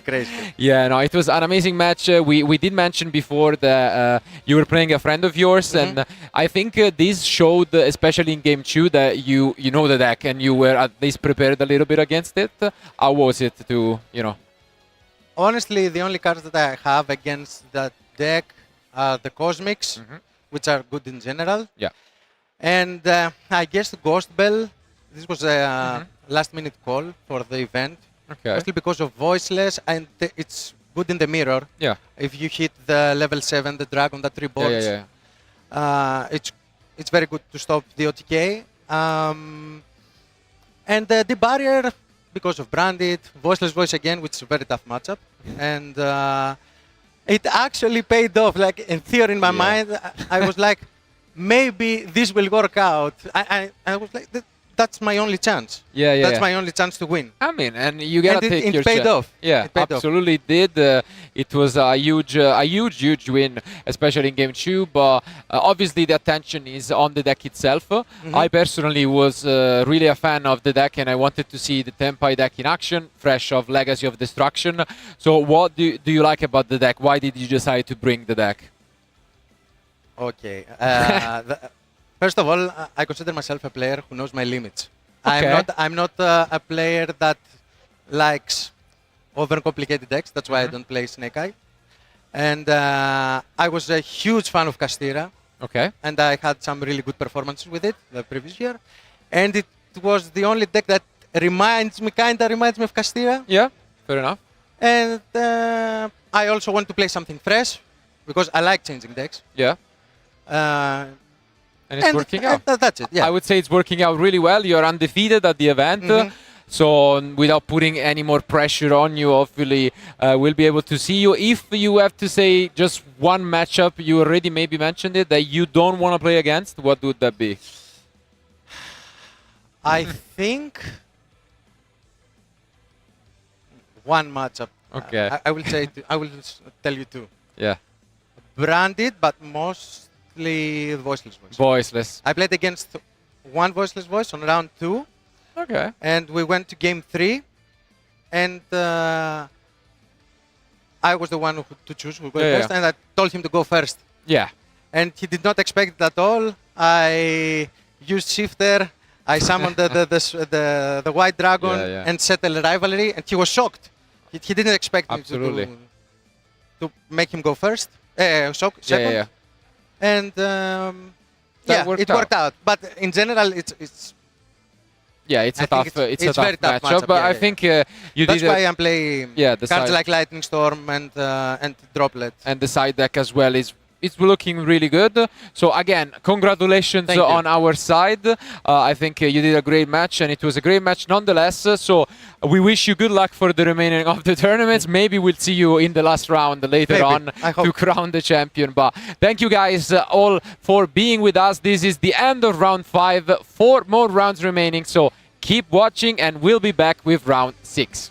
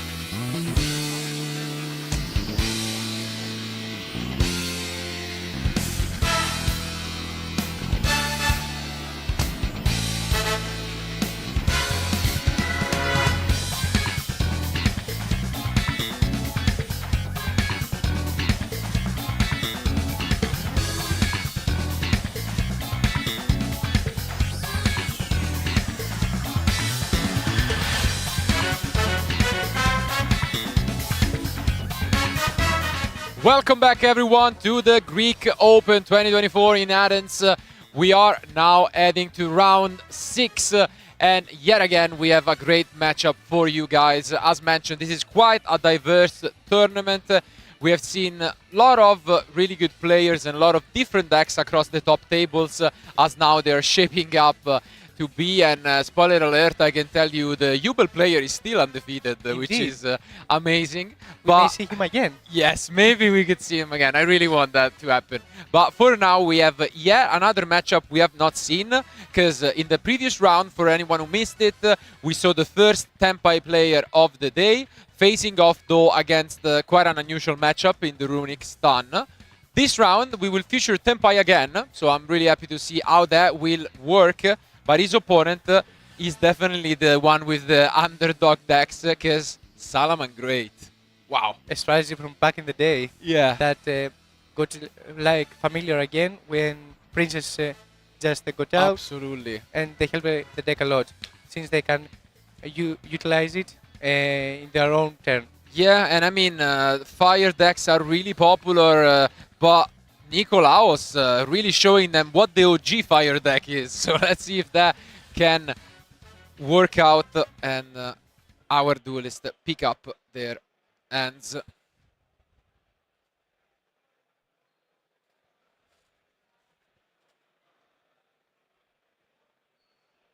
Oh, but it seems like... okay, we have a start with the Spinny.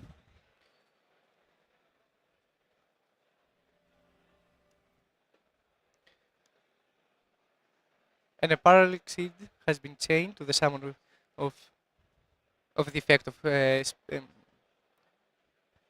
yeah. Oof, but there is a Ghost Ogre coming down from Nikolaos. Let's see.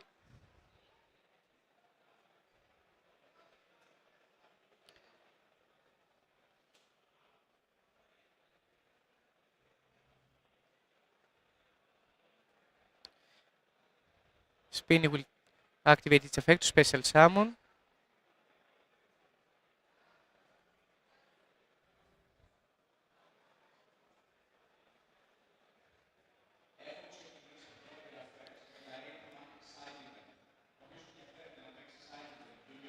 Absolutely, and as you can see here, we go for a pretty solid opening with the Cyber's engine.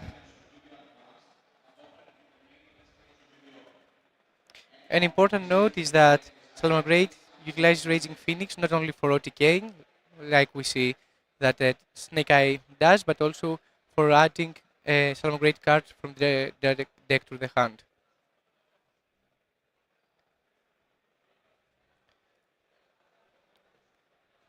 And Prison has been summoned.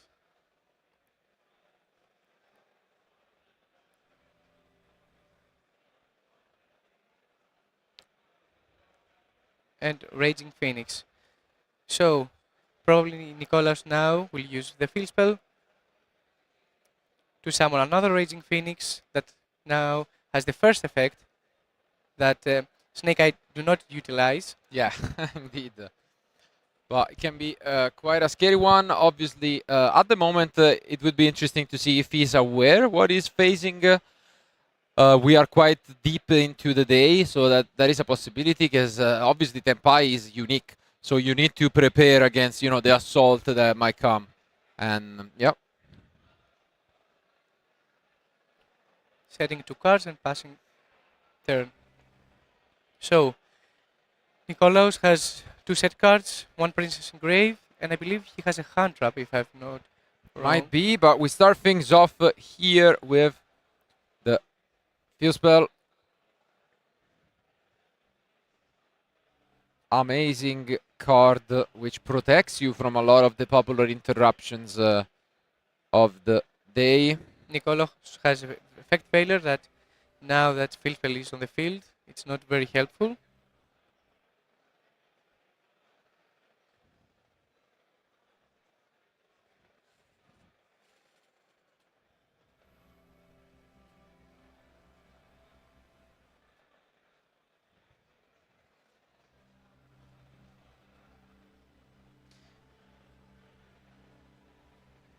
And now Zoe added the quick play cards, so you can utilize it during the battle phase. Yeah, when you get the Kaiman again, you can use it in multiple ways. If you use it during the battle phase, you get the additional effect of not only adding but special summoning right away from the end. Which She is will special summon Mhm. the Chundra, and she has access to her synchro lines.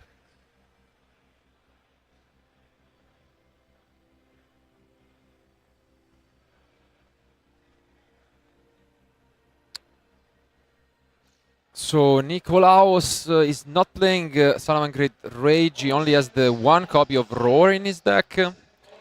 Outside of that, he has obviously permanents, but that's about it in terms of interruptions.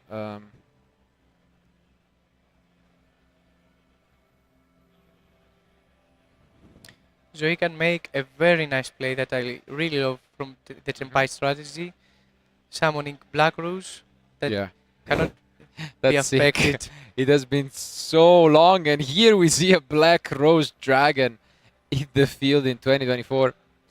As we can Wow. see, this event is full with cards from the past that are utilized in the modern day. At the same time, there is the Bailings, which can act as some form of protection. Fair enough, to save the field spell and the Raging Phoenix. But that's very important since Princess is still in grave. We couldn't see what the other face down was, but yeah. Now we are gonna use the Kaiman. And yeah, as you mentioned, it's something exclusive to this deck, and yeah, it's refreshing. We seen it often in the Time Wizard 2010 Black Rose Dragon, but it's nice to see it here in the Open too.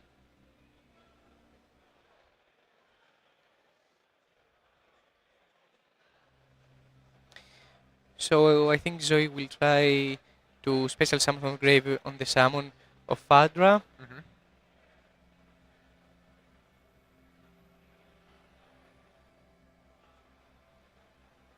And one last card in hand from Zoe. Seems like it's about to come down.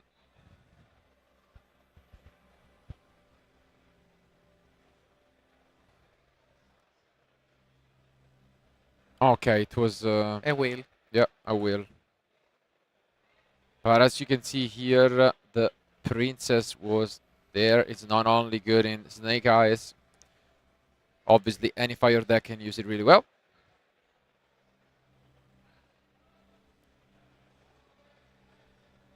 And now he's considering using the Raging Phoenix, it seems, from the graveyard, the second one.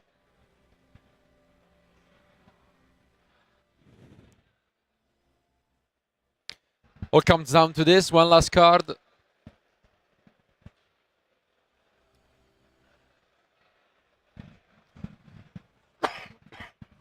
Gonna enter battle phase, it seems. Let's see. I don't know.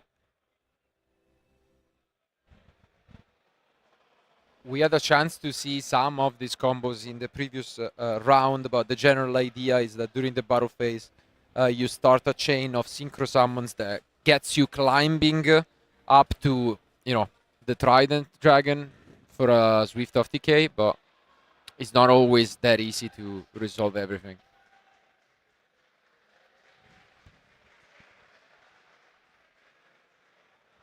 I think the Zoe is in a good spot right now.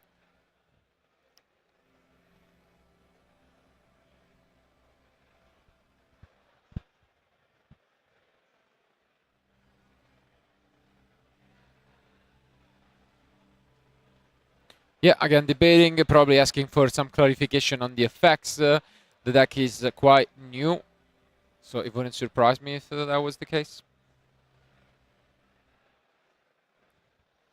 Yeah, this is exactly what's going on here, as you can see.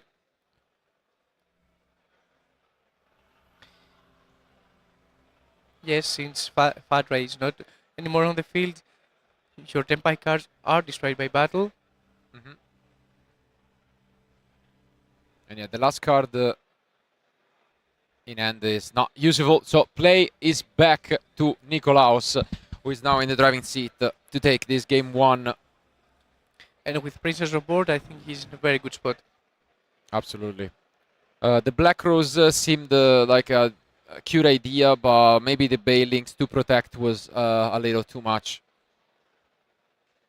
And yeah, now there is just so much that you can do.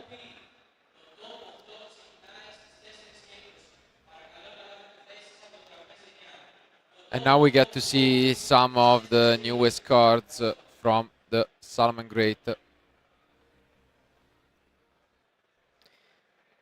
Fire. Yeah, Salmon Great of Fire is normal summoned. And yeah, it's just a matter of time at this point.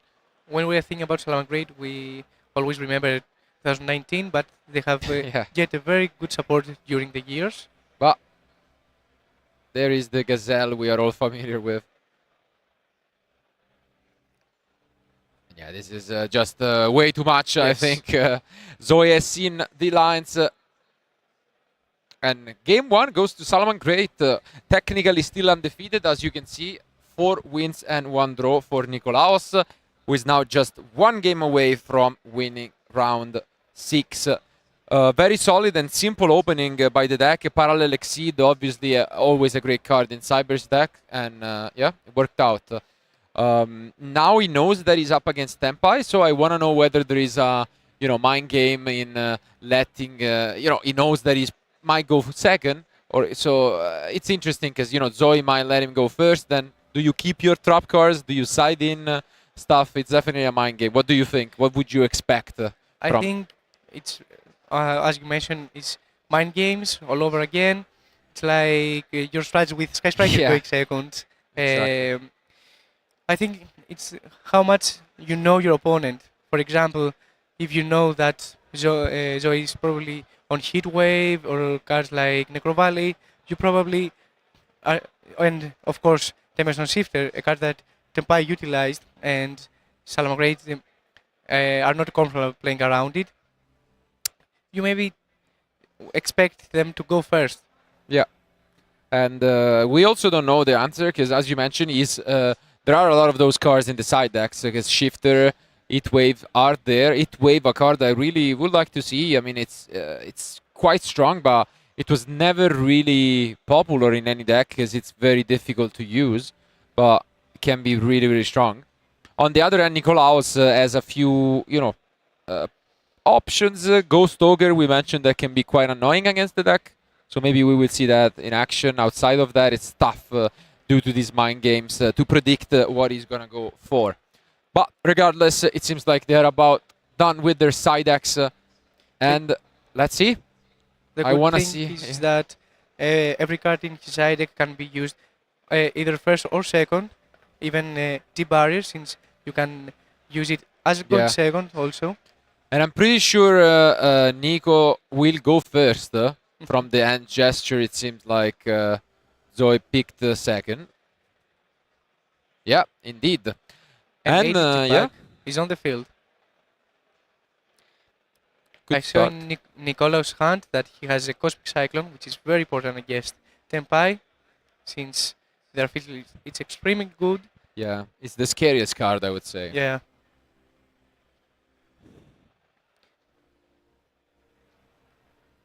And having an answer to it is very important. Yeah, I mean, depending on what he has in his hand, Lady Debug can do a bit. You can get the Gazelle, and then through the Bailings, you can already do a decent combo. Obviously, it doesn't play well against around the Nibiru, but... And Salamangreat Gazelle is added to his hand. Yeah, and we'll see the Bailings.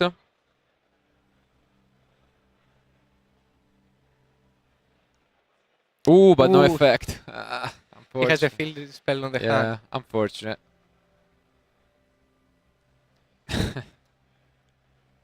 On the other hand, Zoe has an Nibiru in her hand. It's very important. Okay. Yeah. And now there is another decision whether you go for a monster line or you just send the roar and play it a little slower. But you can send just the spinny. It's the the usual line here. I think having Cosmic Cyclone, you can take the risk to play slower against the Tempai deck. Yeah, indeed, he does go for the Stalio line. As you mentioned, seems like we are back in 2018 or something. Really, that was the line that was used back in the day. You would get the Jaguar here and then just go for the Wolf. Let's see if he changes things up.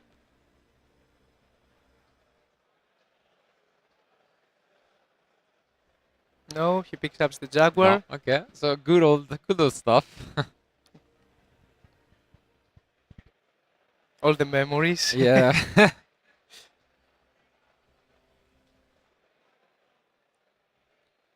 And yeah, it is the Wolf. A very good-looking Sunlight Wolf. It didn't exist back in the day in Ghost Rare, but...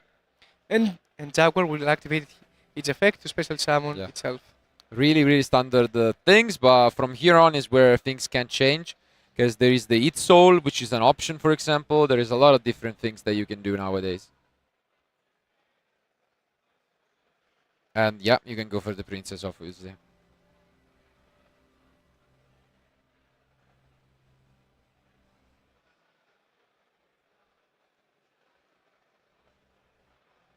Again, we can see that Zoe is patient and just wait for the right moment to activate Nibiru.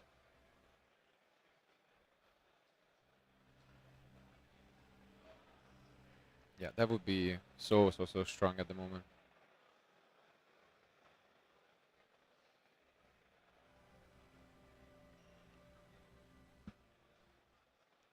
Okay, and we actually have Code of Soul, maybe? I can't quite tell. But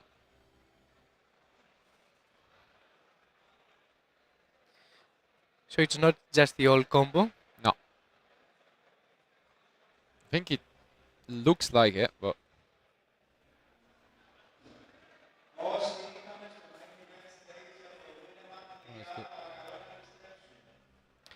And Salamogreat Weasel? Yeah, there's the Weasel, yeah. And we are gonna go for, once again, the Raging. Wow. That's why Salamogreat have a very good utilization for a Princess, since they can give their opponent Weasel and summon Princess from the graveyard again. Yeah, it's a bit of all-in. I mean, getting rid of everything, just going again for the double Raging Phoenix, but you get a lot of utility card back in the graveyard, and debating now what to recover.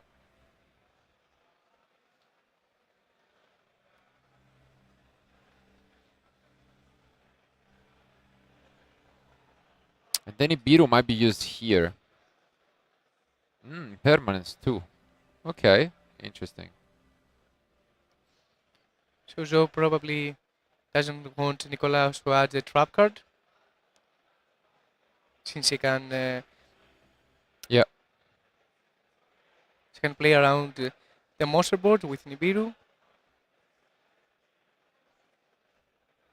And yeah, now it seems a little bit more complicated to go through.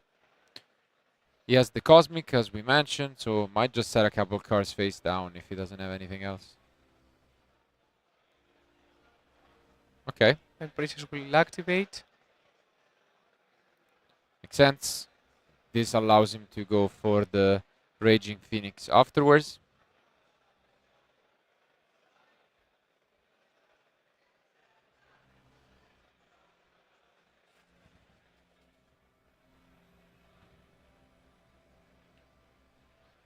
And yeah, finally one last summon.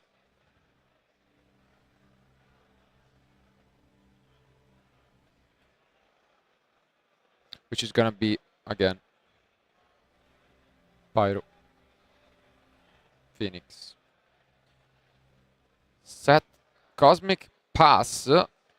And now, only now, we see the Nibiru being activated. Do you think it was too late, or like, was it still worth it? I believe it was the correct move. Okay.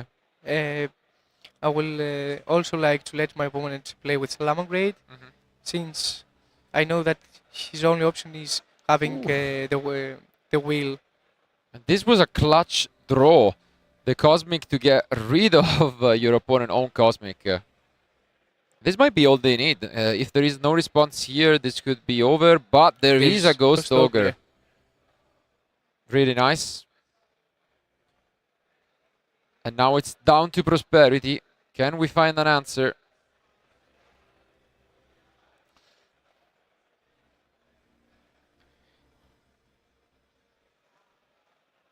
Only 2 cards left for Nikolaos. And Zoe now just searches for a monster, since another copy of the field spell can be activated. Exactly. Which is very important.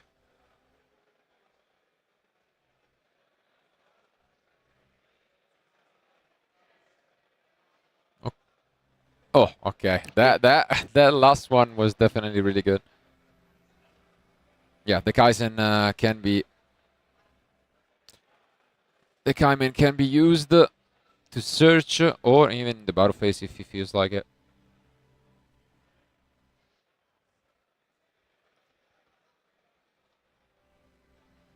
But as you mentioned, she is able to use the second copy of the field spell and then activate the Kaimen.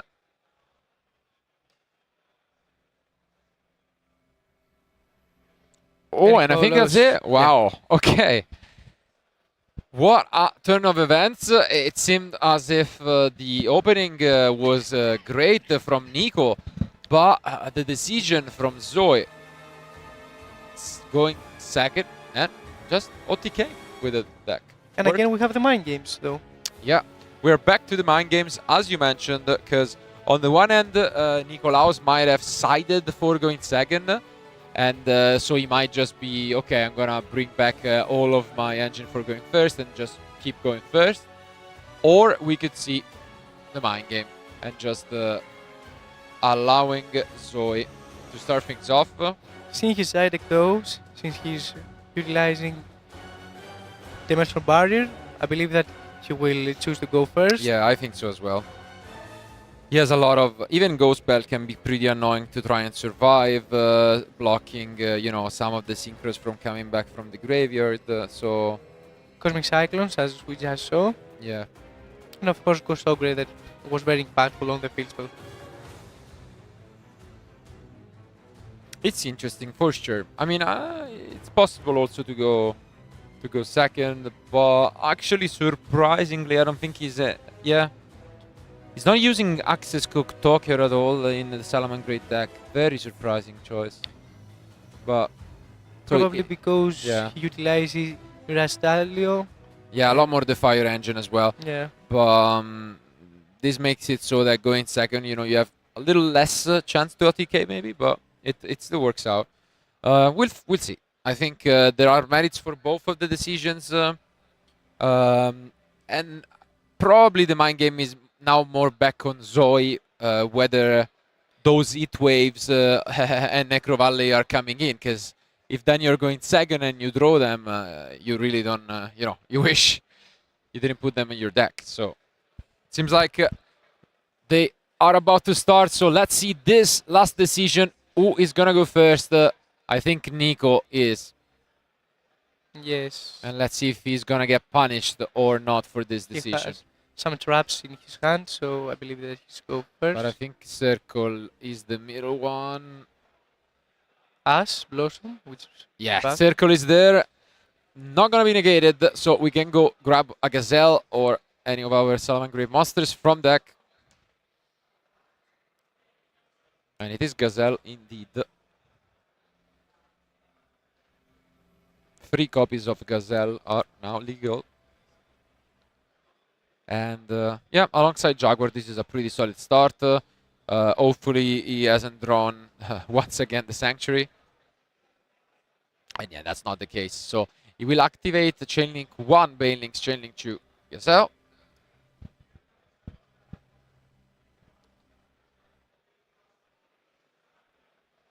We have seen Zoe being extremely patient with Nibiru in the previous game. And now, actually, we see the impermanence right away on the Gazelle. I believe it's a very good spot since Gazelles gives you access to traps and to spinny, Yeah. which are very important in your turn one. Are we just going for the wolf or are we gonna... Yeah. So afterwards, we are just gonna get back the Gazelle thanks to the Jaguar effect. Yeah, I would be surprised if there was an answer to this. No need to impermanence. There is a second copy of impermanence. Probably Zoe. it will be used on the Raging Phoenix to add Yeah. For a now, you don't really need to do anything. I agree.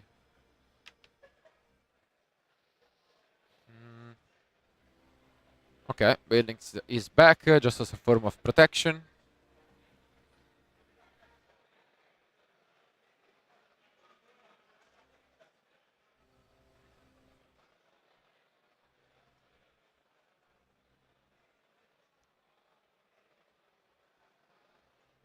Let's see.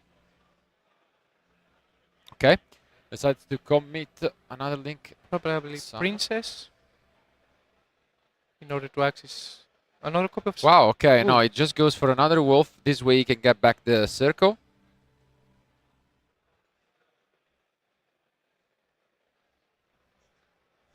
So just playing the grind, slow game, I would say. Is he just gonna set a couple cards and pass? Because this is... Wow, this is literally straight up 2018, yeah. And that's it. So, what is the pickup? Oof, it's the Nibiru. It may seem not to be very strong right now since the 6th card. However, in the grind game, it can play a very huge role. I think so as well. Now let's see first and foremost if there is a response to this field spell.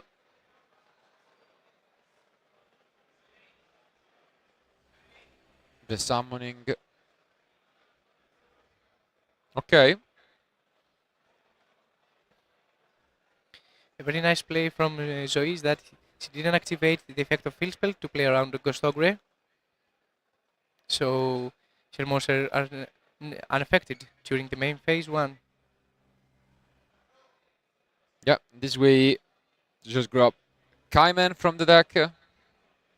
And now comes the Prosperity. So we know one of them is circle face down, most likely. Probably searching for a Harpy Feather Duster or another copy of Cosmic Cyclone.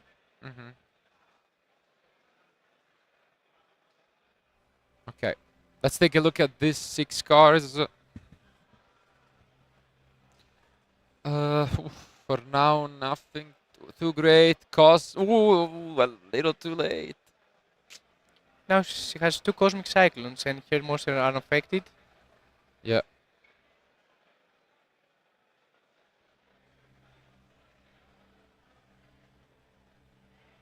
Cosmic. Really gonna go for a random. Wow. Even though she knows that one of them is circle, still trying to go for an all-in move. This could be really painful. 50-50 chance. I think it did. Yeah. Wow. Very impactful. Interesting though. Now she probably knows the other card is circle. Yeah, I mean, you must assume that's the case. And there is an Ash Blossom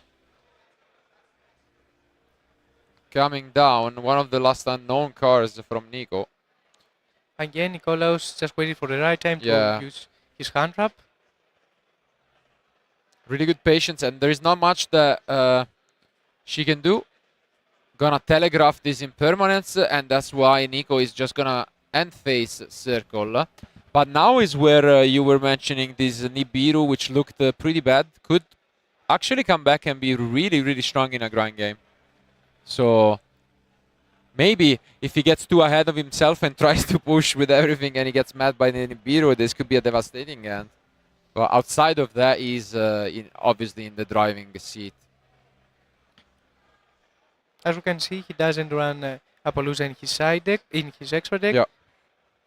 So I think that he just needs to play around Nibiru, and I think he has this game.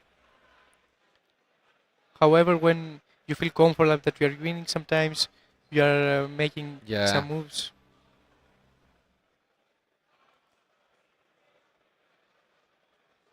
Okay, Impermanence stops the Sunlight Wolf from recovering the circle, and now I could see the aggression coming in.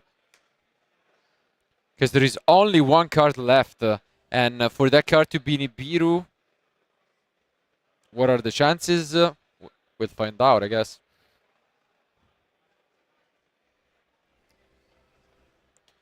Still has the Jaguar Engrave, so a lot of summons. We did mention that there is no access code, because that could have been an easy win, even playing around Nibiru. But now another thing to mention is that the field spell doesn't prevent your opponent from affecting your monster in their turn, since it only gives unaffected to your main phase one. Yeah.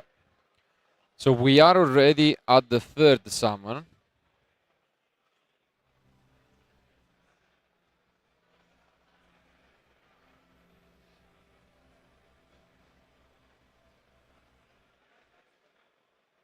Okay. And the Foxy, again, a really good card to get rid of the Fuse Spell and try to push for game, but there is a little bit of risk involved. Let's see if he finds a line.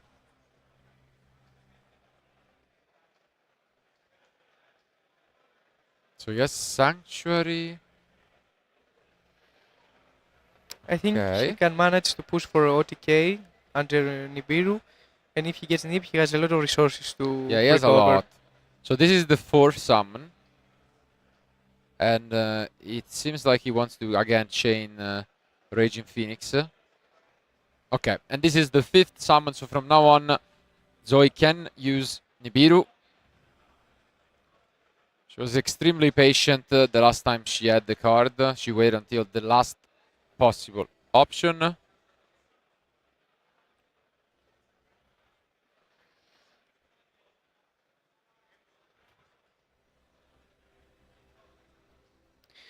And I think he added Salamangreat Will. That's huge with the Raging Phoenix, because you can use the second effect to get back basically your entire graveyard there. I wonder if Nicolas will respect Nibiru or not. I mean, he has Foxy on Grave that he can summon itself either after you get Nibiru, and he hasn't used Spinny. And Jaguar. And like Jaguar. So much that he can do. But the excitement, you want to win. You want to win fast. So I can see it going really wrong. Let's see. Okay. This is one of the interesting cards. Gets rid of the Ogre. To go for Fire Recovery, right? And yeah, one of the one-offs in the deck.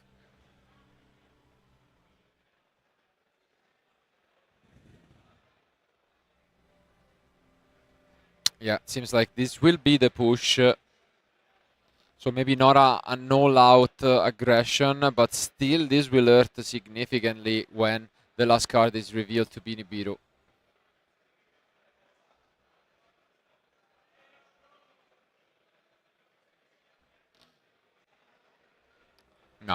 So he's considering about activating Nib here. He probably has to. Has to. Yeah. So Nibiru is activated one last time, gets rid of the whole field. But we know that the last card in hand is Will, and there is still so much that he can summon back from graveyard afterwards.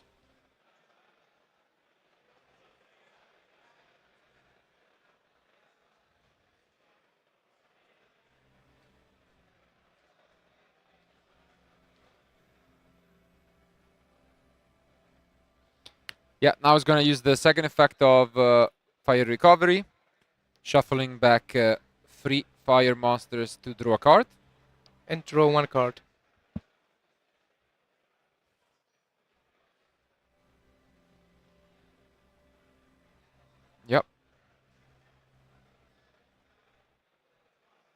pretty important one. But as you did mention, I'm kind of surprised that he sent back the Gazelle, because Gazelle could have been summoned. But let's take a look at this one draw. He probably wants the draw, so Is he it can Ash? discard the draw in order to special summon Foxy. Yeah. I think it might be an Ash, but yeah, for now it doesn't really need much, because again, with Spinny and Jaguar not used yet, yeah, it is an Ash Blossom. And passed. Wow. Oof, and an unfortunate pickup by Zoe with an Ash of her own. She can Yeah. try to play and make a Cheetah into Princess, but I don't know if it's possible under the trap. Yeah, no, it seems like the writings is almost on the wall. Battle phase obviously is possible.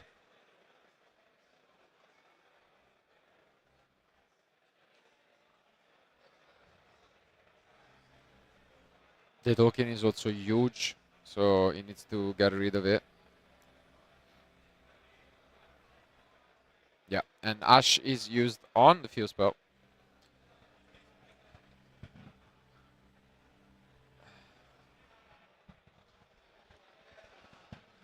Pretty sure that was an Ash of her own. Yeah, gonna have to attack over the token and probably pass. Yeah, and plays back to Nico with now 9 minutes remaining. A lot of options available. Picks up. We'll figure it out what that is, but. Oof! It's the Gazelle. Wow, what a throw off the top. Yeah. Yeah, regardless of this Ash Blossom, the wheel is still there, can be The used. Spin is there, the Jaguar is there, So Princess much. is there. Yeah. This is just a matter of moment. It was well played, and again, a very close match by both players, but it seems like it will be Salaman Great advancing with an undefeated record in round 6. Except if he chooses to use Mirage Stalio effect to bounce back Nibiru into Zoe's hand.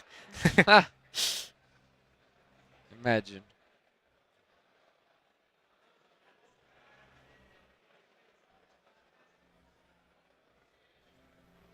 Here is the moment.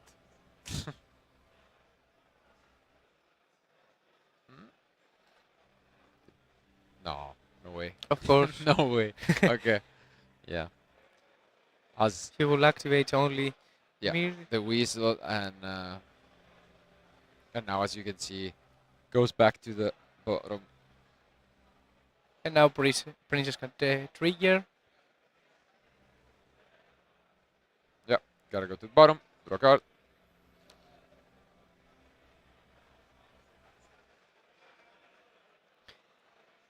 And yeah, she can actually destroy Nibiru also. absolutely. It's a really strong turn. Now we can use the other Phoenix. And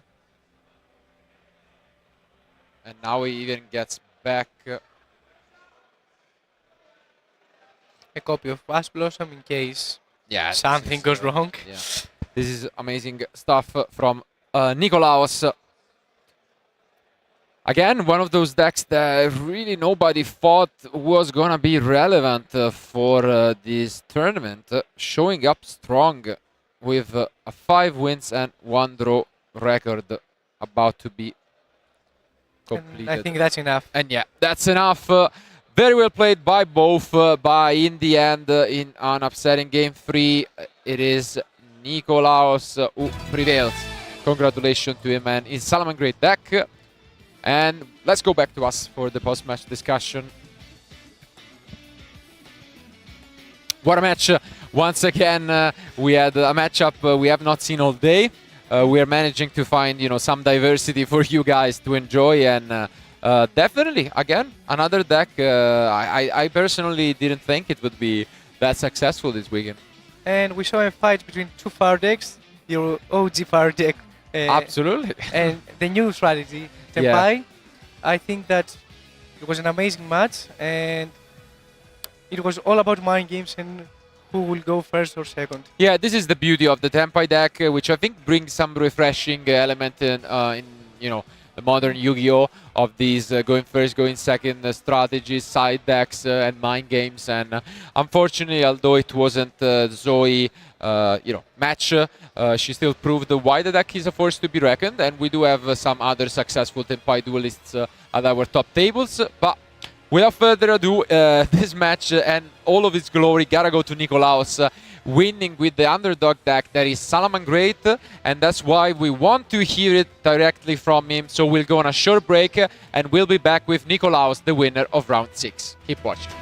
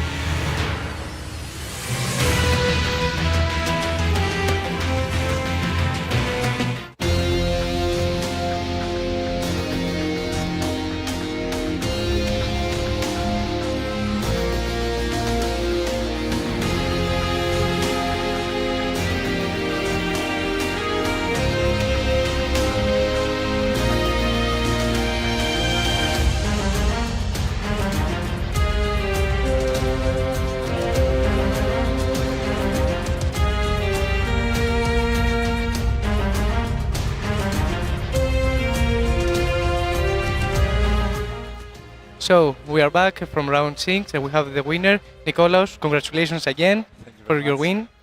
So I would like to ask you some things about your experience. First of all, how did you manage to the pressure of the feature match? How do you handle it? Well, it was the first time that I have been in a feature match, but I played like normally. Yeah, So I could tell that you were nervous and you had the game and you were always focused. Okay, so I think that everyone wants to know, why did you brought Salamangreat? It's a deck that I really like, and the new support helps a lot. I have I didn't summon it, but I have the Code of Soul in the deck list that allows me to link summon on the opponent's turn and destroy the whole field. So it was a very good decision, and I think I was more comfortable with this deck. Yeah, we could tell that you were confident. Your plays were amazing. Congratulations again. Thank you. So, did you expect to go so well with the new combos and the new support? I played yesterday Mm-hmm. in the In other another event. event, and I did not really well, but I knew the mistakes that I made, so I was more prepared for this one, and I think I'm in a good route. It's very Right. important to learn from your mistakes and get all the knowledge you can from the opponent's decks. Okay, so thank you for being here. Congratulations again, and good luck Thank for the next round. Thank you very much. And thank you everyone for watching this round. We will be back soon.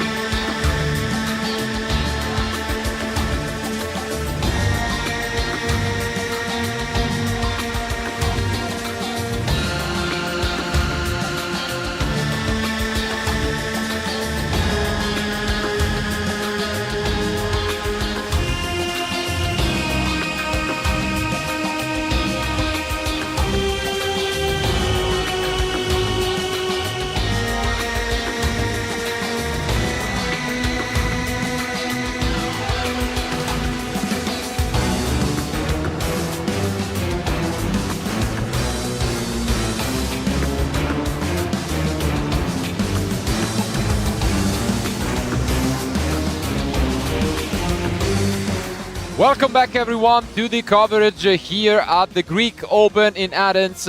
We have having a blast here, a lot of exciting matches, and we are down to the last 3 matches as we approach round 7. And this is where things get interesting, where our duelists really can't afford to lose another match. And as you can see on screen, there is one of the most accomplished Greek players actually celebrating for the result, which is Themis Kiskis, of course. A lot of accomplishments, and both at the national and international level.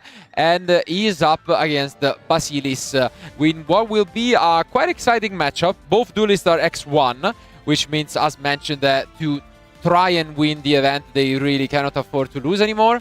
But while Themis will be on a Snake Eyes variant, which we have not yet seen, as it is Kashtira, an interesting one, his opponent is on Branded. On Branded.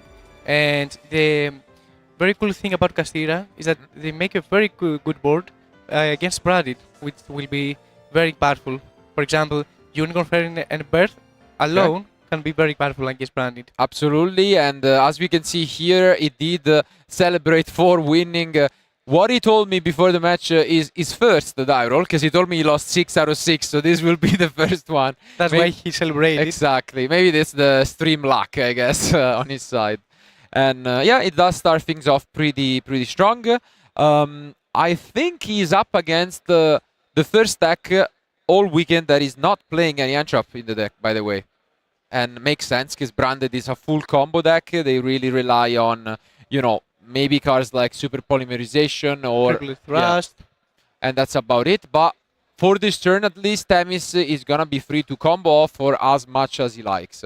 And yeah, let's see if he's able to come up with something. Yeah, the usual stuff. So you were telling me that you came up with you know, an interesting combo with the Kashtira cards. Yeah, Themis came up with a very interesting combo. I wonder if he will actually go for this line, because of course every combo is not for every deck, and he knows that he's playing against Branded. Absolutely. So I want to see what line he will choose. And yeah, for now it's the usual stuff that we have seen. Pretty solid opener. And yeah, what a start. So Themis hand, I think, has an imperm, which is fair interesting. Enough. Yeah. On the other end, of course, there are some interesting tech cards in the deck from Basilis, but the main goal is obviously going first that Gimmick Pappenheimer lock, which is very scary. Okay, but he goes for an Appaloosa. Which is very good against the Branded. Yeah. And finally uses the Oak as well to get to the second Flamberge. So he went for the main combo of the deck, Appaloosa, Flamberge, and IP Masquerena on the back. Makes sense. Does he have anything else, or is he just gonna set this impermanence? He can, I think, in his hand has a bonfire that he may choose to set as a bait. Yep. Sets 2 and play is back to Basilis. Very fast execution by Themis of this combo, and let's see what his opponent goes for. I see a lot of spell cards, and a favorite of mine from back in the day, just in terms of artwork, which is the gold sarcophagus.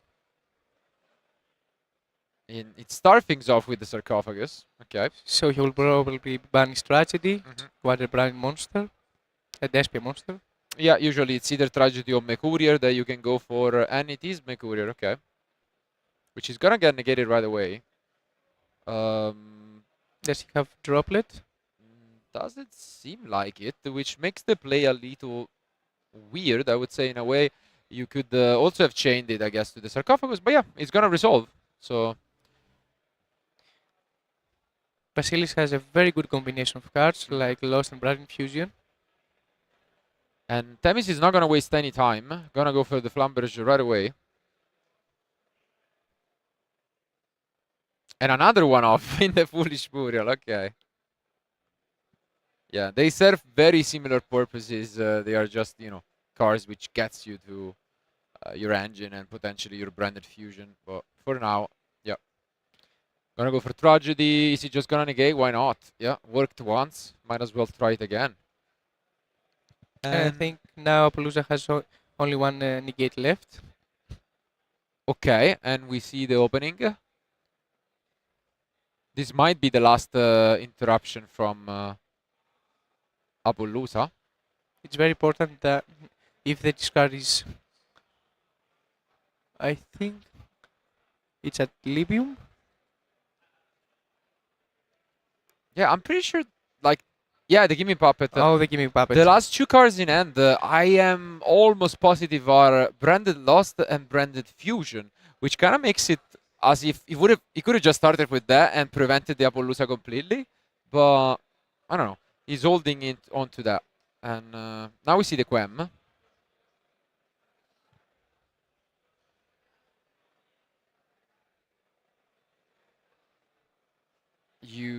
Yeah, I mean, there is one more Appaloosa effect that can be used. And we should not forget about the permanence also. Yeah. At the moment, not too ideal, honestly. You don't really care that much. However, knowing Themis, I believe that he will probably use Appaloosa, so he will not give info to his opponent. But yeah, you think you can wait, because the problem with opening is that, as you can see, it summons in defense. So it's not like your opponent can attack over the Appaloosa, so you might as well prevent. You're not really threatened by this Quem at the moment.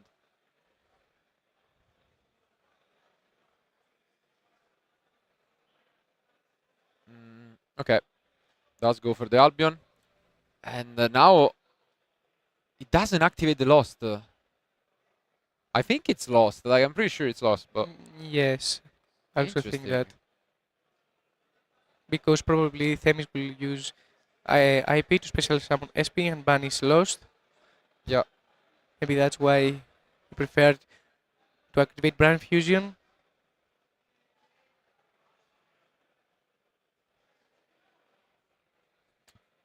And it resolves. Yeah, it resolves.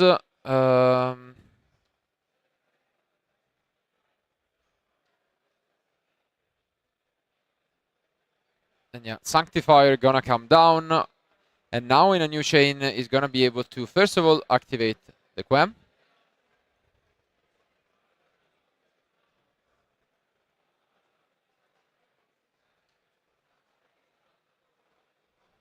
And that's it. So he's gonna respond to the Appaloosa. No more counters, no more attack on the Appaloosa.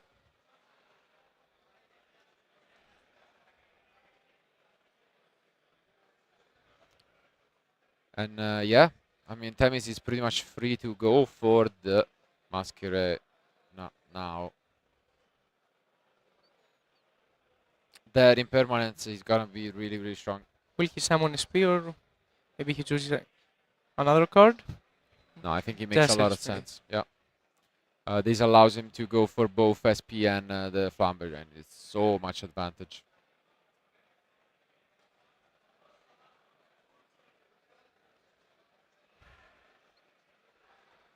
SP will banish Gimmick Puppet. And then, yeah, gets to summon back Chu. Yeah, this is so much advantage. And we do know the last card in hand is not gonna help significantly.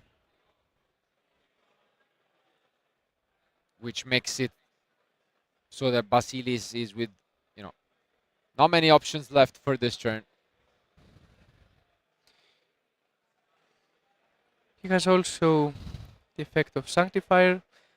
And I'm pretty sure that his last card is Branded Lost. Yeah, I thought so as well. Okay. He will enter battle phase. Appaloosa has no more effects on gate. Yeah.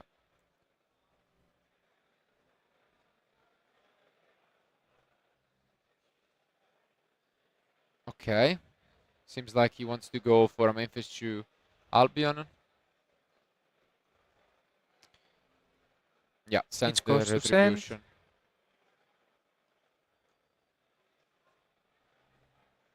You need some help right here, right now, and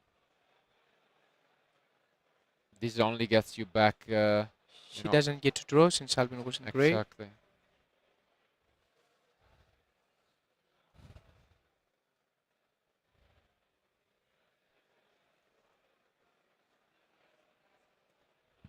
And as you can see here, he's just considering his options, but it seems like they are quite limited at the moment.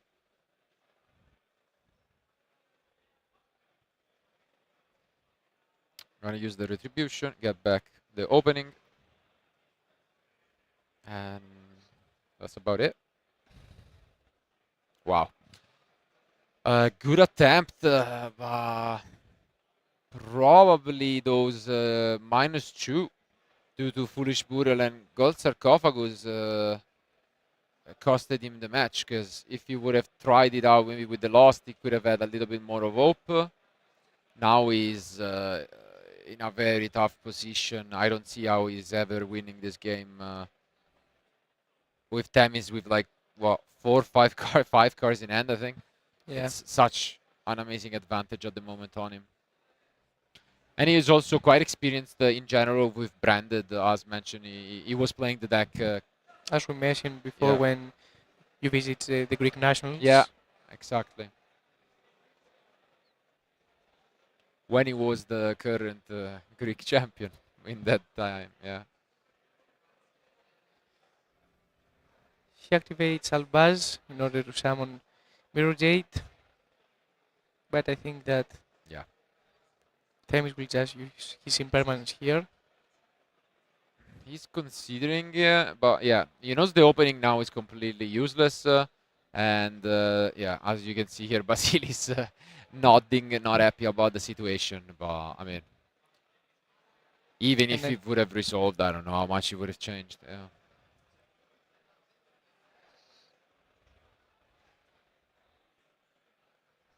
And Tragedy being a level 1 is not even that bad. Might come up. Weirdly enough.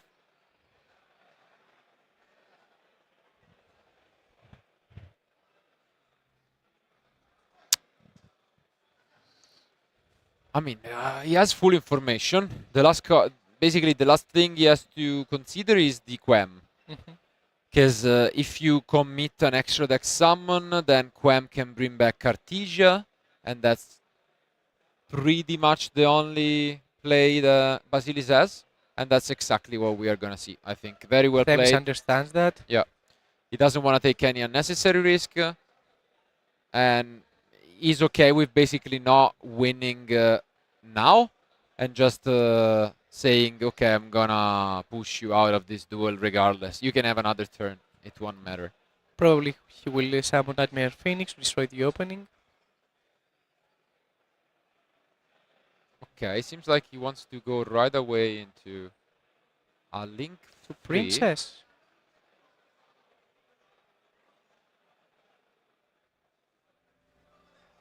Then he's gonna be able to use the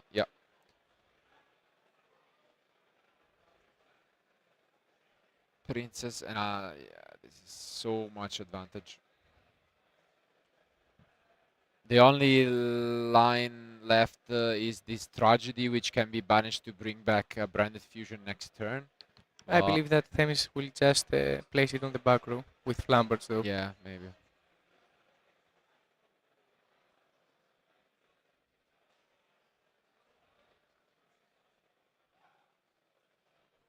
And this is exactly what he's debating, and makes sense.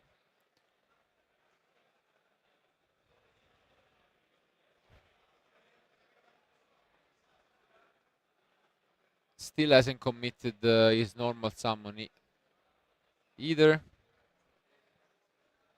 5 cards in hand, lot of possible options.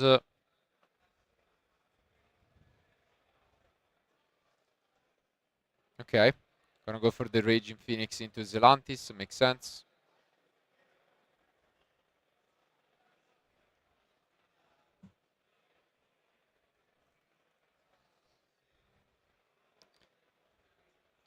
A very good play from Themis, since now the Sacrifier is face down and Precious can target to destroy it.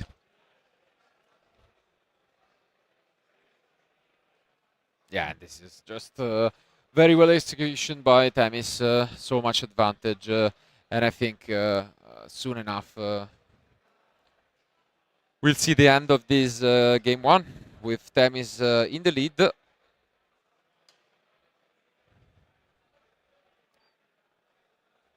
I mean, we mentioned it. One of those players with the most, international experience at this event, and A lot of great successes in the national and international level. Also, yeah, the national championships. And of course, being a national champion during 2019.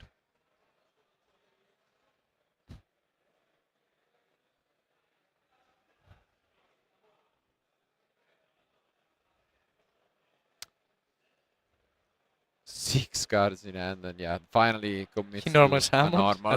this time. And Nightmare Phoenix Makes sense. will be summoned. Get rid of the last card, which he knows about, which is the opening. Gets a fresh new draw.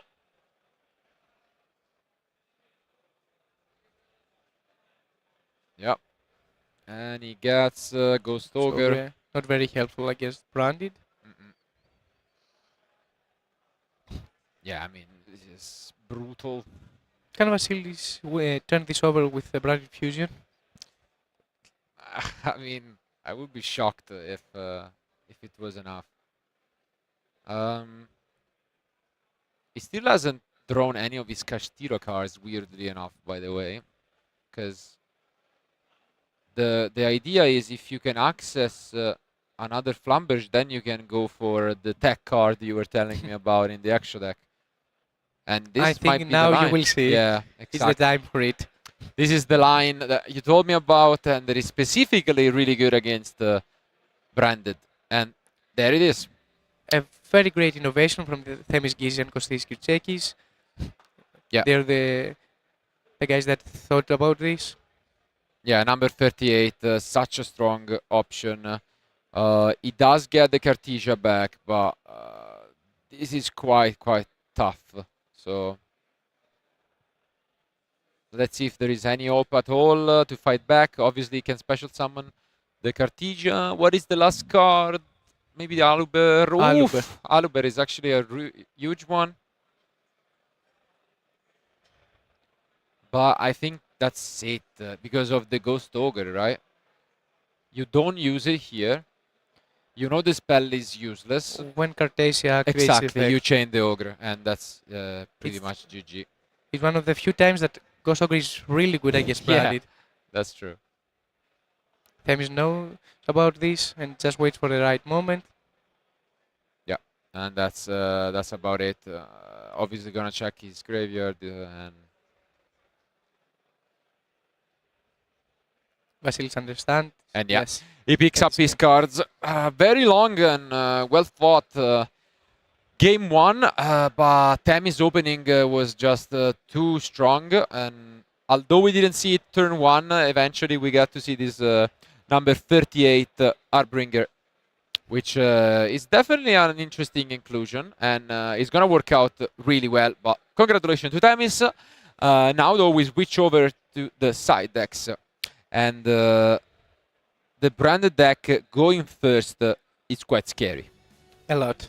We saw the Gimme Puppet Nightmare, and obviously there are a lot of ways to access it. The deck is super consistent. We saw it, Sarcophagus, Foolish Burial, like he's playing a lot of these one-offs, which just makes it so consistent. And also Vasilis is using Branded Banishment in his side deck, another way to give Gimme Puppet to his opponent. Yeah, and at the same time, I also really like the triple tactic thrust, because usually, depending on what your opponent does, you have the talent, but you also have fusion duplication, which is a very nice card in case you get it with the Ash Blossom on Branded Fusion. So I think you don't really need to side deck much going first. Your deck is really, really strong. On the other hand, Themis doesn't really have the side deck to fight it going second, I would say. He's focusing on like breaking the field, but that doesn't work against the Give Me Puppet, unfortunately. So for now, I think he's just gonna try to pray the Ash on Branded Fusion works. An interesting choice from Themis is Forbidden Droplet, though. Yeah. That it may be helpful. Absolutely, that can be a way to stop things off, but yeah. Whatever, even if things don't go his way, as we mentioned plenty of times, Game 3 is there, and in Game 3, instead, he does have some really good options in the side deck. So, but for now, let's stay focused up into the present. It will be Basilis going first with the branded deck. Let's see what combo is able to accomplish. And it seems like our duelists are pretty much ready with their side decks. And yeah, nice fist bump. Let's take a look at this hand. So it's Foolish Burial. Card, okay, Foolish Burial and 4 monsters. Okay. While for Themis, I think he might not have anything to stop, maybe. Okay, interesting opener. A very good play from Vasilis to play around the permanence on Aluber. Yeah.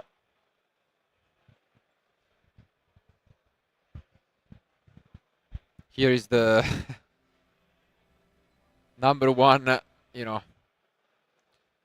moment for branded players, but it does resolve. And when branded fusion resolves, the win rate of the deck just skyrockets completely. As you can see here, you can do so much off that one card. And yeah, I'm pretty sure... Oh no, he might have a Bestial maybe. But that's about it for Themis. I think he might have a... Is he playing Druid's Worm or... Yeah. He has a talent also. Yeah. But in terms of interruptions, I'm pretty sure he has a Druid's Worm, but that's about it.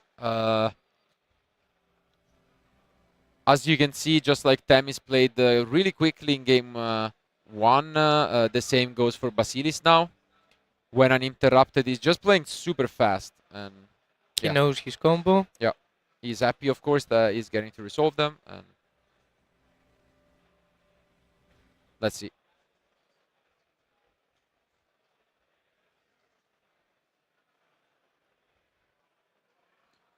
The branded lost also makes it quite weird to interact. Themis must be careful with his Bestial. Because in a lot of spots you won't be able to use it on the summon of his opponent fusions. He can wait to use Druid's Worm in his turn. Yeah. But... Ooh, and now Mercurial. though, the Mercurial is huge. Because as you can see, the Give Me Puppet is set up, and the Mercurial will make sure that you can negate the Bestial. So unless there is a miracle off the top from Themis, we might have a quick one on our ends.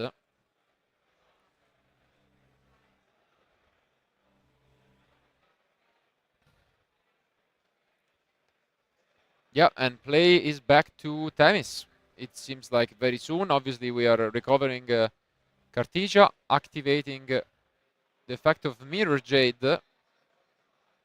Maybe for... Yeah, Titanic Land, as you can see. Very well played by Basilis. I mean, you can see how experienced he is with the deck. But Basilis is very experienced with the deck. He's very comfortable with it. And he's a new player, actually. Oh, and he performs really well. Nice to hear. And yeah, seems like play is back to Themis, who top decks a second talent. Not exactly what he was looking for, and I think, yeah, we are gonna push the trigger right away.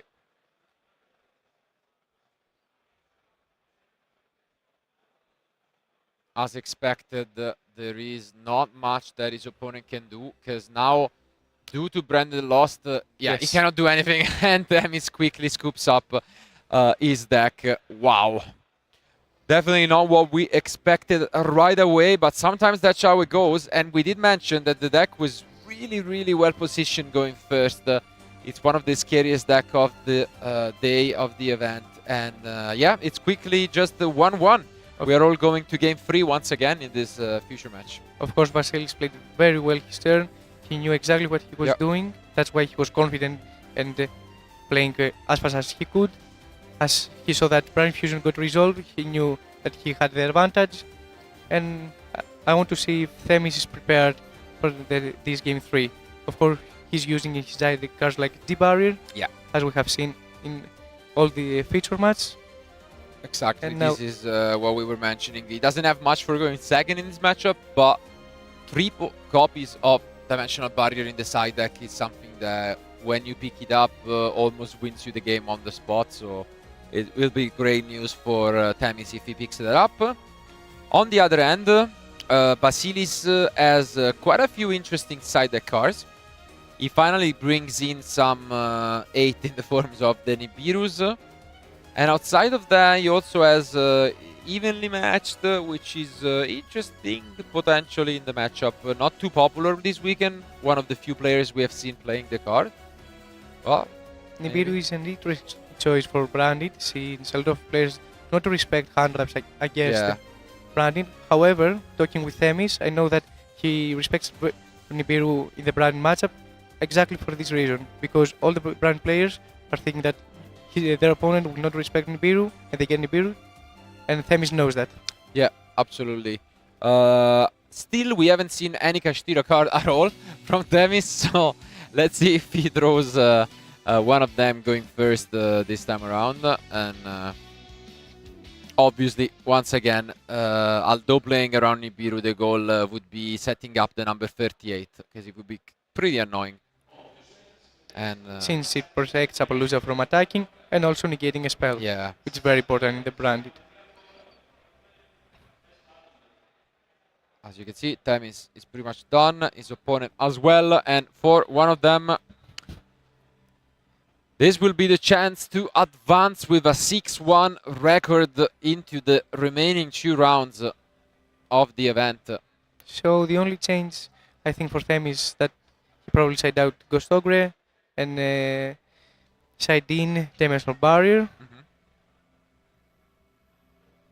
The card's that so powerful that if he has Druid, I think it will be the end of game 3.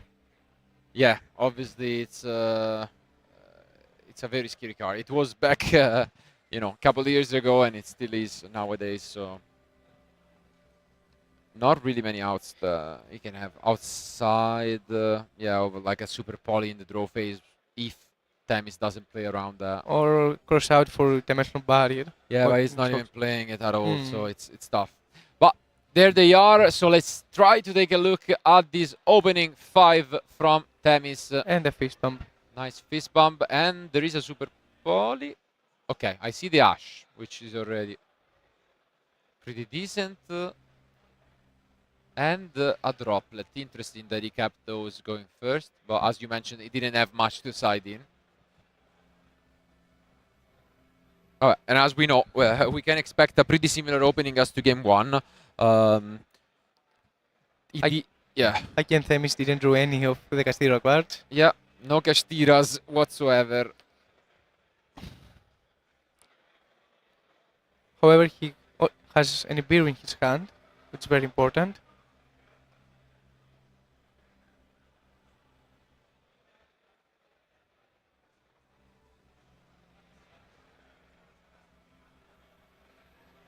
So he discarded Poplar to summon Witch and set Original, and activating Field Spell to place probably, the new Diablosaur monster, which also is Snake Eye.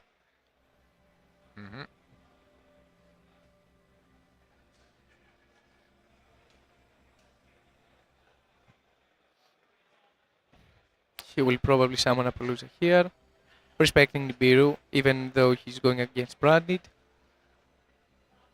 As you mentioned, playing really safe. Themis is a player that is known for playing always really safe. Yeah. He's probably one of those players that if he has an issue, it probably would be the opposite one of playing too safe. But you are never going to see him, you know, take an unnecessary risk for sure. Yeah. And yeah, outside of that, it's the usual combos that we have seen plenty of times. So A very nice combo from Themi, summoning Appaloosa to play around not only Nibiru and us to original.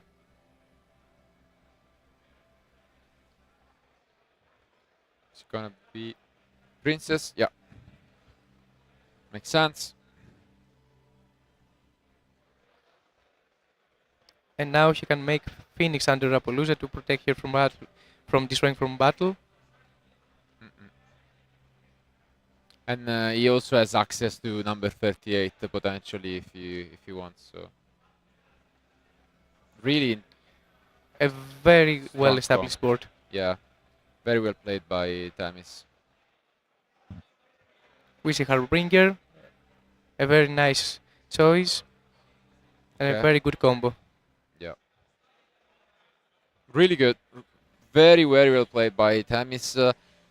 And this is probably the most that his deck can do in this specific matchup. No dimensional barrier, but there is a super polymerization in the end. And the top deck was Thrust, which may be very impactful. Yeah, 5 spells and an Albion, but the super poly at the moment is not live, right? No, I don't think he has a target for this. Does he?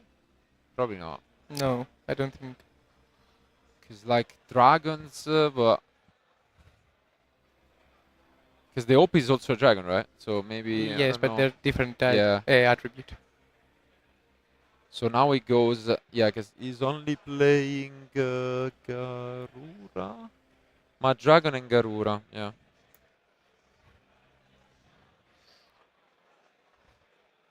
It's always to draw Yeah. one more card going second.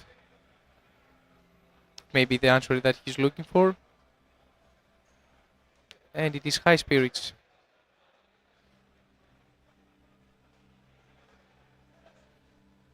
Yeah, full spell and he also has the deployment, I think. So yeah, that would be the card that he activates first. You don't necessarily care too much about this.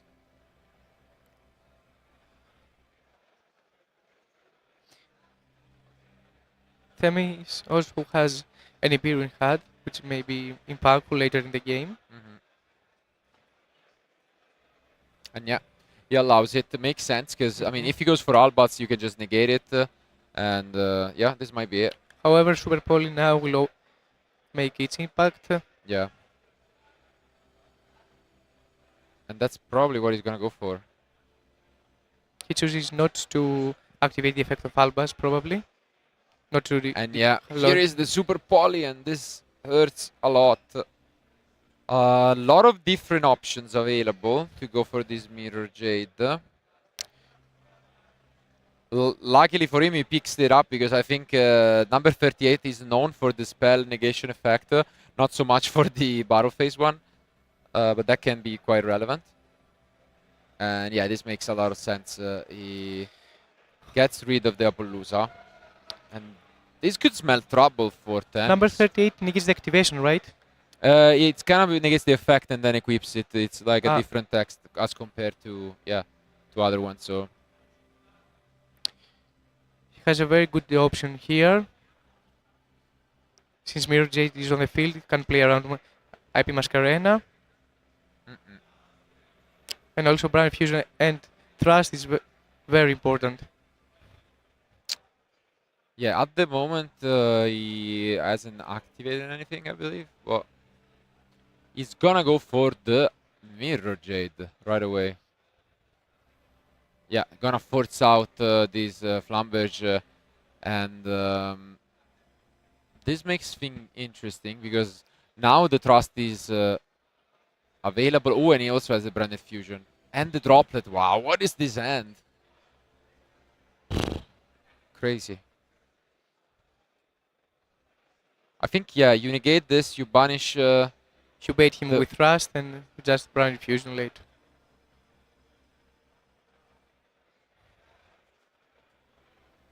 Wait a second.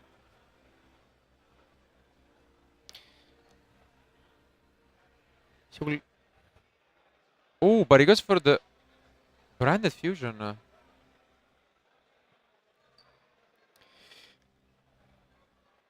Maybe the other way around was the solution, right?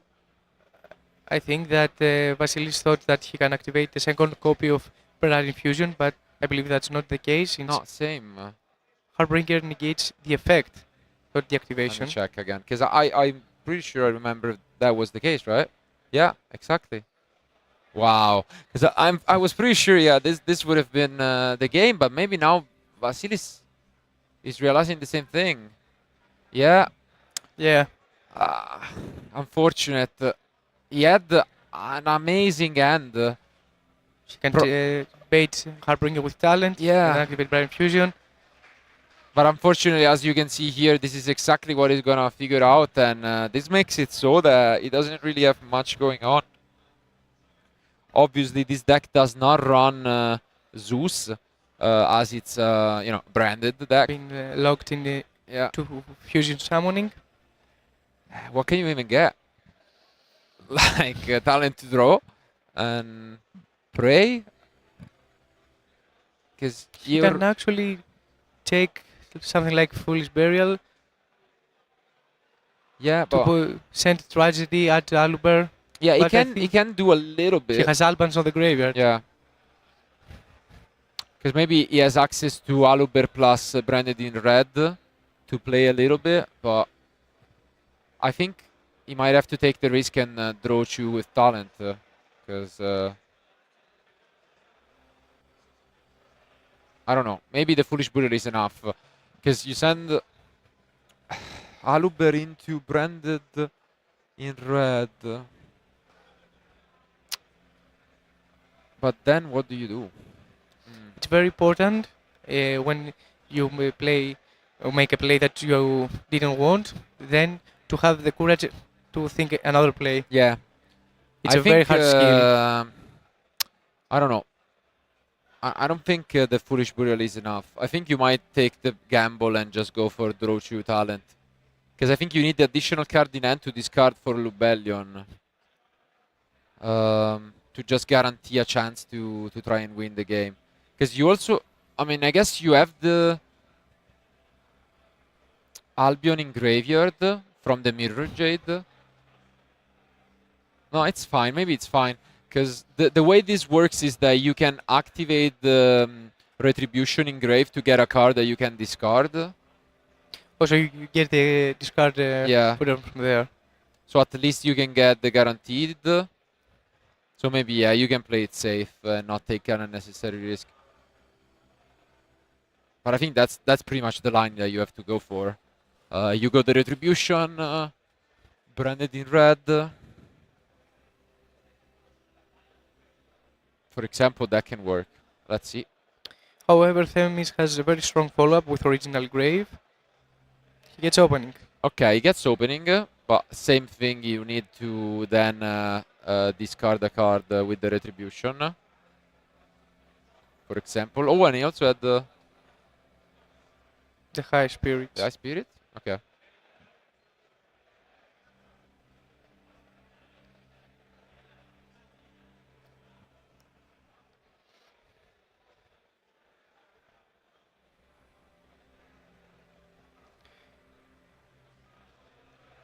And he just passed? No. No.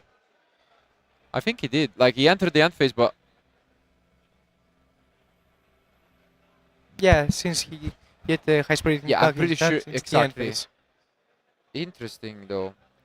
Because he also decided to set the Brennan in red instead of adding it to his hand and activate it in the end phase. And let's not forget about the time, since we have under 7 minutes left on the clock. Yeah. But the problem is that now the 38 becomes live again if you pass. And he does, I think, right? Yes. Wow.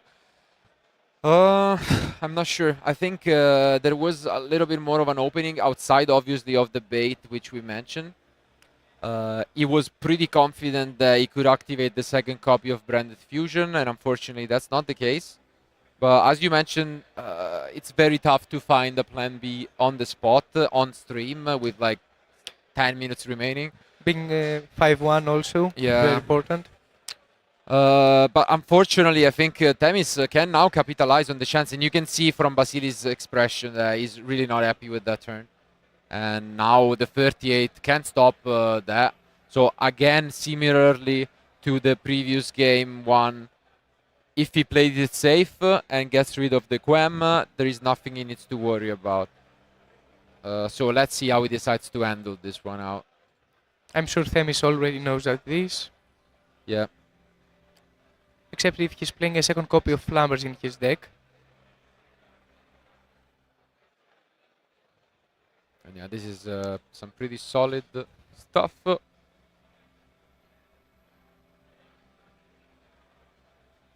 However, going second, I believe that he has ID out. No, he was going he first. was going first. This Yeah, game. so he's probably he should have it. He should Yeah. have it. Let's see. Okay, access is actual deck. Let's see if he can get punished, because now we get the Quem. And this might actually be pretty scary. Maybe he wants his opponent to activate Quem effect so he can have Princess Graveyard. Yeah, I don't know. It seems a little scary to allow your opponent to just resolve, but I think he top decked something, because he's... Maybe it's Droplet? Yeah, drop. Yeah, it's Droplet. Yeah, okay. This That's makes why... yeah, makes a lot of sense. Anima. Yeah, this changes everything, because this pretty much locks the duel, as the only other card that he can use is the Branded in red, but there is no point, as the 38 would just negate it. And yeah, well played by Themis here. He only needs to pay attention to the clock. 4 minutes remaining. Doesn't want to get a draw at this point. He has so much experience that I'm sure that he already knows the time. For sure.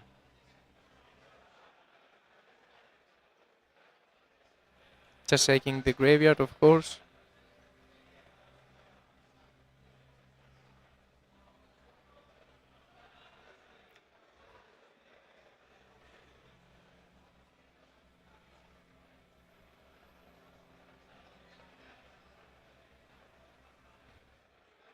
Themis knows every card of his opponent. Yeah, full knowledge. Gonna get back the Quem to his opponent. Probably summoning a Dark. Into Celine.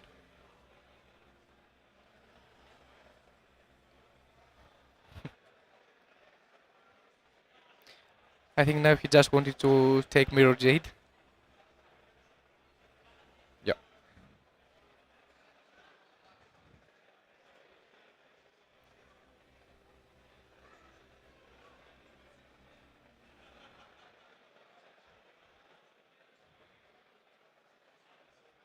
And yeah, this might be just enough, you know. You don't want to risk, you just want to push some damage, and then if you need to combo through, you can combo him in phase 2. Why take the unnecessary risk, you know, of drawing? Now he will be ahead by like so much life, and although not quite enough to seal the game, this is crazy good from Themis. Is he going to utilize something like Nightmare Phoenix to destroy Branding Red, so can negate it with Calmrigger in his turn? He could, yeah. However, he needs to pay attention on the Graveyard of Vasily, since he can take back Brand Fusion. Exactly, with the Retribution. And yes, Nibiru and Yeah. something else. I don't know.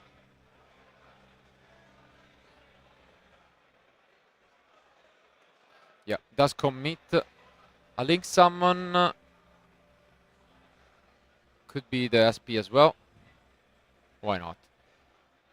And yeah, it goes for the SP to just get rid of the Brandon in red. I mean, it doesn't matter that much. The good thing about the 38 as well is that there is no Brandon Fusion in the graveyard.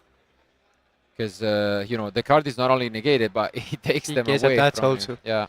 So the Retribution might not have that many targets. And yeah? He has opening, I think, and high spirits, of course. And let's see. One last turn and one last minute for Basilis to try and fight back what seems like an impossible task. Top decks this Lubellion. Over 6,000 how much? Yeah, it's a lot. It's a lot of damage that he needs to do with this 6,050 life points. And I'm sure that Themis feels very comfortable because he has Nibiru. Yeah, but the main issue is the timer also at this point. As you can see, trying to play as fast as possible, but there is only that much time. If he gets the branded fusion here, again, the 38 can just negate. Special summoning Cartesia. 10 seconds remaining. Can he makes it? Okay. She will activate. Yeah, SP will be activated. He's forced to go for Grugnol. And I think time is cold. Yeah, and I think time is cold. And he picks up his card. Very well played by Themis. He is the winner of round 7. What a great match by both. Very, very tight match. But branded 4 victims to the veteran at the table, we could say. A very experienced player. As we saw, he knew exactly what to do under the pressure of the time and of the feature match. And I think that executed his turn and his interaction perfectly. Yeah, and what more can we say? It was a very close match. This is what you can expect from these last few rounds. All of the players remaining are really, really strong, and they will give their best to give it out. But as this was quite the long match, we don't want to keep you guys waiting for that long. We'll go on a very short break, and we'll be back with Themis for a brief interview. Thank you guys, keep watching.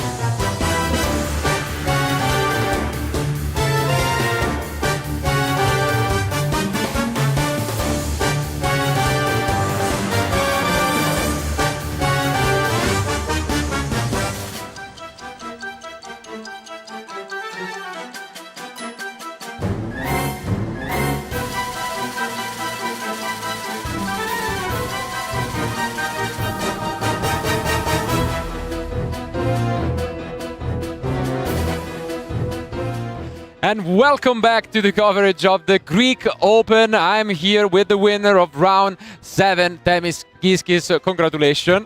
Great match. Good to see you here and doing well. 6-1 record, of course. So how do you feel, first of all? Very happy to be here because we have so many people. Like, honestly, the 300 people tournament in Greece is amazing.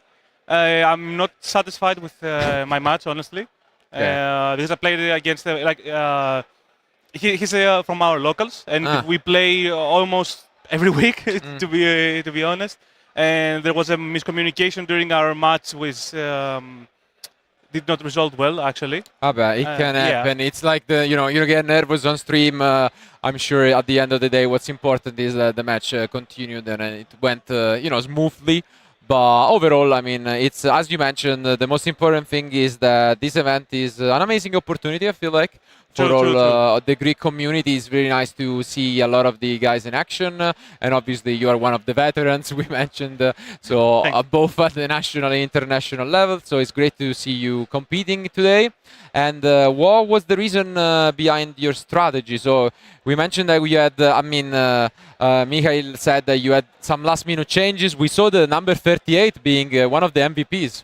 True. Actually, I have used that card yesterday 4 times, and today it's like, I think it's my 3rd time. Shoutouts to my testing group because I mentioned the card with the new Diabelstar that it would be easier to make it because right now there are no spell negations, so there are no ways to counter tactics, etc. And Alexis Tokas from our group figured out the combo I just performed now. That's why I knew exactly how to do the combo, so shout outs to him for figuring out the combo. And it has also been extremely good versus Rudix because you can have Harbinger along with SP Little Knight, and you can loop him so that you can negate their spells every time because it doesn't need any materials underneath to negate the spell cards. Also, if you see my list, you'll see that I have also hand traps and some board breakers. That's a personal preference, but also as Lorenzo Santoni kind of suggested to play droplets. Another veteran. And I was playing droplets since yesterday, the other tournament, and I like them a lot. And they work well post-side along with Phantasma's, Mind Controls, and Triple Tactics talents. So. But I think most importantly, what we mentioned right before the match was that you were 0-6 in die rolls. So maybe you needed the stream luck that got you there, especially after how the game 2 ended. Maybe game 1 could have ended similarly. So obviously, we want to wish you good luck. It was great having you here. We don't want to keep you waiting because we are about to start the round 8 right away. So thank you again for being with us, and thank you guys for watching. Hopefully, we'll see Themis later on again for a final chance, but keep watching and we'll be back soon with round 8.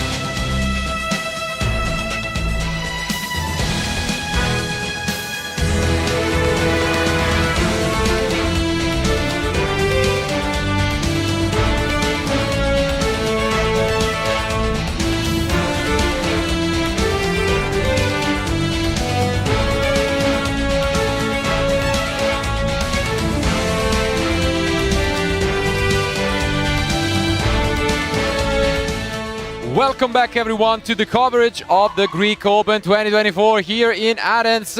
We had a long day of incredible duels, but 2 more rounds remain to crown the champion. And for this round, we decided to pick table 2, so 2 of the duelists who are still in contention for becoming the champions. And while on the one end, we have a deck that we expected, which is, again, a version of Snake Eye and a pure version, we could say.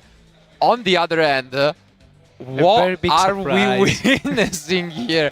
We already saw a lot of unexpected decks, but if you would have told me that in round 8 at table 2 we would have seen Buster Blader still there, I would not have believed you, and I'm excited to see how this one will go. Definitely not a deck that was in our radar, but a deck that is scary, that it can perform a lot of interesting locks, and let's see what Nicolas Ladas is gonna do with the deck. Wow. Still undefeated, by the way, because he's the one with a draw, so. Loses the die roll. So Vangelis will try to go first. And of course we have seen this line, Bonfire into us, into Poplar. Of course, and obviously this does unfortunately mention that, as we could see, this is mostly a combo deck. It's a very interesting combo deck, the one from Nicolas. Nicolas, he has Trap Trick in the main deck. He has a lot of interesting cards. But this means that the only interruption he has outside of Bestials, which are not that relevant, is Impermanence. And this is a big deal when you go second against Snake Eye, as we have witnessed. He can use, of course, Bestial in order to banish IP Masquerena from the graveyard when Flammer's activating his effect to place it in the back row. But I still believe that this will not be enough if he hasn't some copies of Infinite Impermanence, as you mentioned. Yeah. And again, this is the usual stuff we have seen plenty of times. I think, though, surprisingly enough, he's not using the Omega and the Spatter line. Yeah, he's not playing either cards. And instead, he's going for the Pit Knight opening. Interesting. Also playing Lyrilusk, so going for a different route. It's a very good, also nice strategy and combo. You make Apollousa, Flammers under Apollousa, and Pit Knight on the left. Yeah. So a Pit Knight can trigger any time.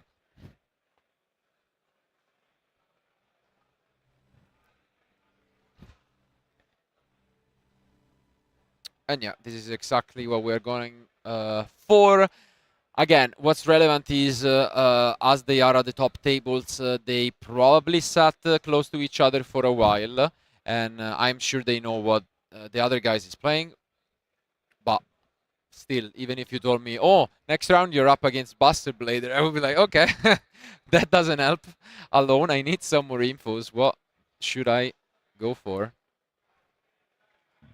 So a standard board from Snake Eye, Apollousa, Flammers, and of course Happy Masquerena.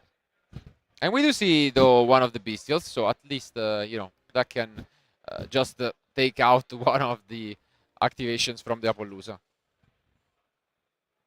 But it's not that bad, because you can use it again next turn. You just, you know, absorb another negation, and play is back to Nicolas. I think, unfortunately, Nikos has 2 traps in his hand, but are not Infinite Impermanence, of course. No, he's, as mentioned, he's playing Trap Trick, and the main reason is that you can go for either the Prologue or the Destruction's Word, but he plays another card, which I'm a big fan of, that is the Daruma Karma Cannon. That card is amazing, both going first or going second to, you know, break a lot of the fields. And this, I think, is crucial to his success. He has a very interesting deck this weekend. Okay. Black Metal Dragon has been normal summoned. And I'm assuming if you told me that this would be Dragon Link, because I mean, you saw Bestial, you see this, I wouldn't expect anything different. But as you can see, we now get to go for IP. Vangelis knows that if he gets rid of the normal summon, Dragolink is a very bad spot. So probably he has, Makes a lot of sense. and he But thinks that his opponent is on Dragolink, maybe, as you mentioned. could be the case, and this makes sense. You prevent the activation, because if that was indeed Dragon Link, the problem was that you can chain block the Apollousa, because you go for the Striker Dragon, and he's obviously not playing the Striker Dragon Protector package. launch, yeah. Exactly, the rocket. But maybe he has no way of knowing that this is the case. So instead, we are gonna see once again the usual line. But now we get to see another of his engines.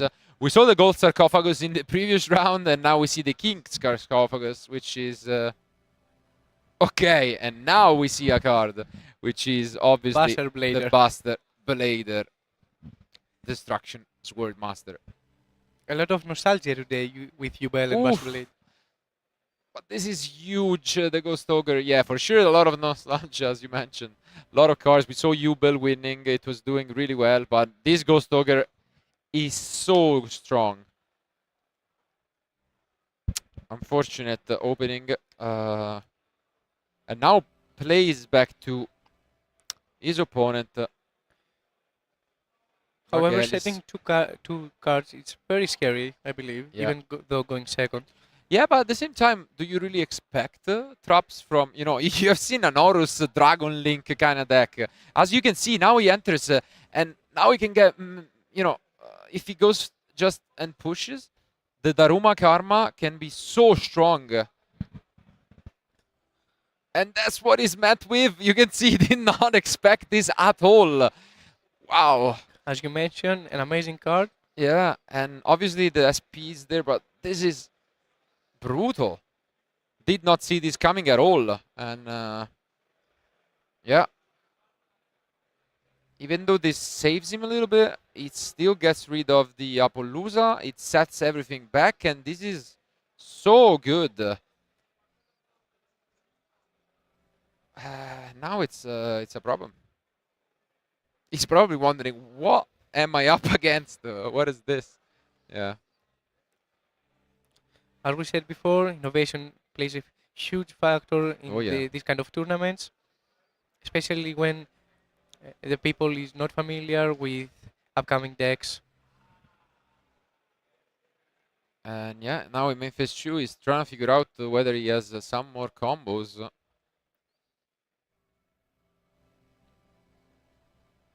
He might be done. So, yeah. Play is back to Nico, who managed to completely shut down his opponent for the moment.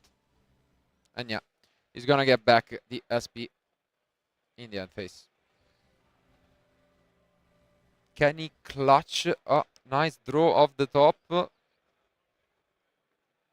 Basically, there is only that SP protecting him at the moment. However, I don't know what Vangelis has in his hand. Yeah, I think. Okay, Regained. That's another interesting card. Regained. Really good in the grind. And I think the Druid Swarm is the last card in hand, isn't it? Yes. Yeah, so Druid Swarm is there. Gonna banish the Ghost Ogre. Maybe has a response. He's just wondering, I think, because if he doesn't use the SP, then he can just technically attack over. Obviously, there is the chance, yeah, and that's what he goes for. Vangelis knows this. But the great thing is that now the regain can be used to get back the SP, and this is exactly what he goes for. I really like this line. He's not working with much, but I mean, he's trying his best to stay in this game.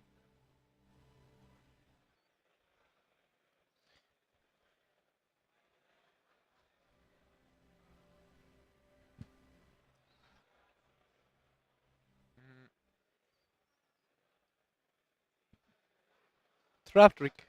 And he goes for Trap Trick. As mentioned, he has access to quite a few targets in his deck outside of the Daruma Karma Cannon. He has these Destruction Trap cards. And yeah, of course, his opponent is gonna take a good read of the card, which is the prologue of the Destruction Swordsman.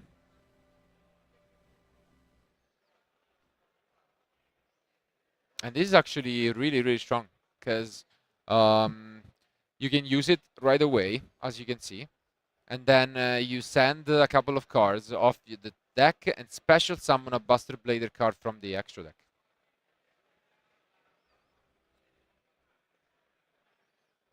I like this. Let's see if he has enough. As you can see, obviously he's gonna read a lot of these cards. He now gets to send Destruction's Word Memories from the deck.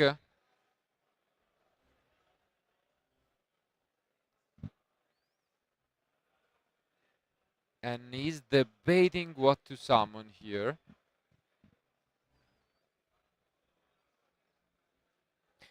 I find it quite interesting that Nikos can play through a full, not full board, but the most common board of Snake Eye without having the best hand.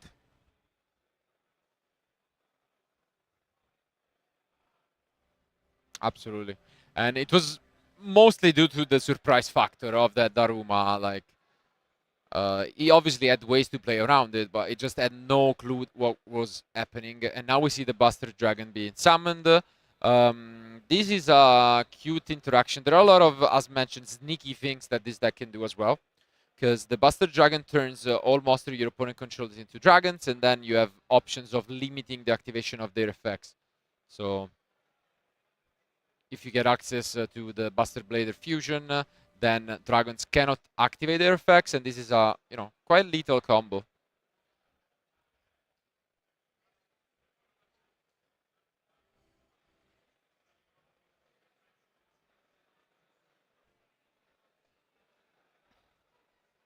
Okay, we see an effect Veiler being used on the Buster Dragon.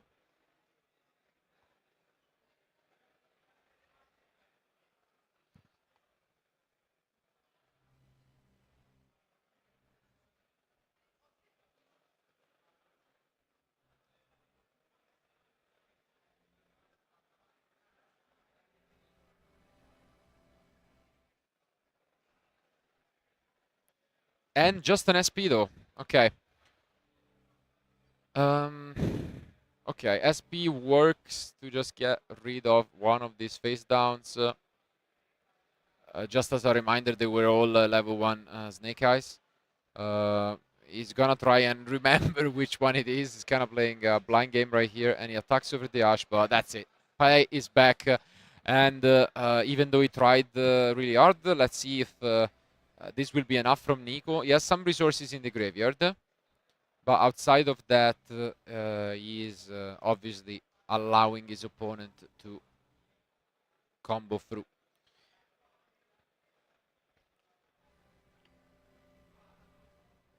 So Nico has, of course, the effect ESP to banish 2 monsters and also regain special summon back at Druid's Room.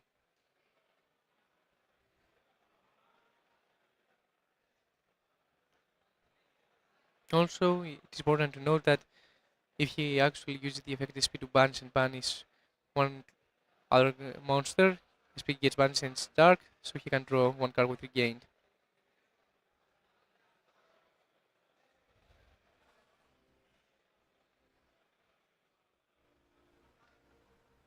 Okay.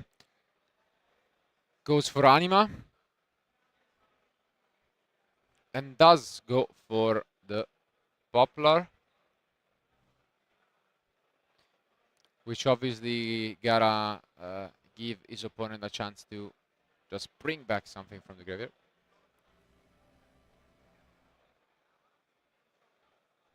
Regained was obviously a really big card at the end of last year when we saw, the Runic Bestial deck winning. And now... Okay, this is huge, yeah. Original sending Flammer is very huge. Yeah. And although it seems like, yeah, he was pulling off a miracle with this, now he's forced to use the SP, which can be met by his opponent's own SP.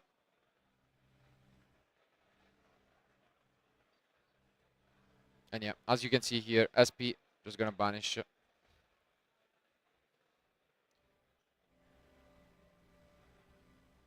Okay. Fortunately, I think the chain already resolved. Yeah, as you can see. Yeah, he wanted to maybe chain from the graveyard, but as he banished the SP, the chain is considered to be resolved. So he's gonna have to wait for a new opportunity. And what he's gonna do is activate the regained on this opponent SP. And only afterwards will he be able to use his trap. So he gets a draw. And now the Flamberge also gets to resolve summoning Chu from the graveyard. Yeah, this is so much advantage. And we see a jet from Vangelis. However, he doesn't run any synchro, which is quite interesting. So I believe he just used it for link summoning. Yeah, just an utility card in the deck. And here we are seeing a link 3, it seems. It is the princess.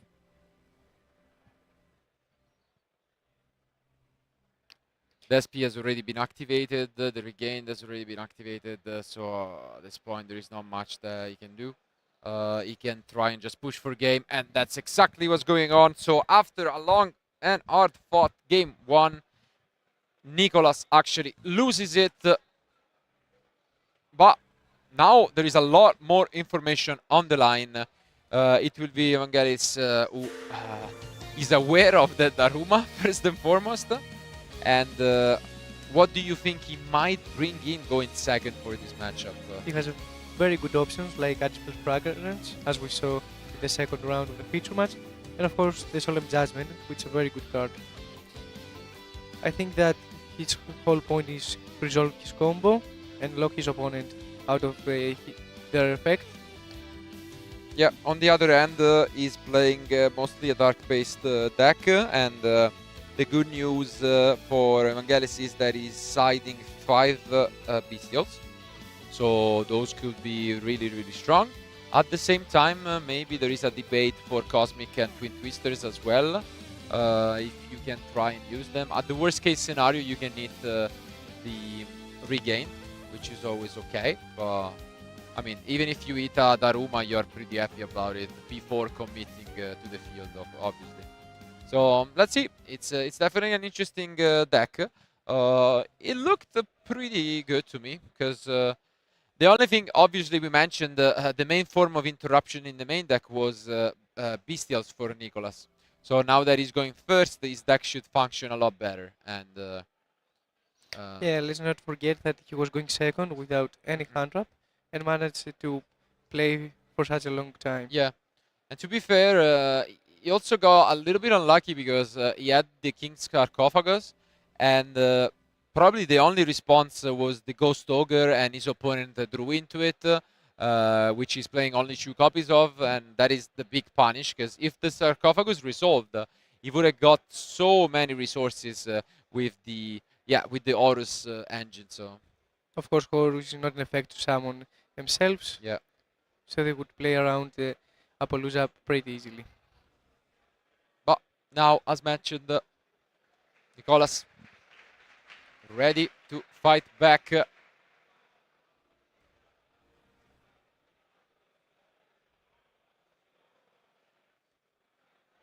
With a really solid chance. As a reminder, this is table 2 of the event. And our duelists are trying their best to become the first Greek Open champion. I think he drew into the red eyes again. He has him Seti for sure. Let's see. Saronin. I think it's the Black Metal Black Dragon Metal, again. yes. Yeah, let's see. Very monster heavy and... Ooh, and this is actually pretty good. A very powerful Last Blossom. Yeah, the Ash shirts.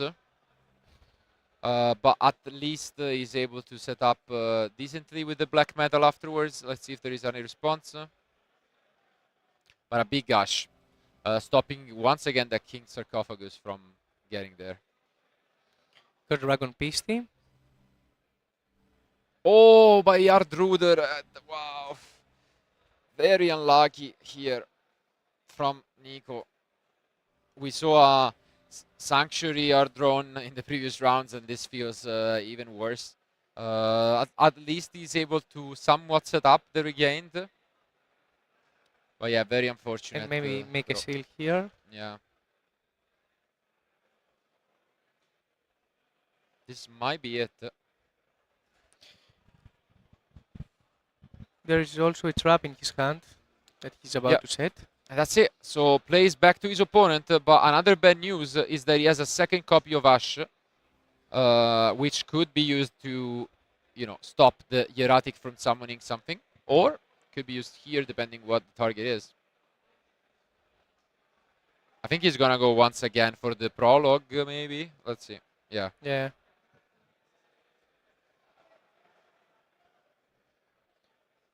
However, he cannot ask a prologue because it's cost to send Distractions from cards and a Bastard Blader card from the deck to the graveyard.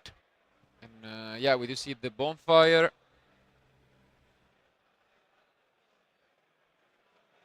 And let's see if there is a response here. Not on the effect. And now he's gonna use it. Okay. As you mentioned, cannot use the Ash.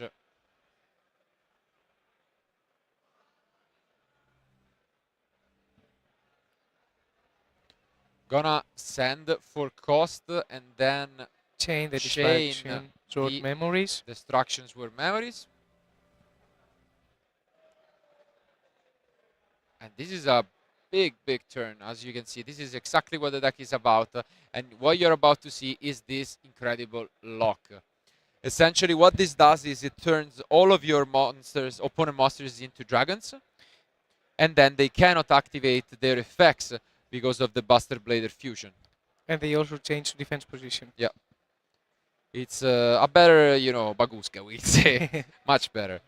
So let's see if there is a out. This is a very tough opener. And all it needs is a trap trick, to be fair. So yeah, very interesting deck brought by Nicolas. I have not seen this around a bunch. And as you mentioned, not only for going first, but also for going second. Yeah.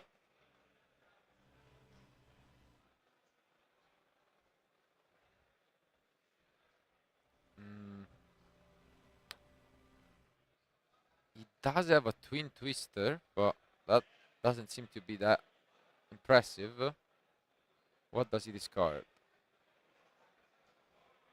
Diabell Star. Sure. It doesn't seem that Nicolas is bothered. No. Honestly. Yeah, and obviously gonna read them. It's gonna be like, is this real life?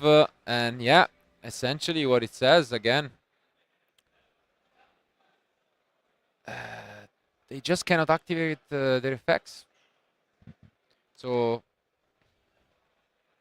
the Bastard Dragon, I think, says on the field, right? Yeah, all of his opponent. Yeah, and Gray, no, just field. No, on the field. Yeah, almost the opponent control become dragon. So essentially, it's a big skill. It's better even than skill drain because he can't activate. It's almost a Mystic Mine for your opponent. Exactly. So yeah, we know how annoying that can be.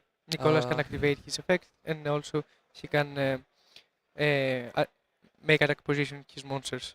Yeah, the only thing you can do, similarly to Baguska, is summon a Link because those are not switched to defense, but it doesn't change the fact that they still cannot activate their effects, as differently from Baguska.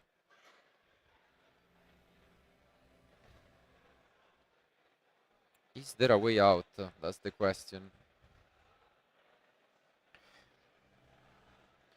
The Wanted is activated. It's very important that Bastard Blader doesn't negate, but prevent you from activating. Yeah, it's a big Otherwise, difference. he can activate us to bring Flambers.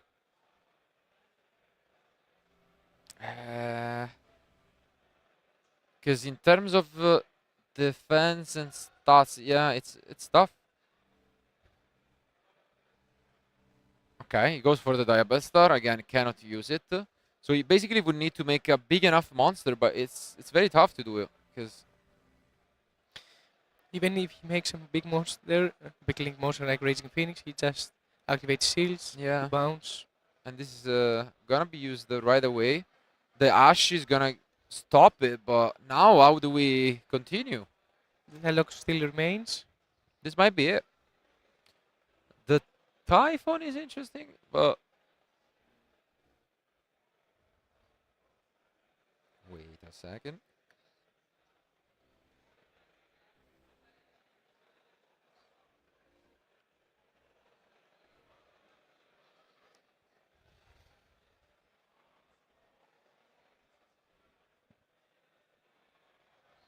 Yeah, he might just go for Typhon. Yeah. Goes for the Typhon and pass.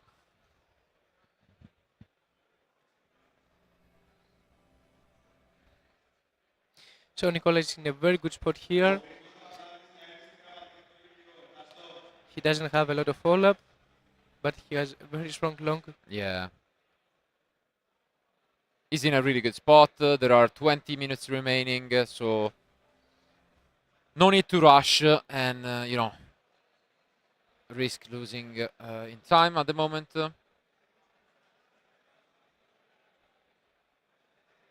How do they get out of this? That's the main question.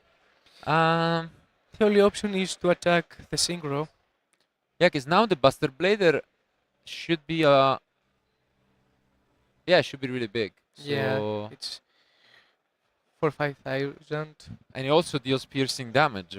So it's a lot of damage. What did it top deck into? Okay, it's one of the cute addition as well. It was used back in the day with Junior Carrier to have a very annoying deck, extra deck lock from your opponent. Used by Dragolink. Yeah. It was equipped to Savage. However, Savage and Junior Carrier are in the Forbidden and Limited list. Yeah, and this is a lot of damage for the meantime. Just gonna clear everything up. Impressive.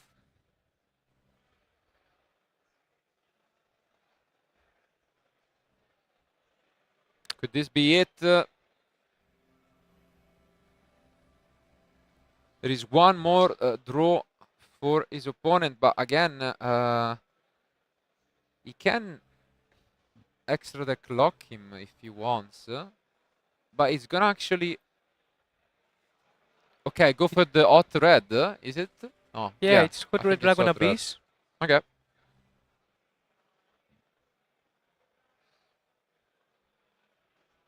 Interesting Another card choice. that back in the day was used by Dragolink to negate cards like Evenly Matched, since it negates a face-up card on the field. Yeah. I'm not sure whether that was needed, to be fair, but... Okay, his opponent is just gonna set a monster, pass, and another, yeah, off the top. Yeah. Buster Whelp picked up. And just a lot of attack. Gonna attack the Poplar. Yeah, And Vakelis yeah, probably this, doesn't know that. this should be enough because it's piercing It's very damage. huge damage. And it's 1-1. So Buster Blader still with a chance to keep on being undefeated after 8 rounds. Very well played. We are going into game 3. And this time around, though, Nicolas will have to try and fight back in a better way than what he did in game 1. I mean, Vagelis just has so much going first. We saw what he can do in game 1. He has some cool options in the side deck. Of course, the Bestials, as we mentioned before. Yeah. And also, personally, will also say it in Cosmic Cyclone and Twin Twister, since Nicolas is using a lot of traps, which are very powerful. And if you set your Twin Twist, for example, going first and pass your turn, there's no way that those traps can resolve. Absolutely. And as we have seen, going second, maybe not the best, but going first is much better because you just prevent all of the traps from being activated using the end phase.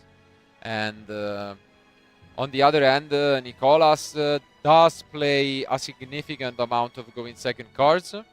He has Change of Art, Mind Control, evenly matched. So a lot of interesting cards for going second. We'll see how many of them he decides to bring in for the matchup. It's also a very interesting deck in the way that you would side, because you have a lot of cards that are good going first, but you have a lot of different engines. So I'm even struggling to see how he would side. Like either he takes out an entire engine going second, for example, the black Metal Dragon engine, or I don't know. The Traptrix and the Daruma maybe. However, Yeah, it's exactly. very good. But going it's also second good. also. Yeah, Traptrick is probably one of the best cards in the deck. So, regardless, though, there are about 15 minutes remaining and one more game to be played before we will go to the last remaining rounds of Swiss. As a reminder, 303 players enter the event, 9 rounds of Swiss to crown the first Greek Open champion. And it could be one of these two duelists. But they need to win this one out to have a chance for the last remaining round.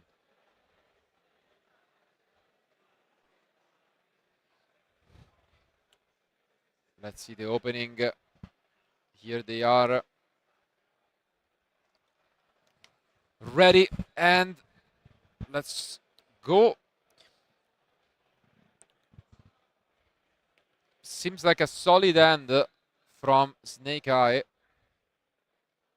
A lot of spells. Yeah.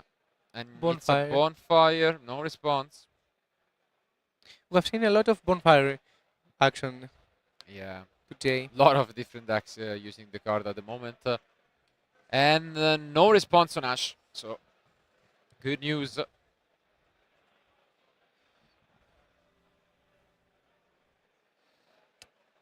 Again, effect popular to probably grab the field spell.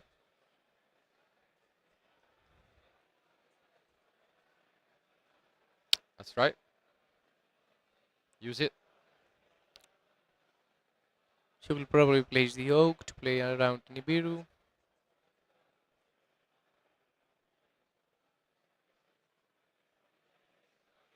Makes sense. And as you mentioned, now we are going to see the first Thunberg Dragon.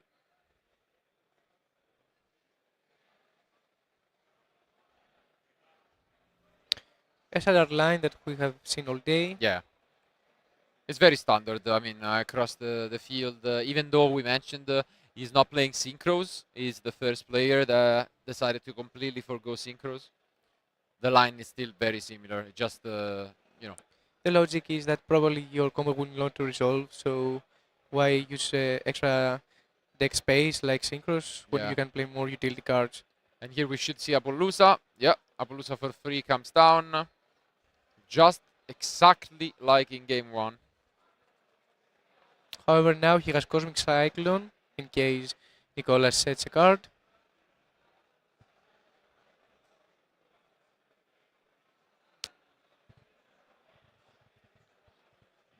And he probably has Witch in order to extend for Epic Knight also.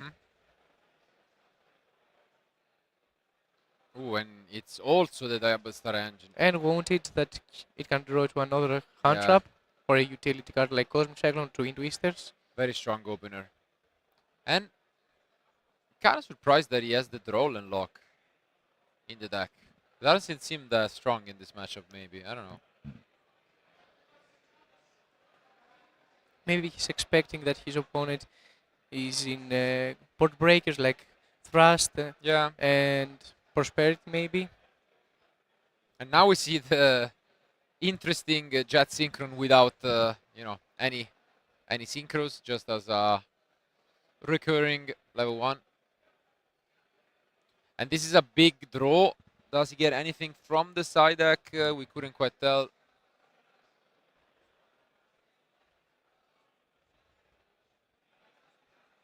Might just go for Princess. Yeah, that's what he goes for. So, Princess into, as you mentioned, IP back.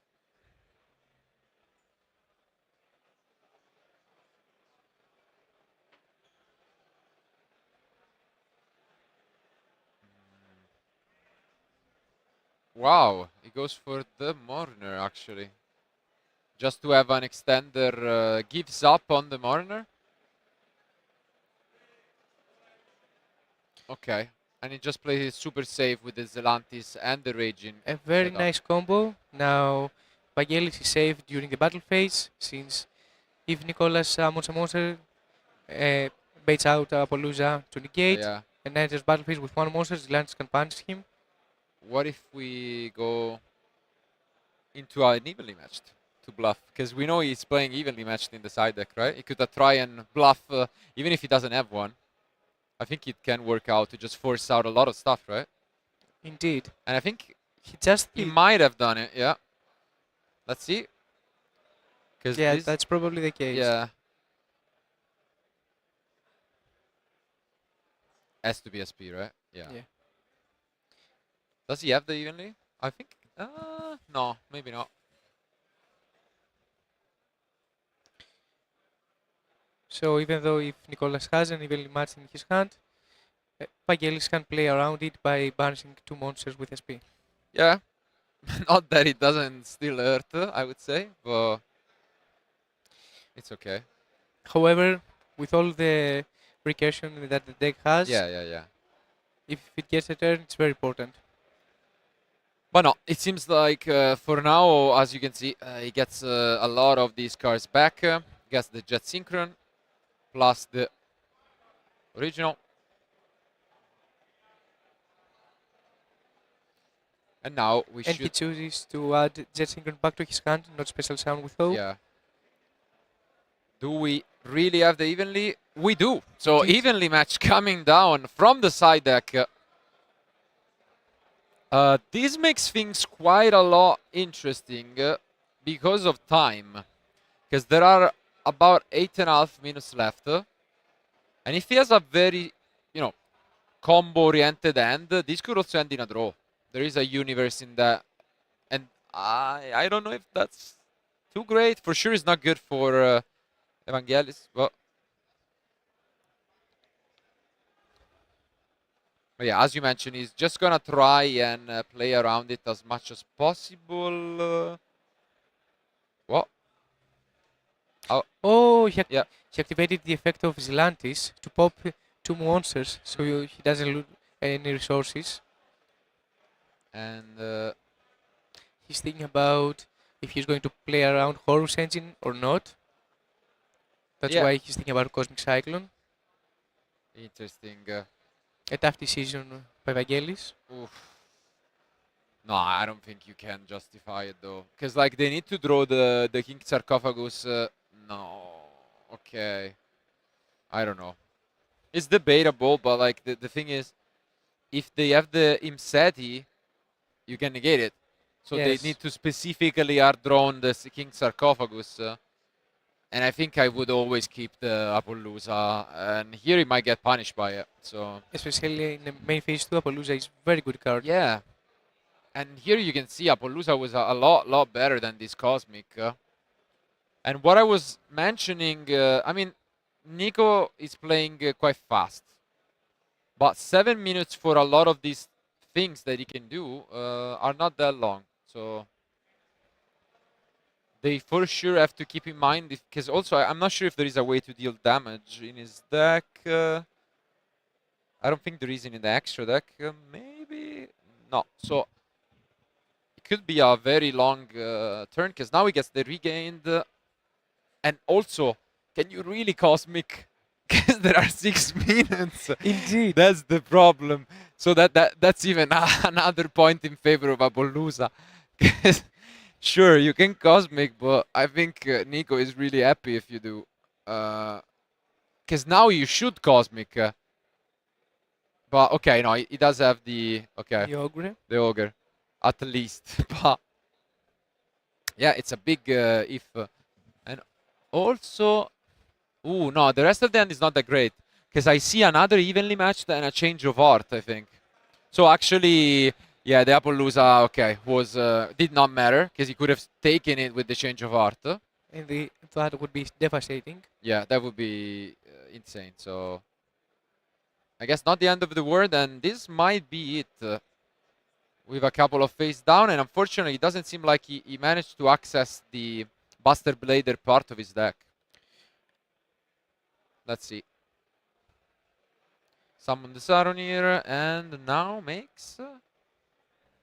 okay, just an IP. He can set both evenly and his distraction Yeah. to play around Cosmic. And instead he passed without any face downs.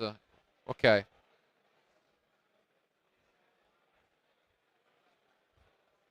And did he search for? No. You need to search for Magnamut, right? Or did he add back from grave? I couldn't. Okay, yeah, it does. Yeah. Because Probably he ogre the Druid's gained. Worm? I think Druid's Worm plus IP is quite good. But he's thinking about Ball Drake. Yeah, most of the time you get Ball Drake since Seal can break Druid's Room. Oh, Or wow. he can just add follow-up. Complete different route. Because he can go for, I guess, Hieratics. But then the IP can punish you. The SP. It's a close one, but 4.5 minutes remain, and now no damage has been dealt from Nico. And the same puzzle stands. Normal summon, no response. He activated Choke effect to make a Flambert. Yeah.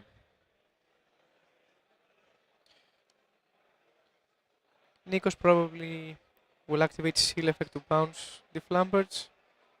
But then Vangelis can discard it with Jet Synchron, which is very important. I guess there was a merit at that point to just use it on the normal of Jet. But, yeah.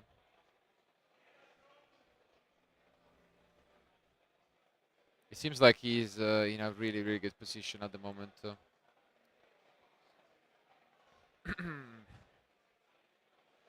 And not gonna use its effect. He's probably thinking about it. Yeah, in order to... Okay. Now he goes for the effect.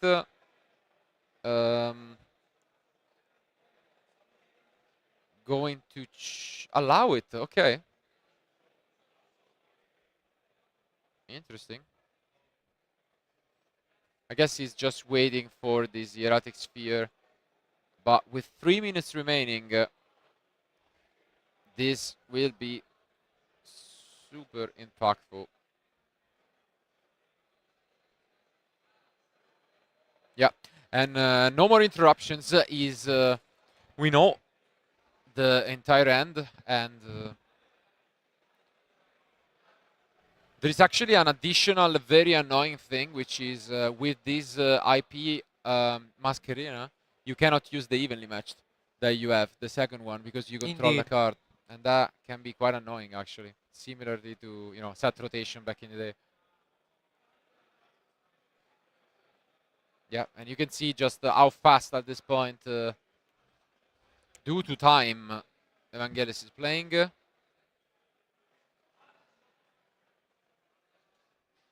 Probably he will make a Celine. No response. I believe that he just wants to buy out Seal. And now he needs It's the to time, use Seal. obviously. Yeah. Gotta use the Seal now. Gets rid of the access code. Use the effect. No response. I see the draw, I think, which is not that great. And what does he get? The Druid's Worm. Okay. Now 1.5 minutes. Jet Synchro. Wow. This is getting down to the wire. And he goes for... He's playing super fast, but 1.5 minutes left. He goes again for the access code. Does it work, though? It doesn't really work, does it? Yeah. Wait a second, no way. Does he have an original? Yeah, that's the... No. No, he activated. Yes, the draw. Wow. No way. Whoa. Unfortunate. Yeah, it's gonna summon. And think there is still time. Yeah. As we have said so many times. And yeah, there is a change of heart. Oh my god, no way! Look at this. My god, both attack. And again, there is time. I mean, both players are extending the handshake when they're not supposed to. But this is crazy. And yeah, now he gets to SP. Banishes the Cosmic. Still has a lot of cards. And sets them all. 10 seconds remain. What is this match? This is such a back and forth. Game 3. Oh my god. Both extended the handshake. And this is crazy. As you can see, they're just trying to play as fast as possible. But I think time has been called at this point. And this might just be it. Time Obviously, has been called, probably. Yeah, seems like time has been called. Is that it? Waiting for the confirmation from the judges on this extremely tense ending. And Change of Heart might just be the card that wins the game for Nico. Yeah. And it is! What an ending! Buster Blader still undefeated after 8 rounds of Swiss here at the Greek Open. What a match. And I believe it will be on the final, right? Absolutely, I think so as well. And here it is. So, what an incredible round 8 that we have witnessed. Crazy stuff, crazy match. Honestly, could have gone to both of these guys. They give it their best, and you can see that just how tense it is from their faces. Exactly. As we have mentioned so many times, you are getting very nervous being on stream, very nervous playing in such a high level, so it's not easy to handle all these feelings. What a match. Probably, and by far I would say, the most thrilling one of the weekend, just because of this incredible ending where it was about a minute left, and in that minute, the odds of winning completely changed. Both players actually extended the handshake as to be, I won. And like their opponent was, no, there is still like a couple seconds left. And Change of Heart is the card that completely won it. Buster Blader with a chance to become the Greek champion. What an upset. Who would have thought? And this means that most likely, almost 99%, we will see Nicolas once again for the last round. Exactly. Thank you guys a lot for watching this. It has been an incredible day, but one more duel, one more match remains to crown the champion. Don't go anywhere, because this is where it all ends. Keep watching.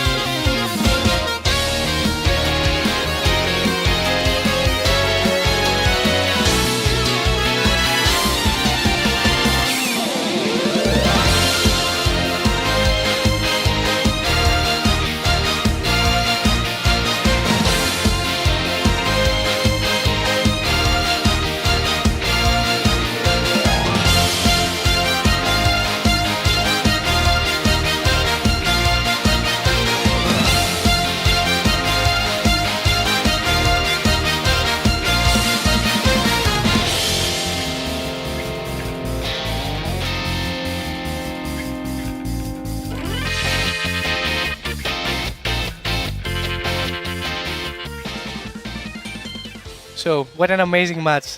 There's not much to say. It was an amazing duel, and of course, an amazing deck. Congratulations again Thank for you. your win and for your deck choice.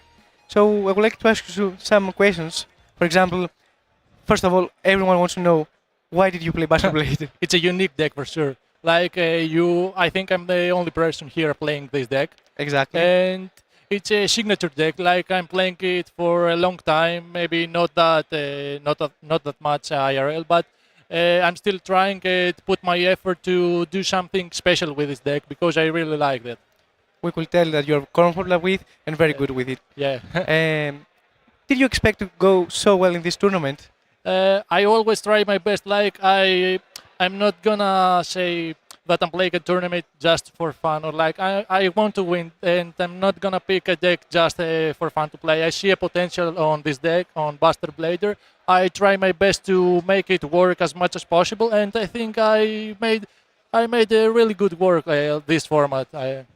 And how did you manage all the pressure? Because Game 3 was very nervous, as we could Game tell. 3 for sure was a bit harsh. Very Like, back we have not that much time, and it was a weird game state. Like I think my opponent also overestimated my shed cards, like Horus or my trap, and keep the Cyclone set from evenly. And I think I was gonna have an advantage earlier with change of card on Napalooza if he's gonna keep that. So that made things a lot weird. But I think, unfortunate to say, but my opponent was a bit stressed on the end, and that led him to some mistakes and misplays. So I got the advantage and a bit more damage. So I was ahead of him. And you are probably on the final of the first Greek Open. Yeah. I My don't know first if you finally, my have- first future. Like I'm really happy for that. I hope I'm gonna do well in the final as well. Like it's an amazing experience. For sure you have the surprise factor, as we will see. And I think that your deck choice was very good for this event, and also maining so many traps helps a lot, because there's not many back row hate in the main deck. Not that much, but I have a big engine like Horus, Bestial, Buster Blader. All that are a lot of cards, so I couldn't play like 15 hand traps. So I decided to play only Imper that works like a board breaker as well, and keep have the lead of my opponent. Like today, I have won 2 dices, and it's not I'm not that lucky for that aspect, but I'm still trying to break some boards. Like Daruma Cannon is an insane card. As we see. I thought at last moment it really paid off. Like I think this is the MVP card of today. Okay. Thank you very much for being here. Again, congratulations. Thank you. And good luck on the final. Thank you. We will be right back with the final of the first Greek Open.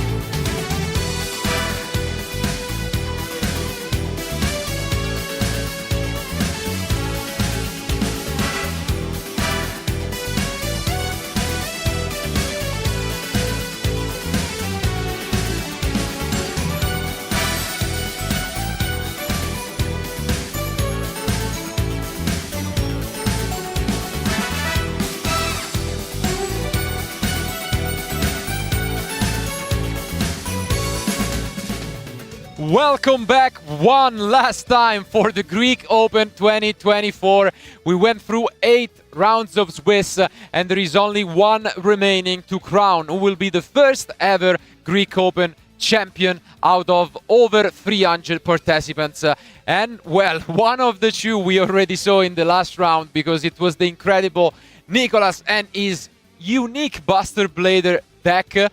But I'm happy to announce that his opponent, as you can now see, is also a familiar face. Exactly. We have featured Stavros in his epic friend duel against his opponent with Runic Stun, and he is playing Tenpai. So regardless, we will have a somewhat of a dragon deck, you know, winning the event. But it will be a very, very interesting matchup. And these duels just did it all, and they are both still undefeated, although Stavros is the only 8-0 in competition left. Nicolas has a 7 and 1 draw score, but both give it out a lot of impressive feats this tournament. What do you think of this matchup? Who has the lead? Personally, I think Nikos has an advantage because of his strategy, being not only unique, but counters dragons by default. Exactly, that's really fun. Usually it activates, you know, it set up a combo where it turns all of your opponent monsters to dragons. Turns out that when your opponent is already playing dragons, that's even easier. But let's see, they are ready. They draw their opening hands and let's see who is gonna go first. It seems like it's gonna be Nicolas.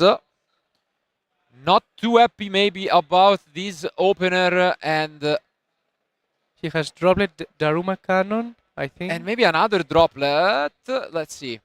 Yeah, 2 droplets, I think it's might be, or no, only one. Let's see. He does open the regained, so a lot of the cards that maybe he doesn't want to pick up, set just a couple, and we know Lightning Storm is in the main deck from Stavros, and he opens things up with Prosperity. And probably this is what he's searching for. Absolutely. Would be a huge, huge pickup. We did mention Tenpai is a deck that naturally wants to go second, and he can put up so much damage. Let's see if he's gonna find the main deck, the copies of Lightning Storm. There it is. 2 more. One last chance. Not quite. So, however, Infinite Impermanence is a strong card. Because if you get locked, you can just have it as a plan B. But it's the rivalry of Warlords. Interesting choice here. It can work out. It's definitely one of those, you know, one-offs at this point that can be quite annoying, and follows it up with the Sanyan summoning. Of course, Tenpai monsters are unaffected during main phase 1 to the field spell. Yeah, it's an amazing card to use. It protects from a lot of the popular choices. And now, thanks to the Pydra, he gets to grab the Cayman from deck. The rest of his hand is another Prosperity, and he does have the cross out in case there is something else from his opponent. He first searches, then he discards a card. And he's looking like he will just discard the useless second copy of Prosperity. He can go for Black Rose here, since he has Cayman in his hand. And also he has Cross Out to play around Ash Blossom.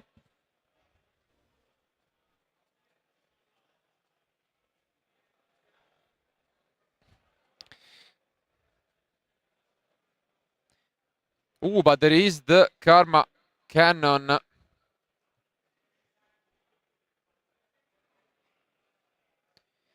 So a very cool interaction, since Karma Cannon cannot set the monsters and the player sends both to the graveyard.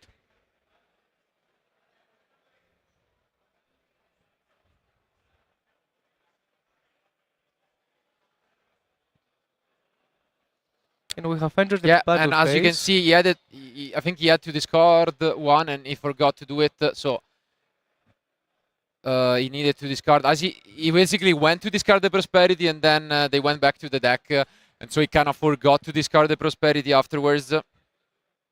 So I think that's gonna be fixed right here.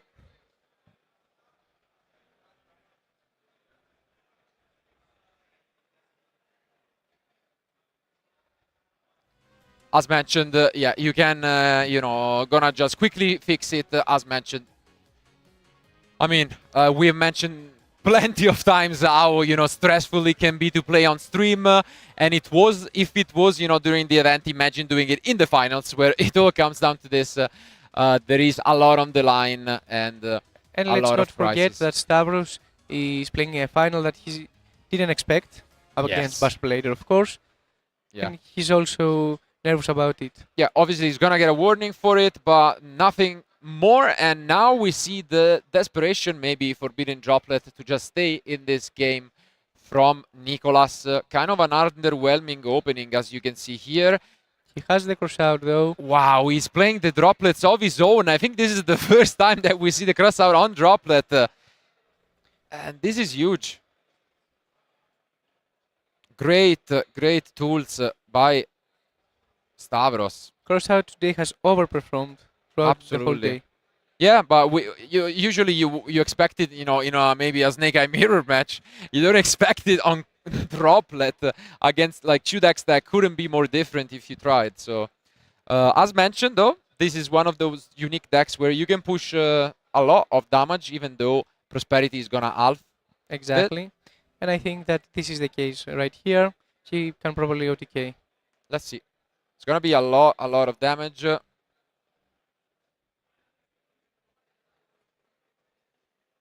Pretty sure Nicolas will keep in mind that damage is halved.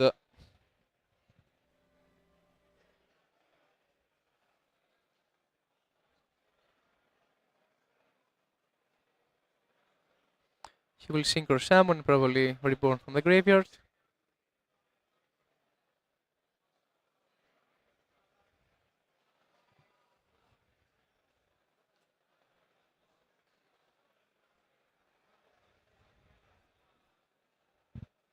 Exactly.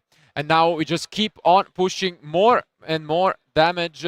Right here in the main deck, there is not much that can be done, because most of this is all going to be fire monsters. And we know that Nico is mainly on bestials as interruptions in the main deck. So, and I think there's no lighter deck also in the graveyard. And let's see. Gonna perform yet again another summon, and then this will allow him to bring back from the graveyard. Since he has already attacked 3 times. Biden Dragon is back. He has Transcendent Dragon as well. And yeah, as you mentioned, this is enough through Prosperity to just close this duel out. Wow, what an opener, and what a fantastic turn of events from Stavros. It's very interesting that there is a deck now that can utilize the drawback of Prosperity. Yeah, absolutely. Is it really a drawback anymore? I mean, the card was already amazing, and arguably, I mean, I've discussed this in the past, but I think it might be the best POC card, even better than Pot of Greed in a few situations, just because of, the possibility of seeing 6 cards, especially after side deck. But in this deck, it doesn't even have a drawback, so it's just amazing. But, I mean, you gotta feel bad on the one end for Nicolas, because he won the die roll, but pretty much bricked. He didn't really have anything going on. And now things will go back to the mind games that we mentioned. Because will he choose to go first or second? It's very, very tough decision what you will decide to put Senpai. Because you have to respect Heat Wave, you have to respect cards like Necro Valley that hurt by Buster Blade, and I think it's a tough decision from Nico. For sure it is. On the one hand, his side deck is quite promising.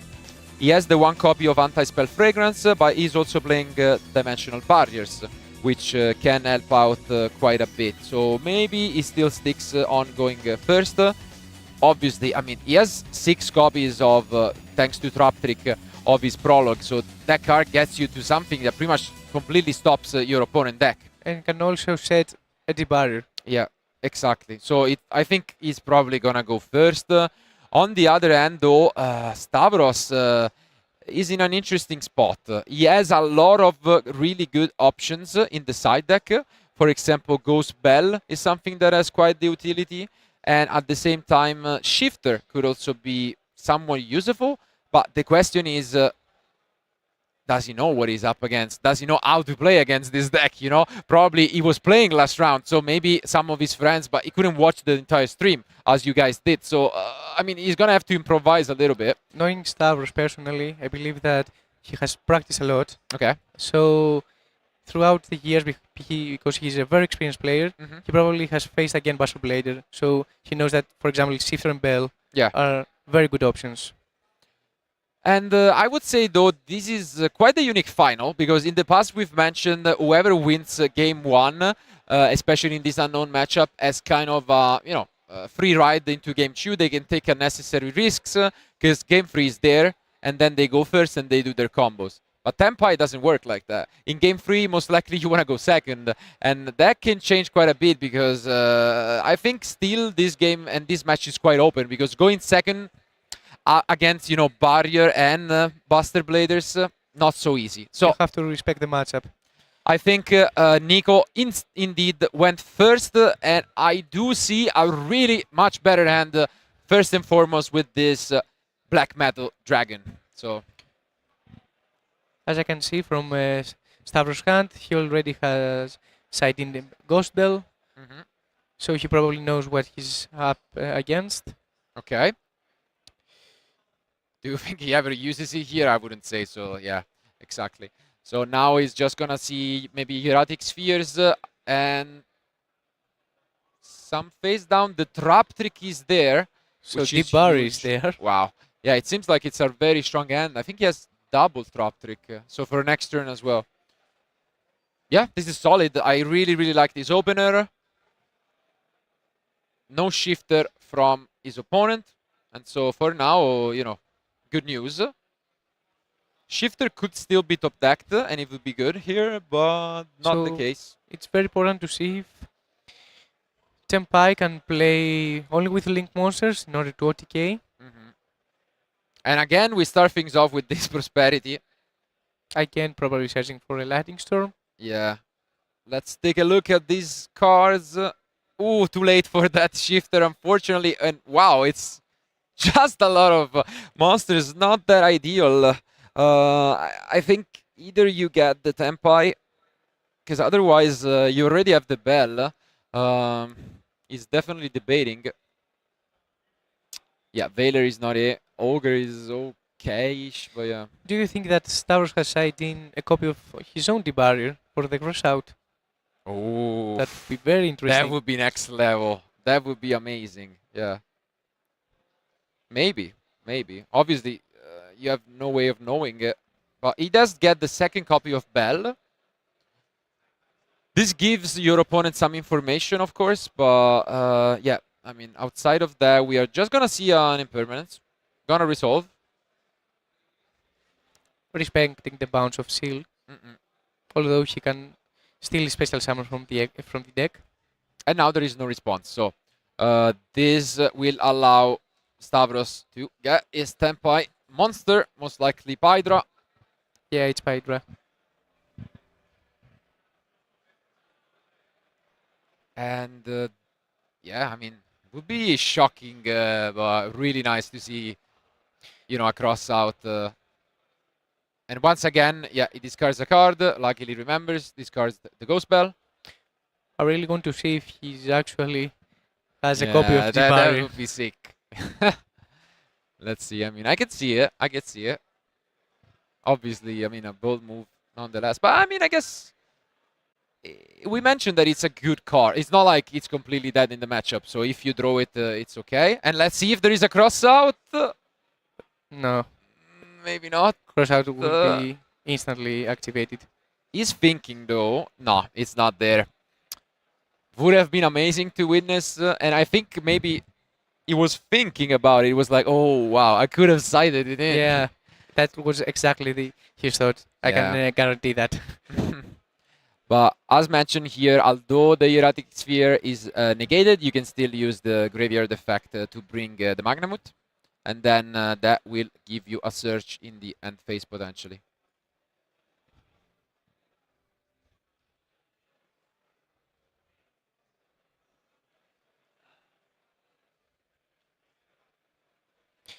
He will chain cross out to Magnamut, banishing his own copy of Magnamut in order to prevent his opponent from searching.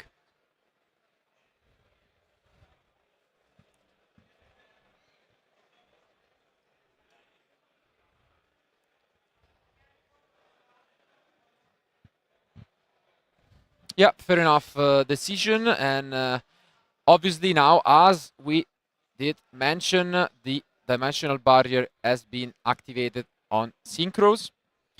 And probably he will make seal on main phase 2 and have Bell for the prologue. And yeah, he's just pushing a fair bit of damage, again halved by the Prosperity.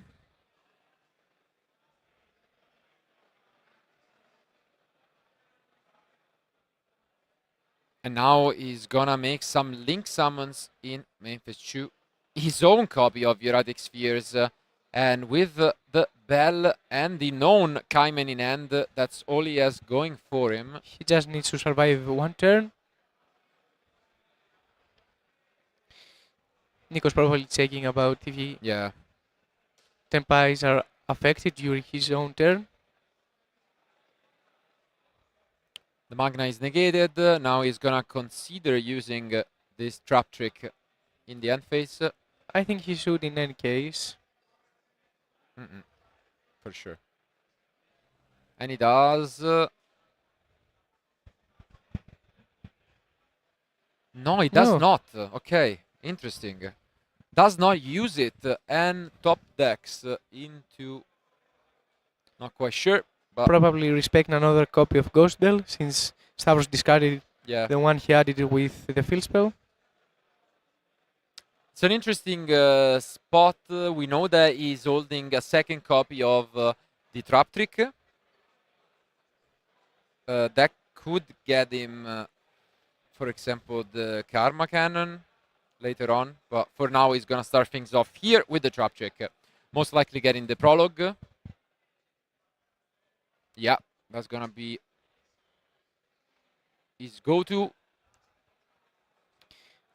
Very important is that the second copy of Traptic cannot activate another prologue since there's no more copies to banish. Yeah. And now he goes sending the Destruction's Word Memory. Is there going to be a response? Chain Link Chew is going to be the destruction. And there goes the second copy of Bell. Stavros being patient and knowing about the strategy of his opponent, he just waited for the correct time to use Ghost Bell. Yeah, and here, as you can see, the card has been stopped from summoning it, but you still get to resolve the first part of the effect, getting a Buster Dragon.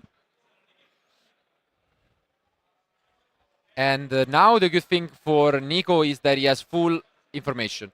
He knows that the last card in hand from his opponent is the Cayman, and so he has a little bit of, tools to try and deal with it.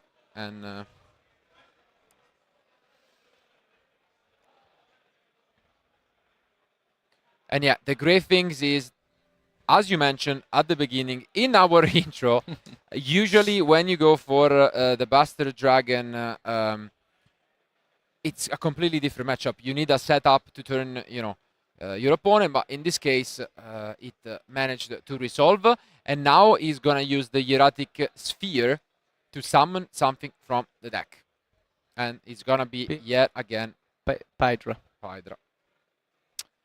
It's looking good for. So Stavros has a lot of follow-up. He just needs to get one turn. However, Nikos has again another traptic that may not find a prologue, but can find the barrier. And no, I don't even think so, because I think he's only using two. So since one is gone, I think a barrier is also gone. As yeah, you're correct. So I think he only has like Daruma and Impermanence, which is not enough. No, maybe not.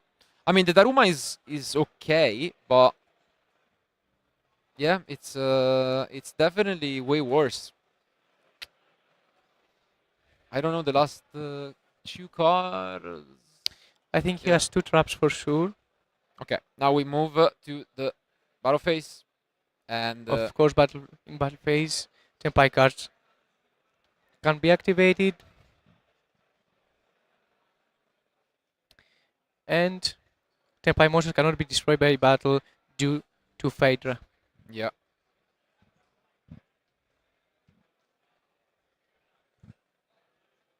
And as you can see here, the advantage is getting out of hand.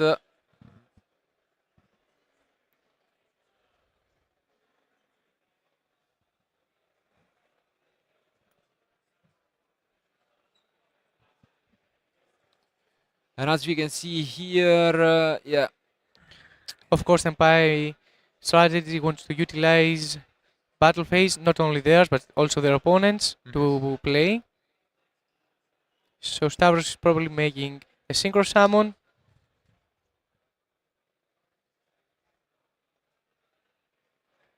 And now he's playing during his opponent battle phase.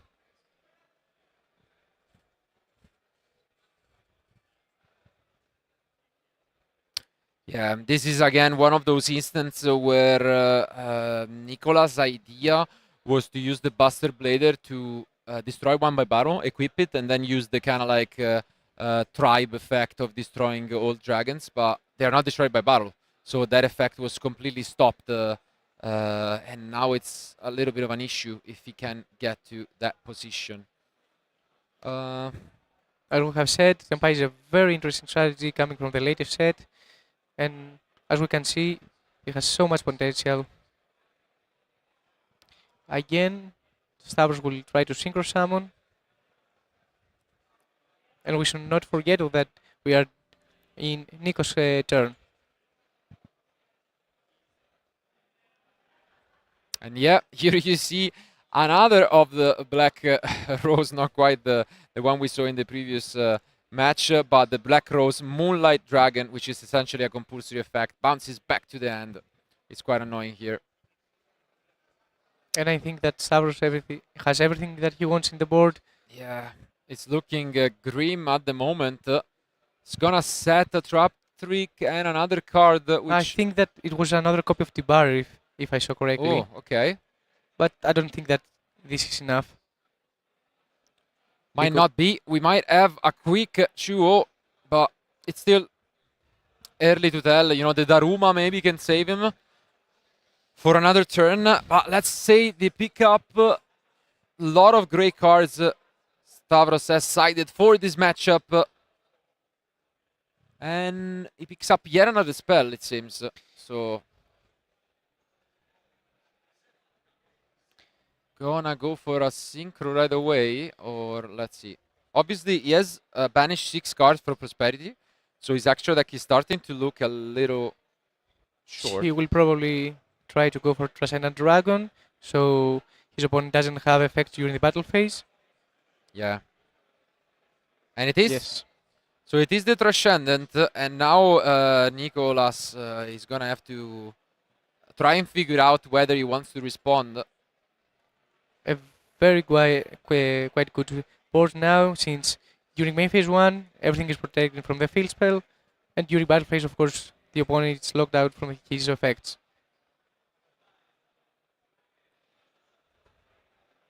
Yeah, amazing stuff from this Senpai deck. Stavros is playing really well.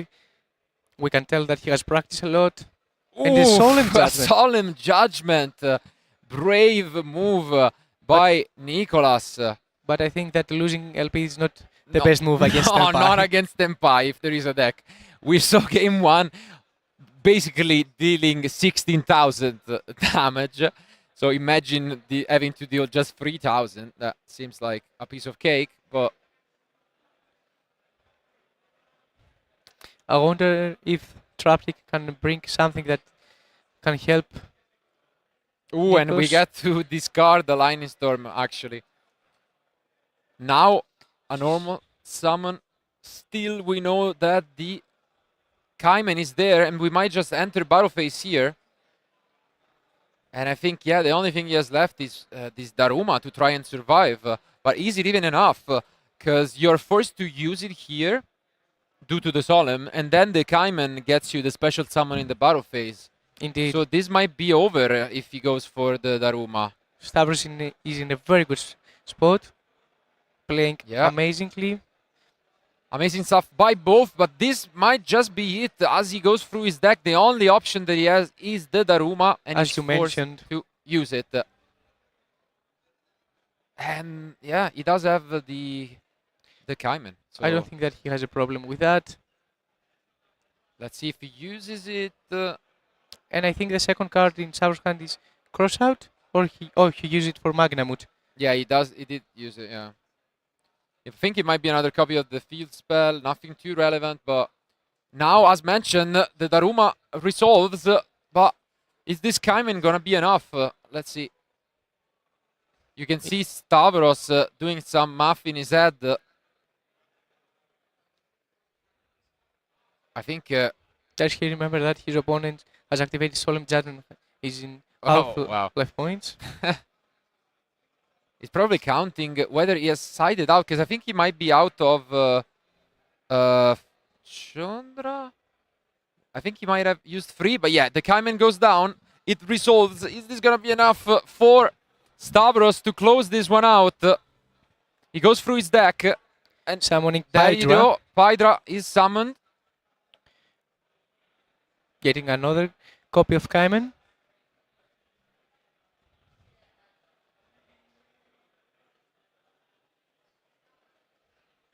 And yeah, gonna push some damage. He's very close to the Yeah, ground as the first Greek Open champion. super close, but I don't think he can at this point. Yeah, he cannot, so he must move. Another turn is guaranteed for Nicolas. Not over yet. Wow, what a ending again. What an exciting game 2. Yeah. And now, He's considering his options. yeah, I mean, he knows one of the cards because he bounced back the Buster Blader Destruction Sword Master back to his opponent, and he might just pass even. And he does. Play is back to his opponent. He has Moonlight, which again can compulsory. One last draw. Let's see. This could be the last draw of the tournament for Nicolas. He needs a miracle off the top. And he picks up... Another copy of Solemn Judgment. Oh, no and he way! And concedes. that's it! We have a winner of the first ever Greek Open. And it is Stavros. Vicentatos. Wow. It's Tempai deck 9-0, the only duelist who had a 8-0 score before this round, and he manages to go all the way up 9-0. Incredible, incredible So journey. we saw Stavros both in the final, of course, and in the previous feature match, playing amazing. He knew what to do. He knew what his opponent going to do. He was prepared for every matchup, and was, I believe, one of the most exciting finals since we have Buster Blader on the other side. Absolutely. I mean, we got treated. Not gonna lie, we had a back-to-back Buster Blader future match. Nicolas showing with probably one of the most unique decks of the entire weekend. He won an amazing, probably the hardest match of all weekend in the top 4. But then, unfortunately, in the finals, in what was honestly almost an anime-like event. Imagine you play the Dragon deck and you face Buster Blader in the finals. That's just unheard of. And yeah, in the end, it was just Stavros who today was unstoppable.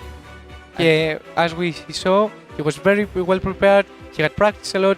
He knew what he should do, and he was ready for every scenario. And this is what it needs to be crowned a champion. Absolutely, and he is indeed the first ever champion for the Greek Open here today. It was an amazing today. We had 9 incredible rounds, over 300 players, and what a way to finish it off.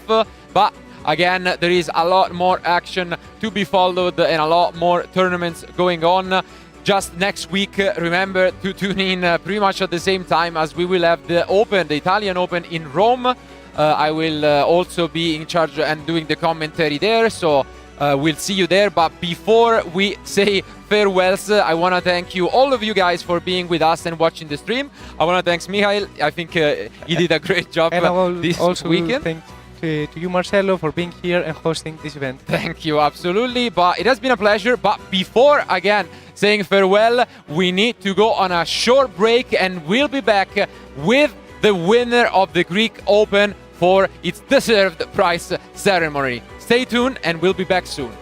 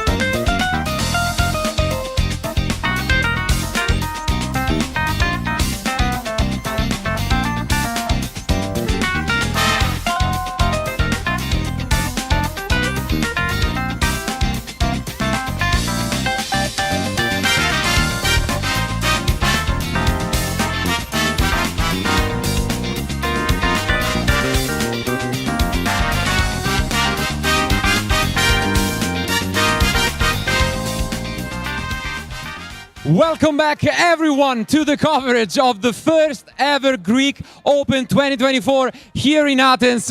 We have here the winner of the entire event, Stavros Vitsentsatos. Congratulations, give it up for the winner. You had an amazing event. The only player was 8-0 and you managed to go all the way 9-0. First and foremost, how do you feel? I can't believe it happened because we were having, Erikos is my friend, and I was telling him the other day, what if I win it? And he was like, there's no way, there's no way. And I tell him, I always strike where you don't think I'll strike. And it did work, apparently, so dreams do come true. And it's amazing to be the first ever Greek Open champion. Obviously, what a feeling and what a way to do it with Tempai. We had you on stream earlier, also a crushing performance. And in the finals, you just crushed it. How did it feel even to play against a deck that is supposed to just destroy dragons in general? When I found out what my opponent was playing, I was like, there's no hope. There's no hope. It's over. And game one, he bricked, and Crossout Designator overperformed during the whole tournament. I had it for droplet on game one, and in game two, it was also important because I negated the Magnamut.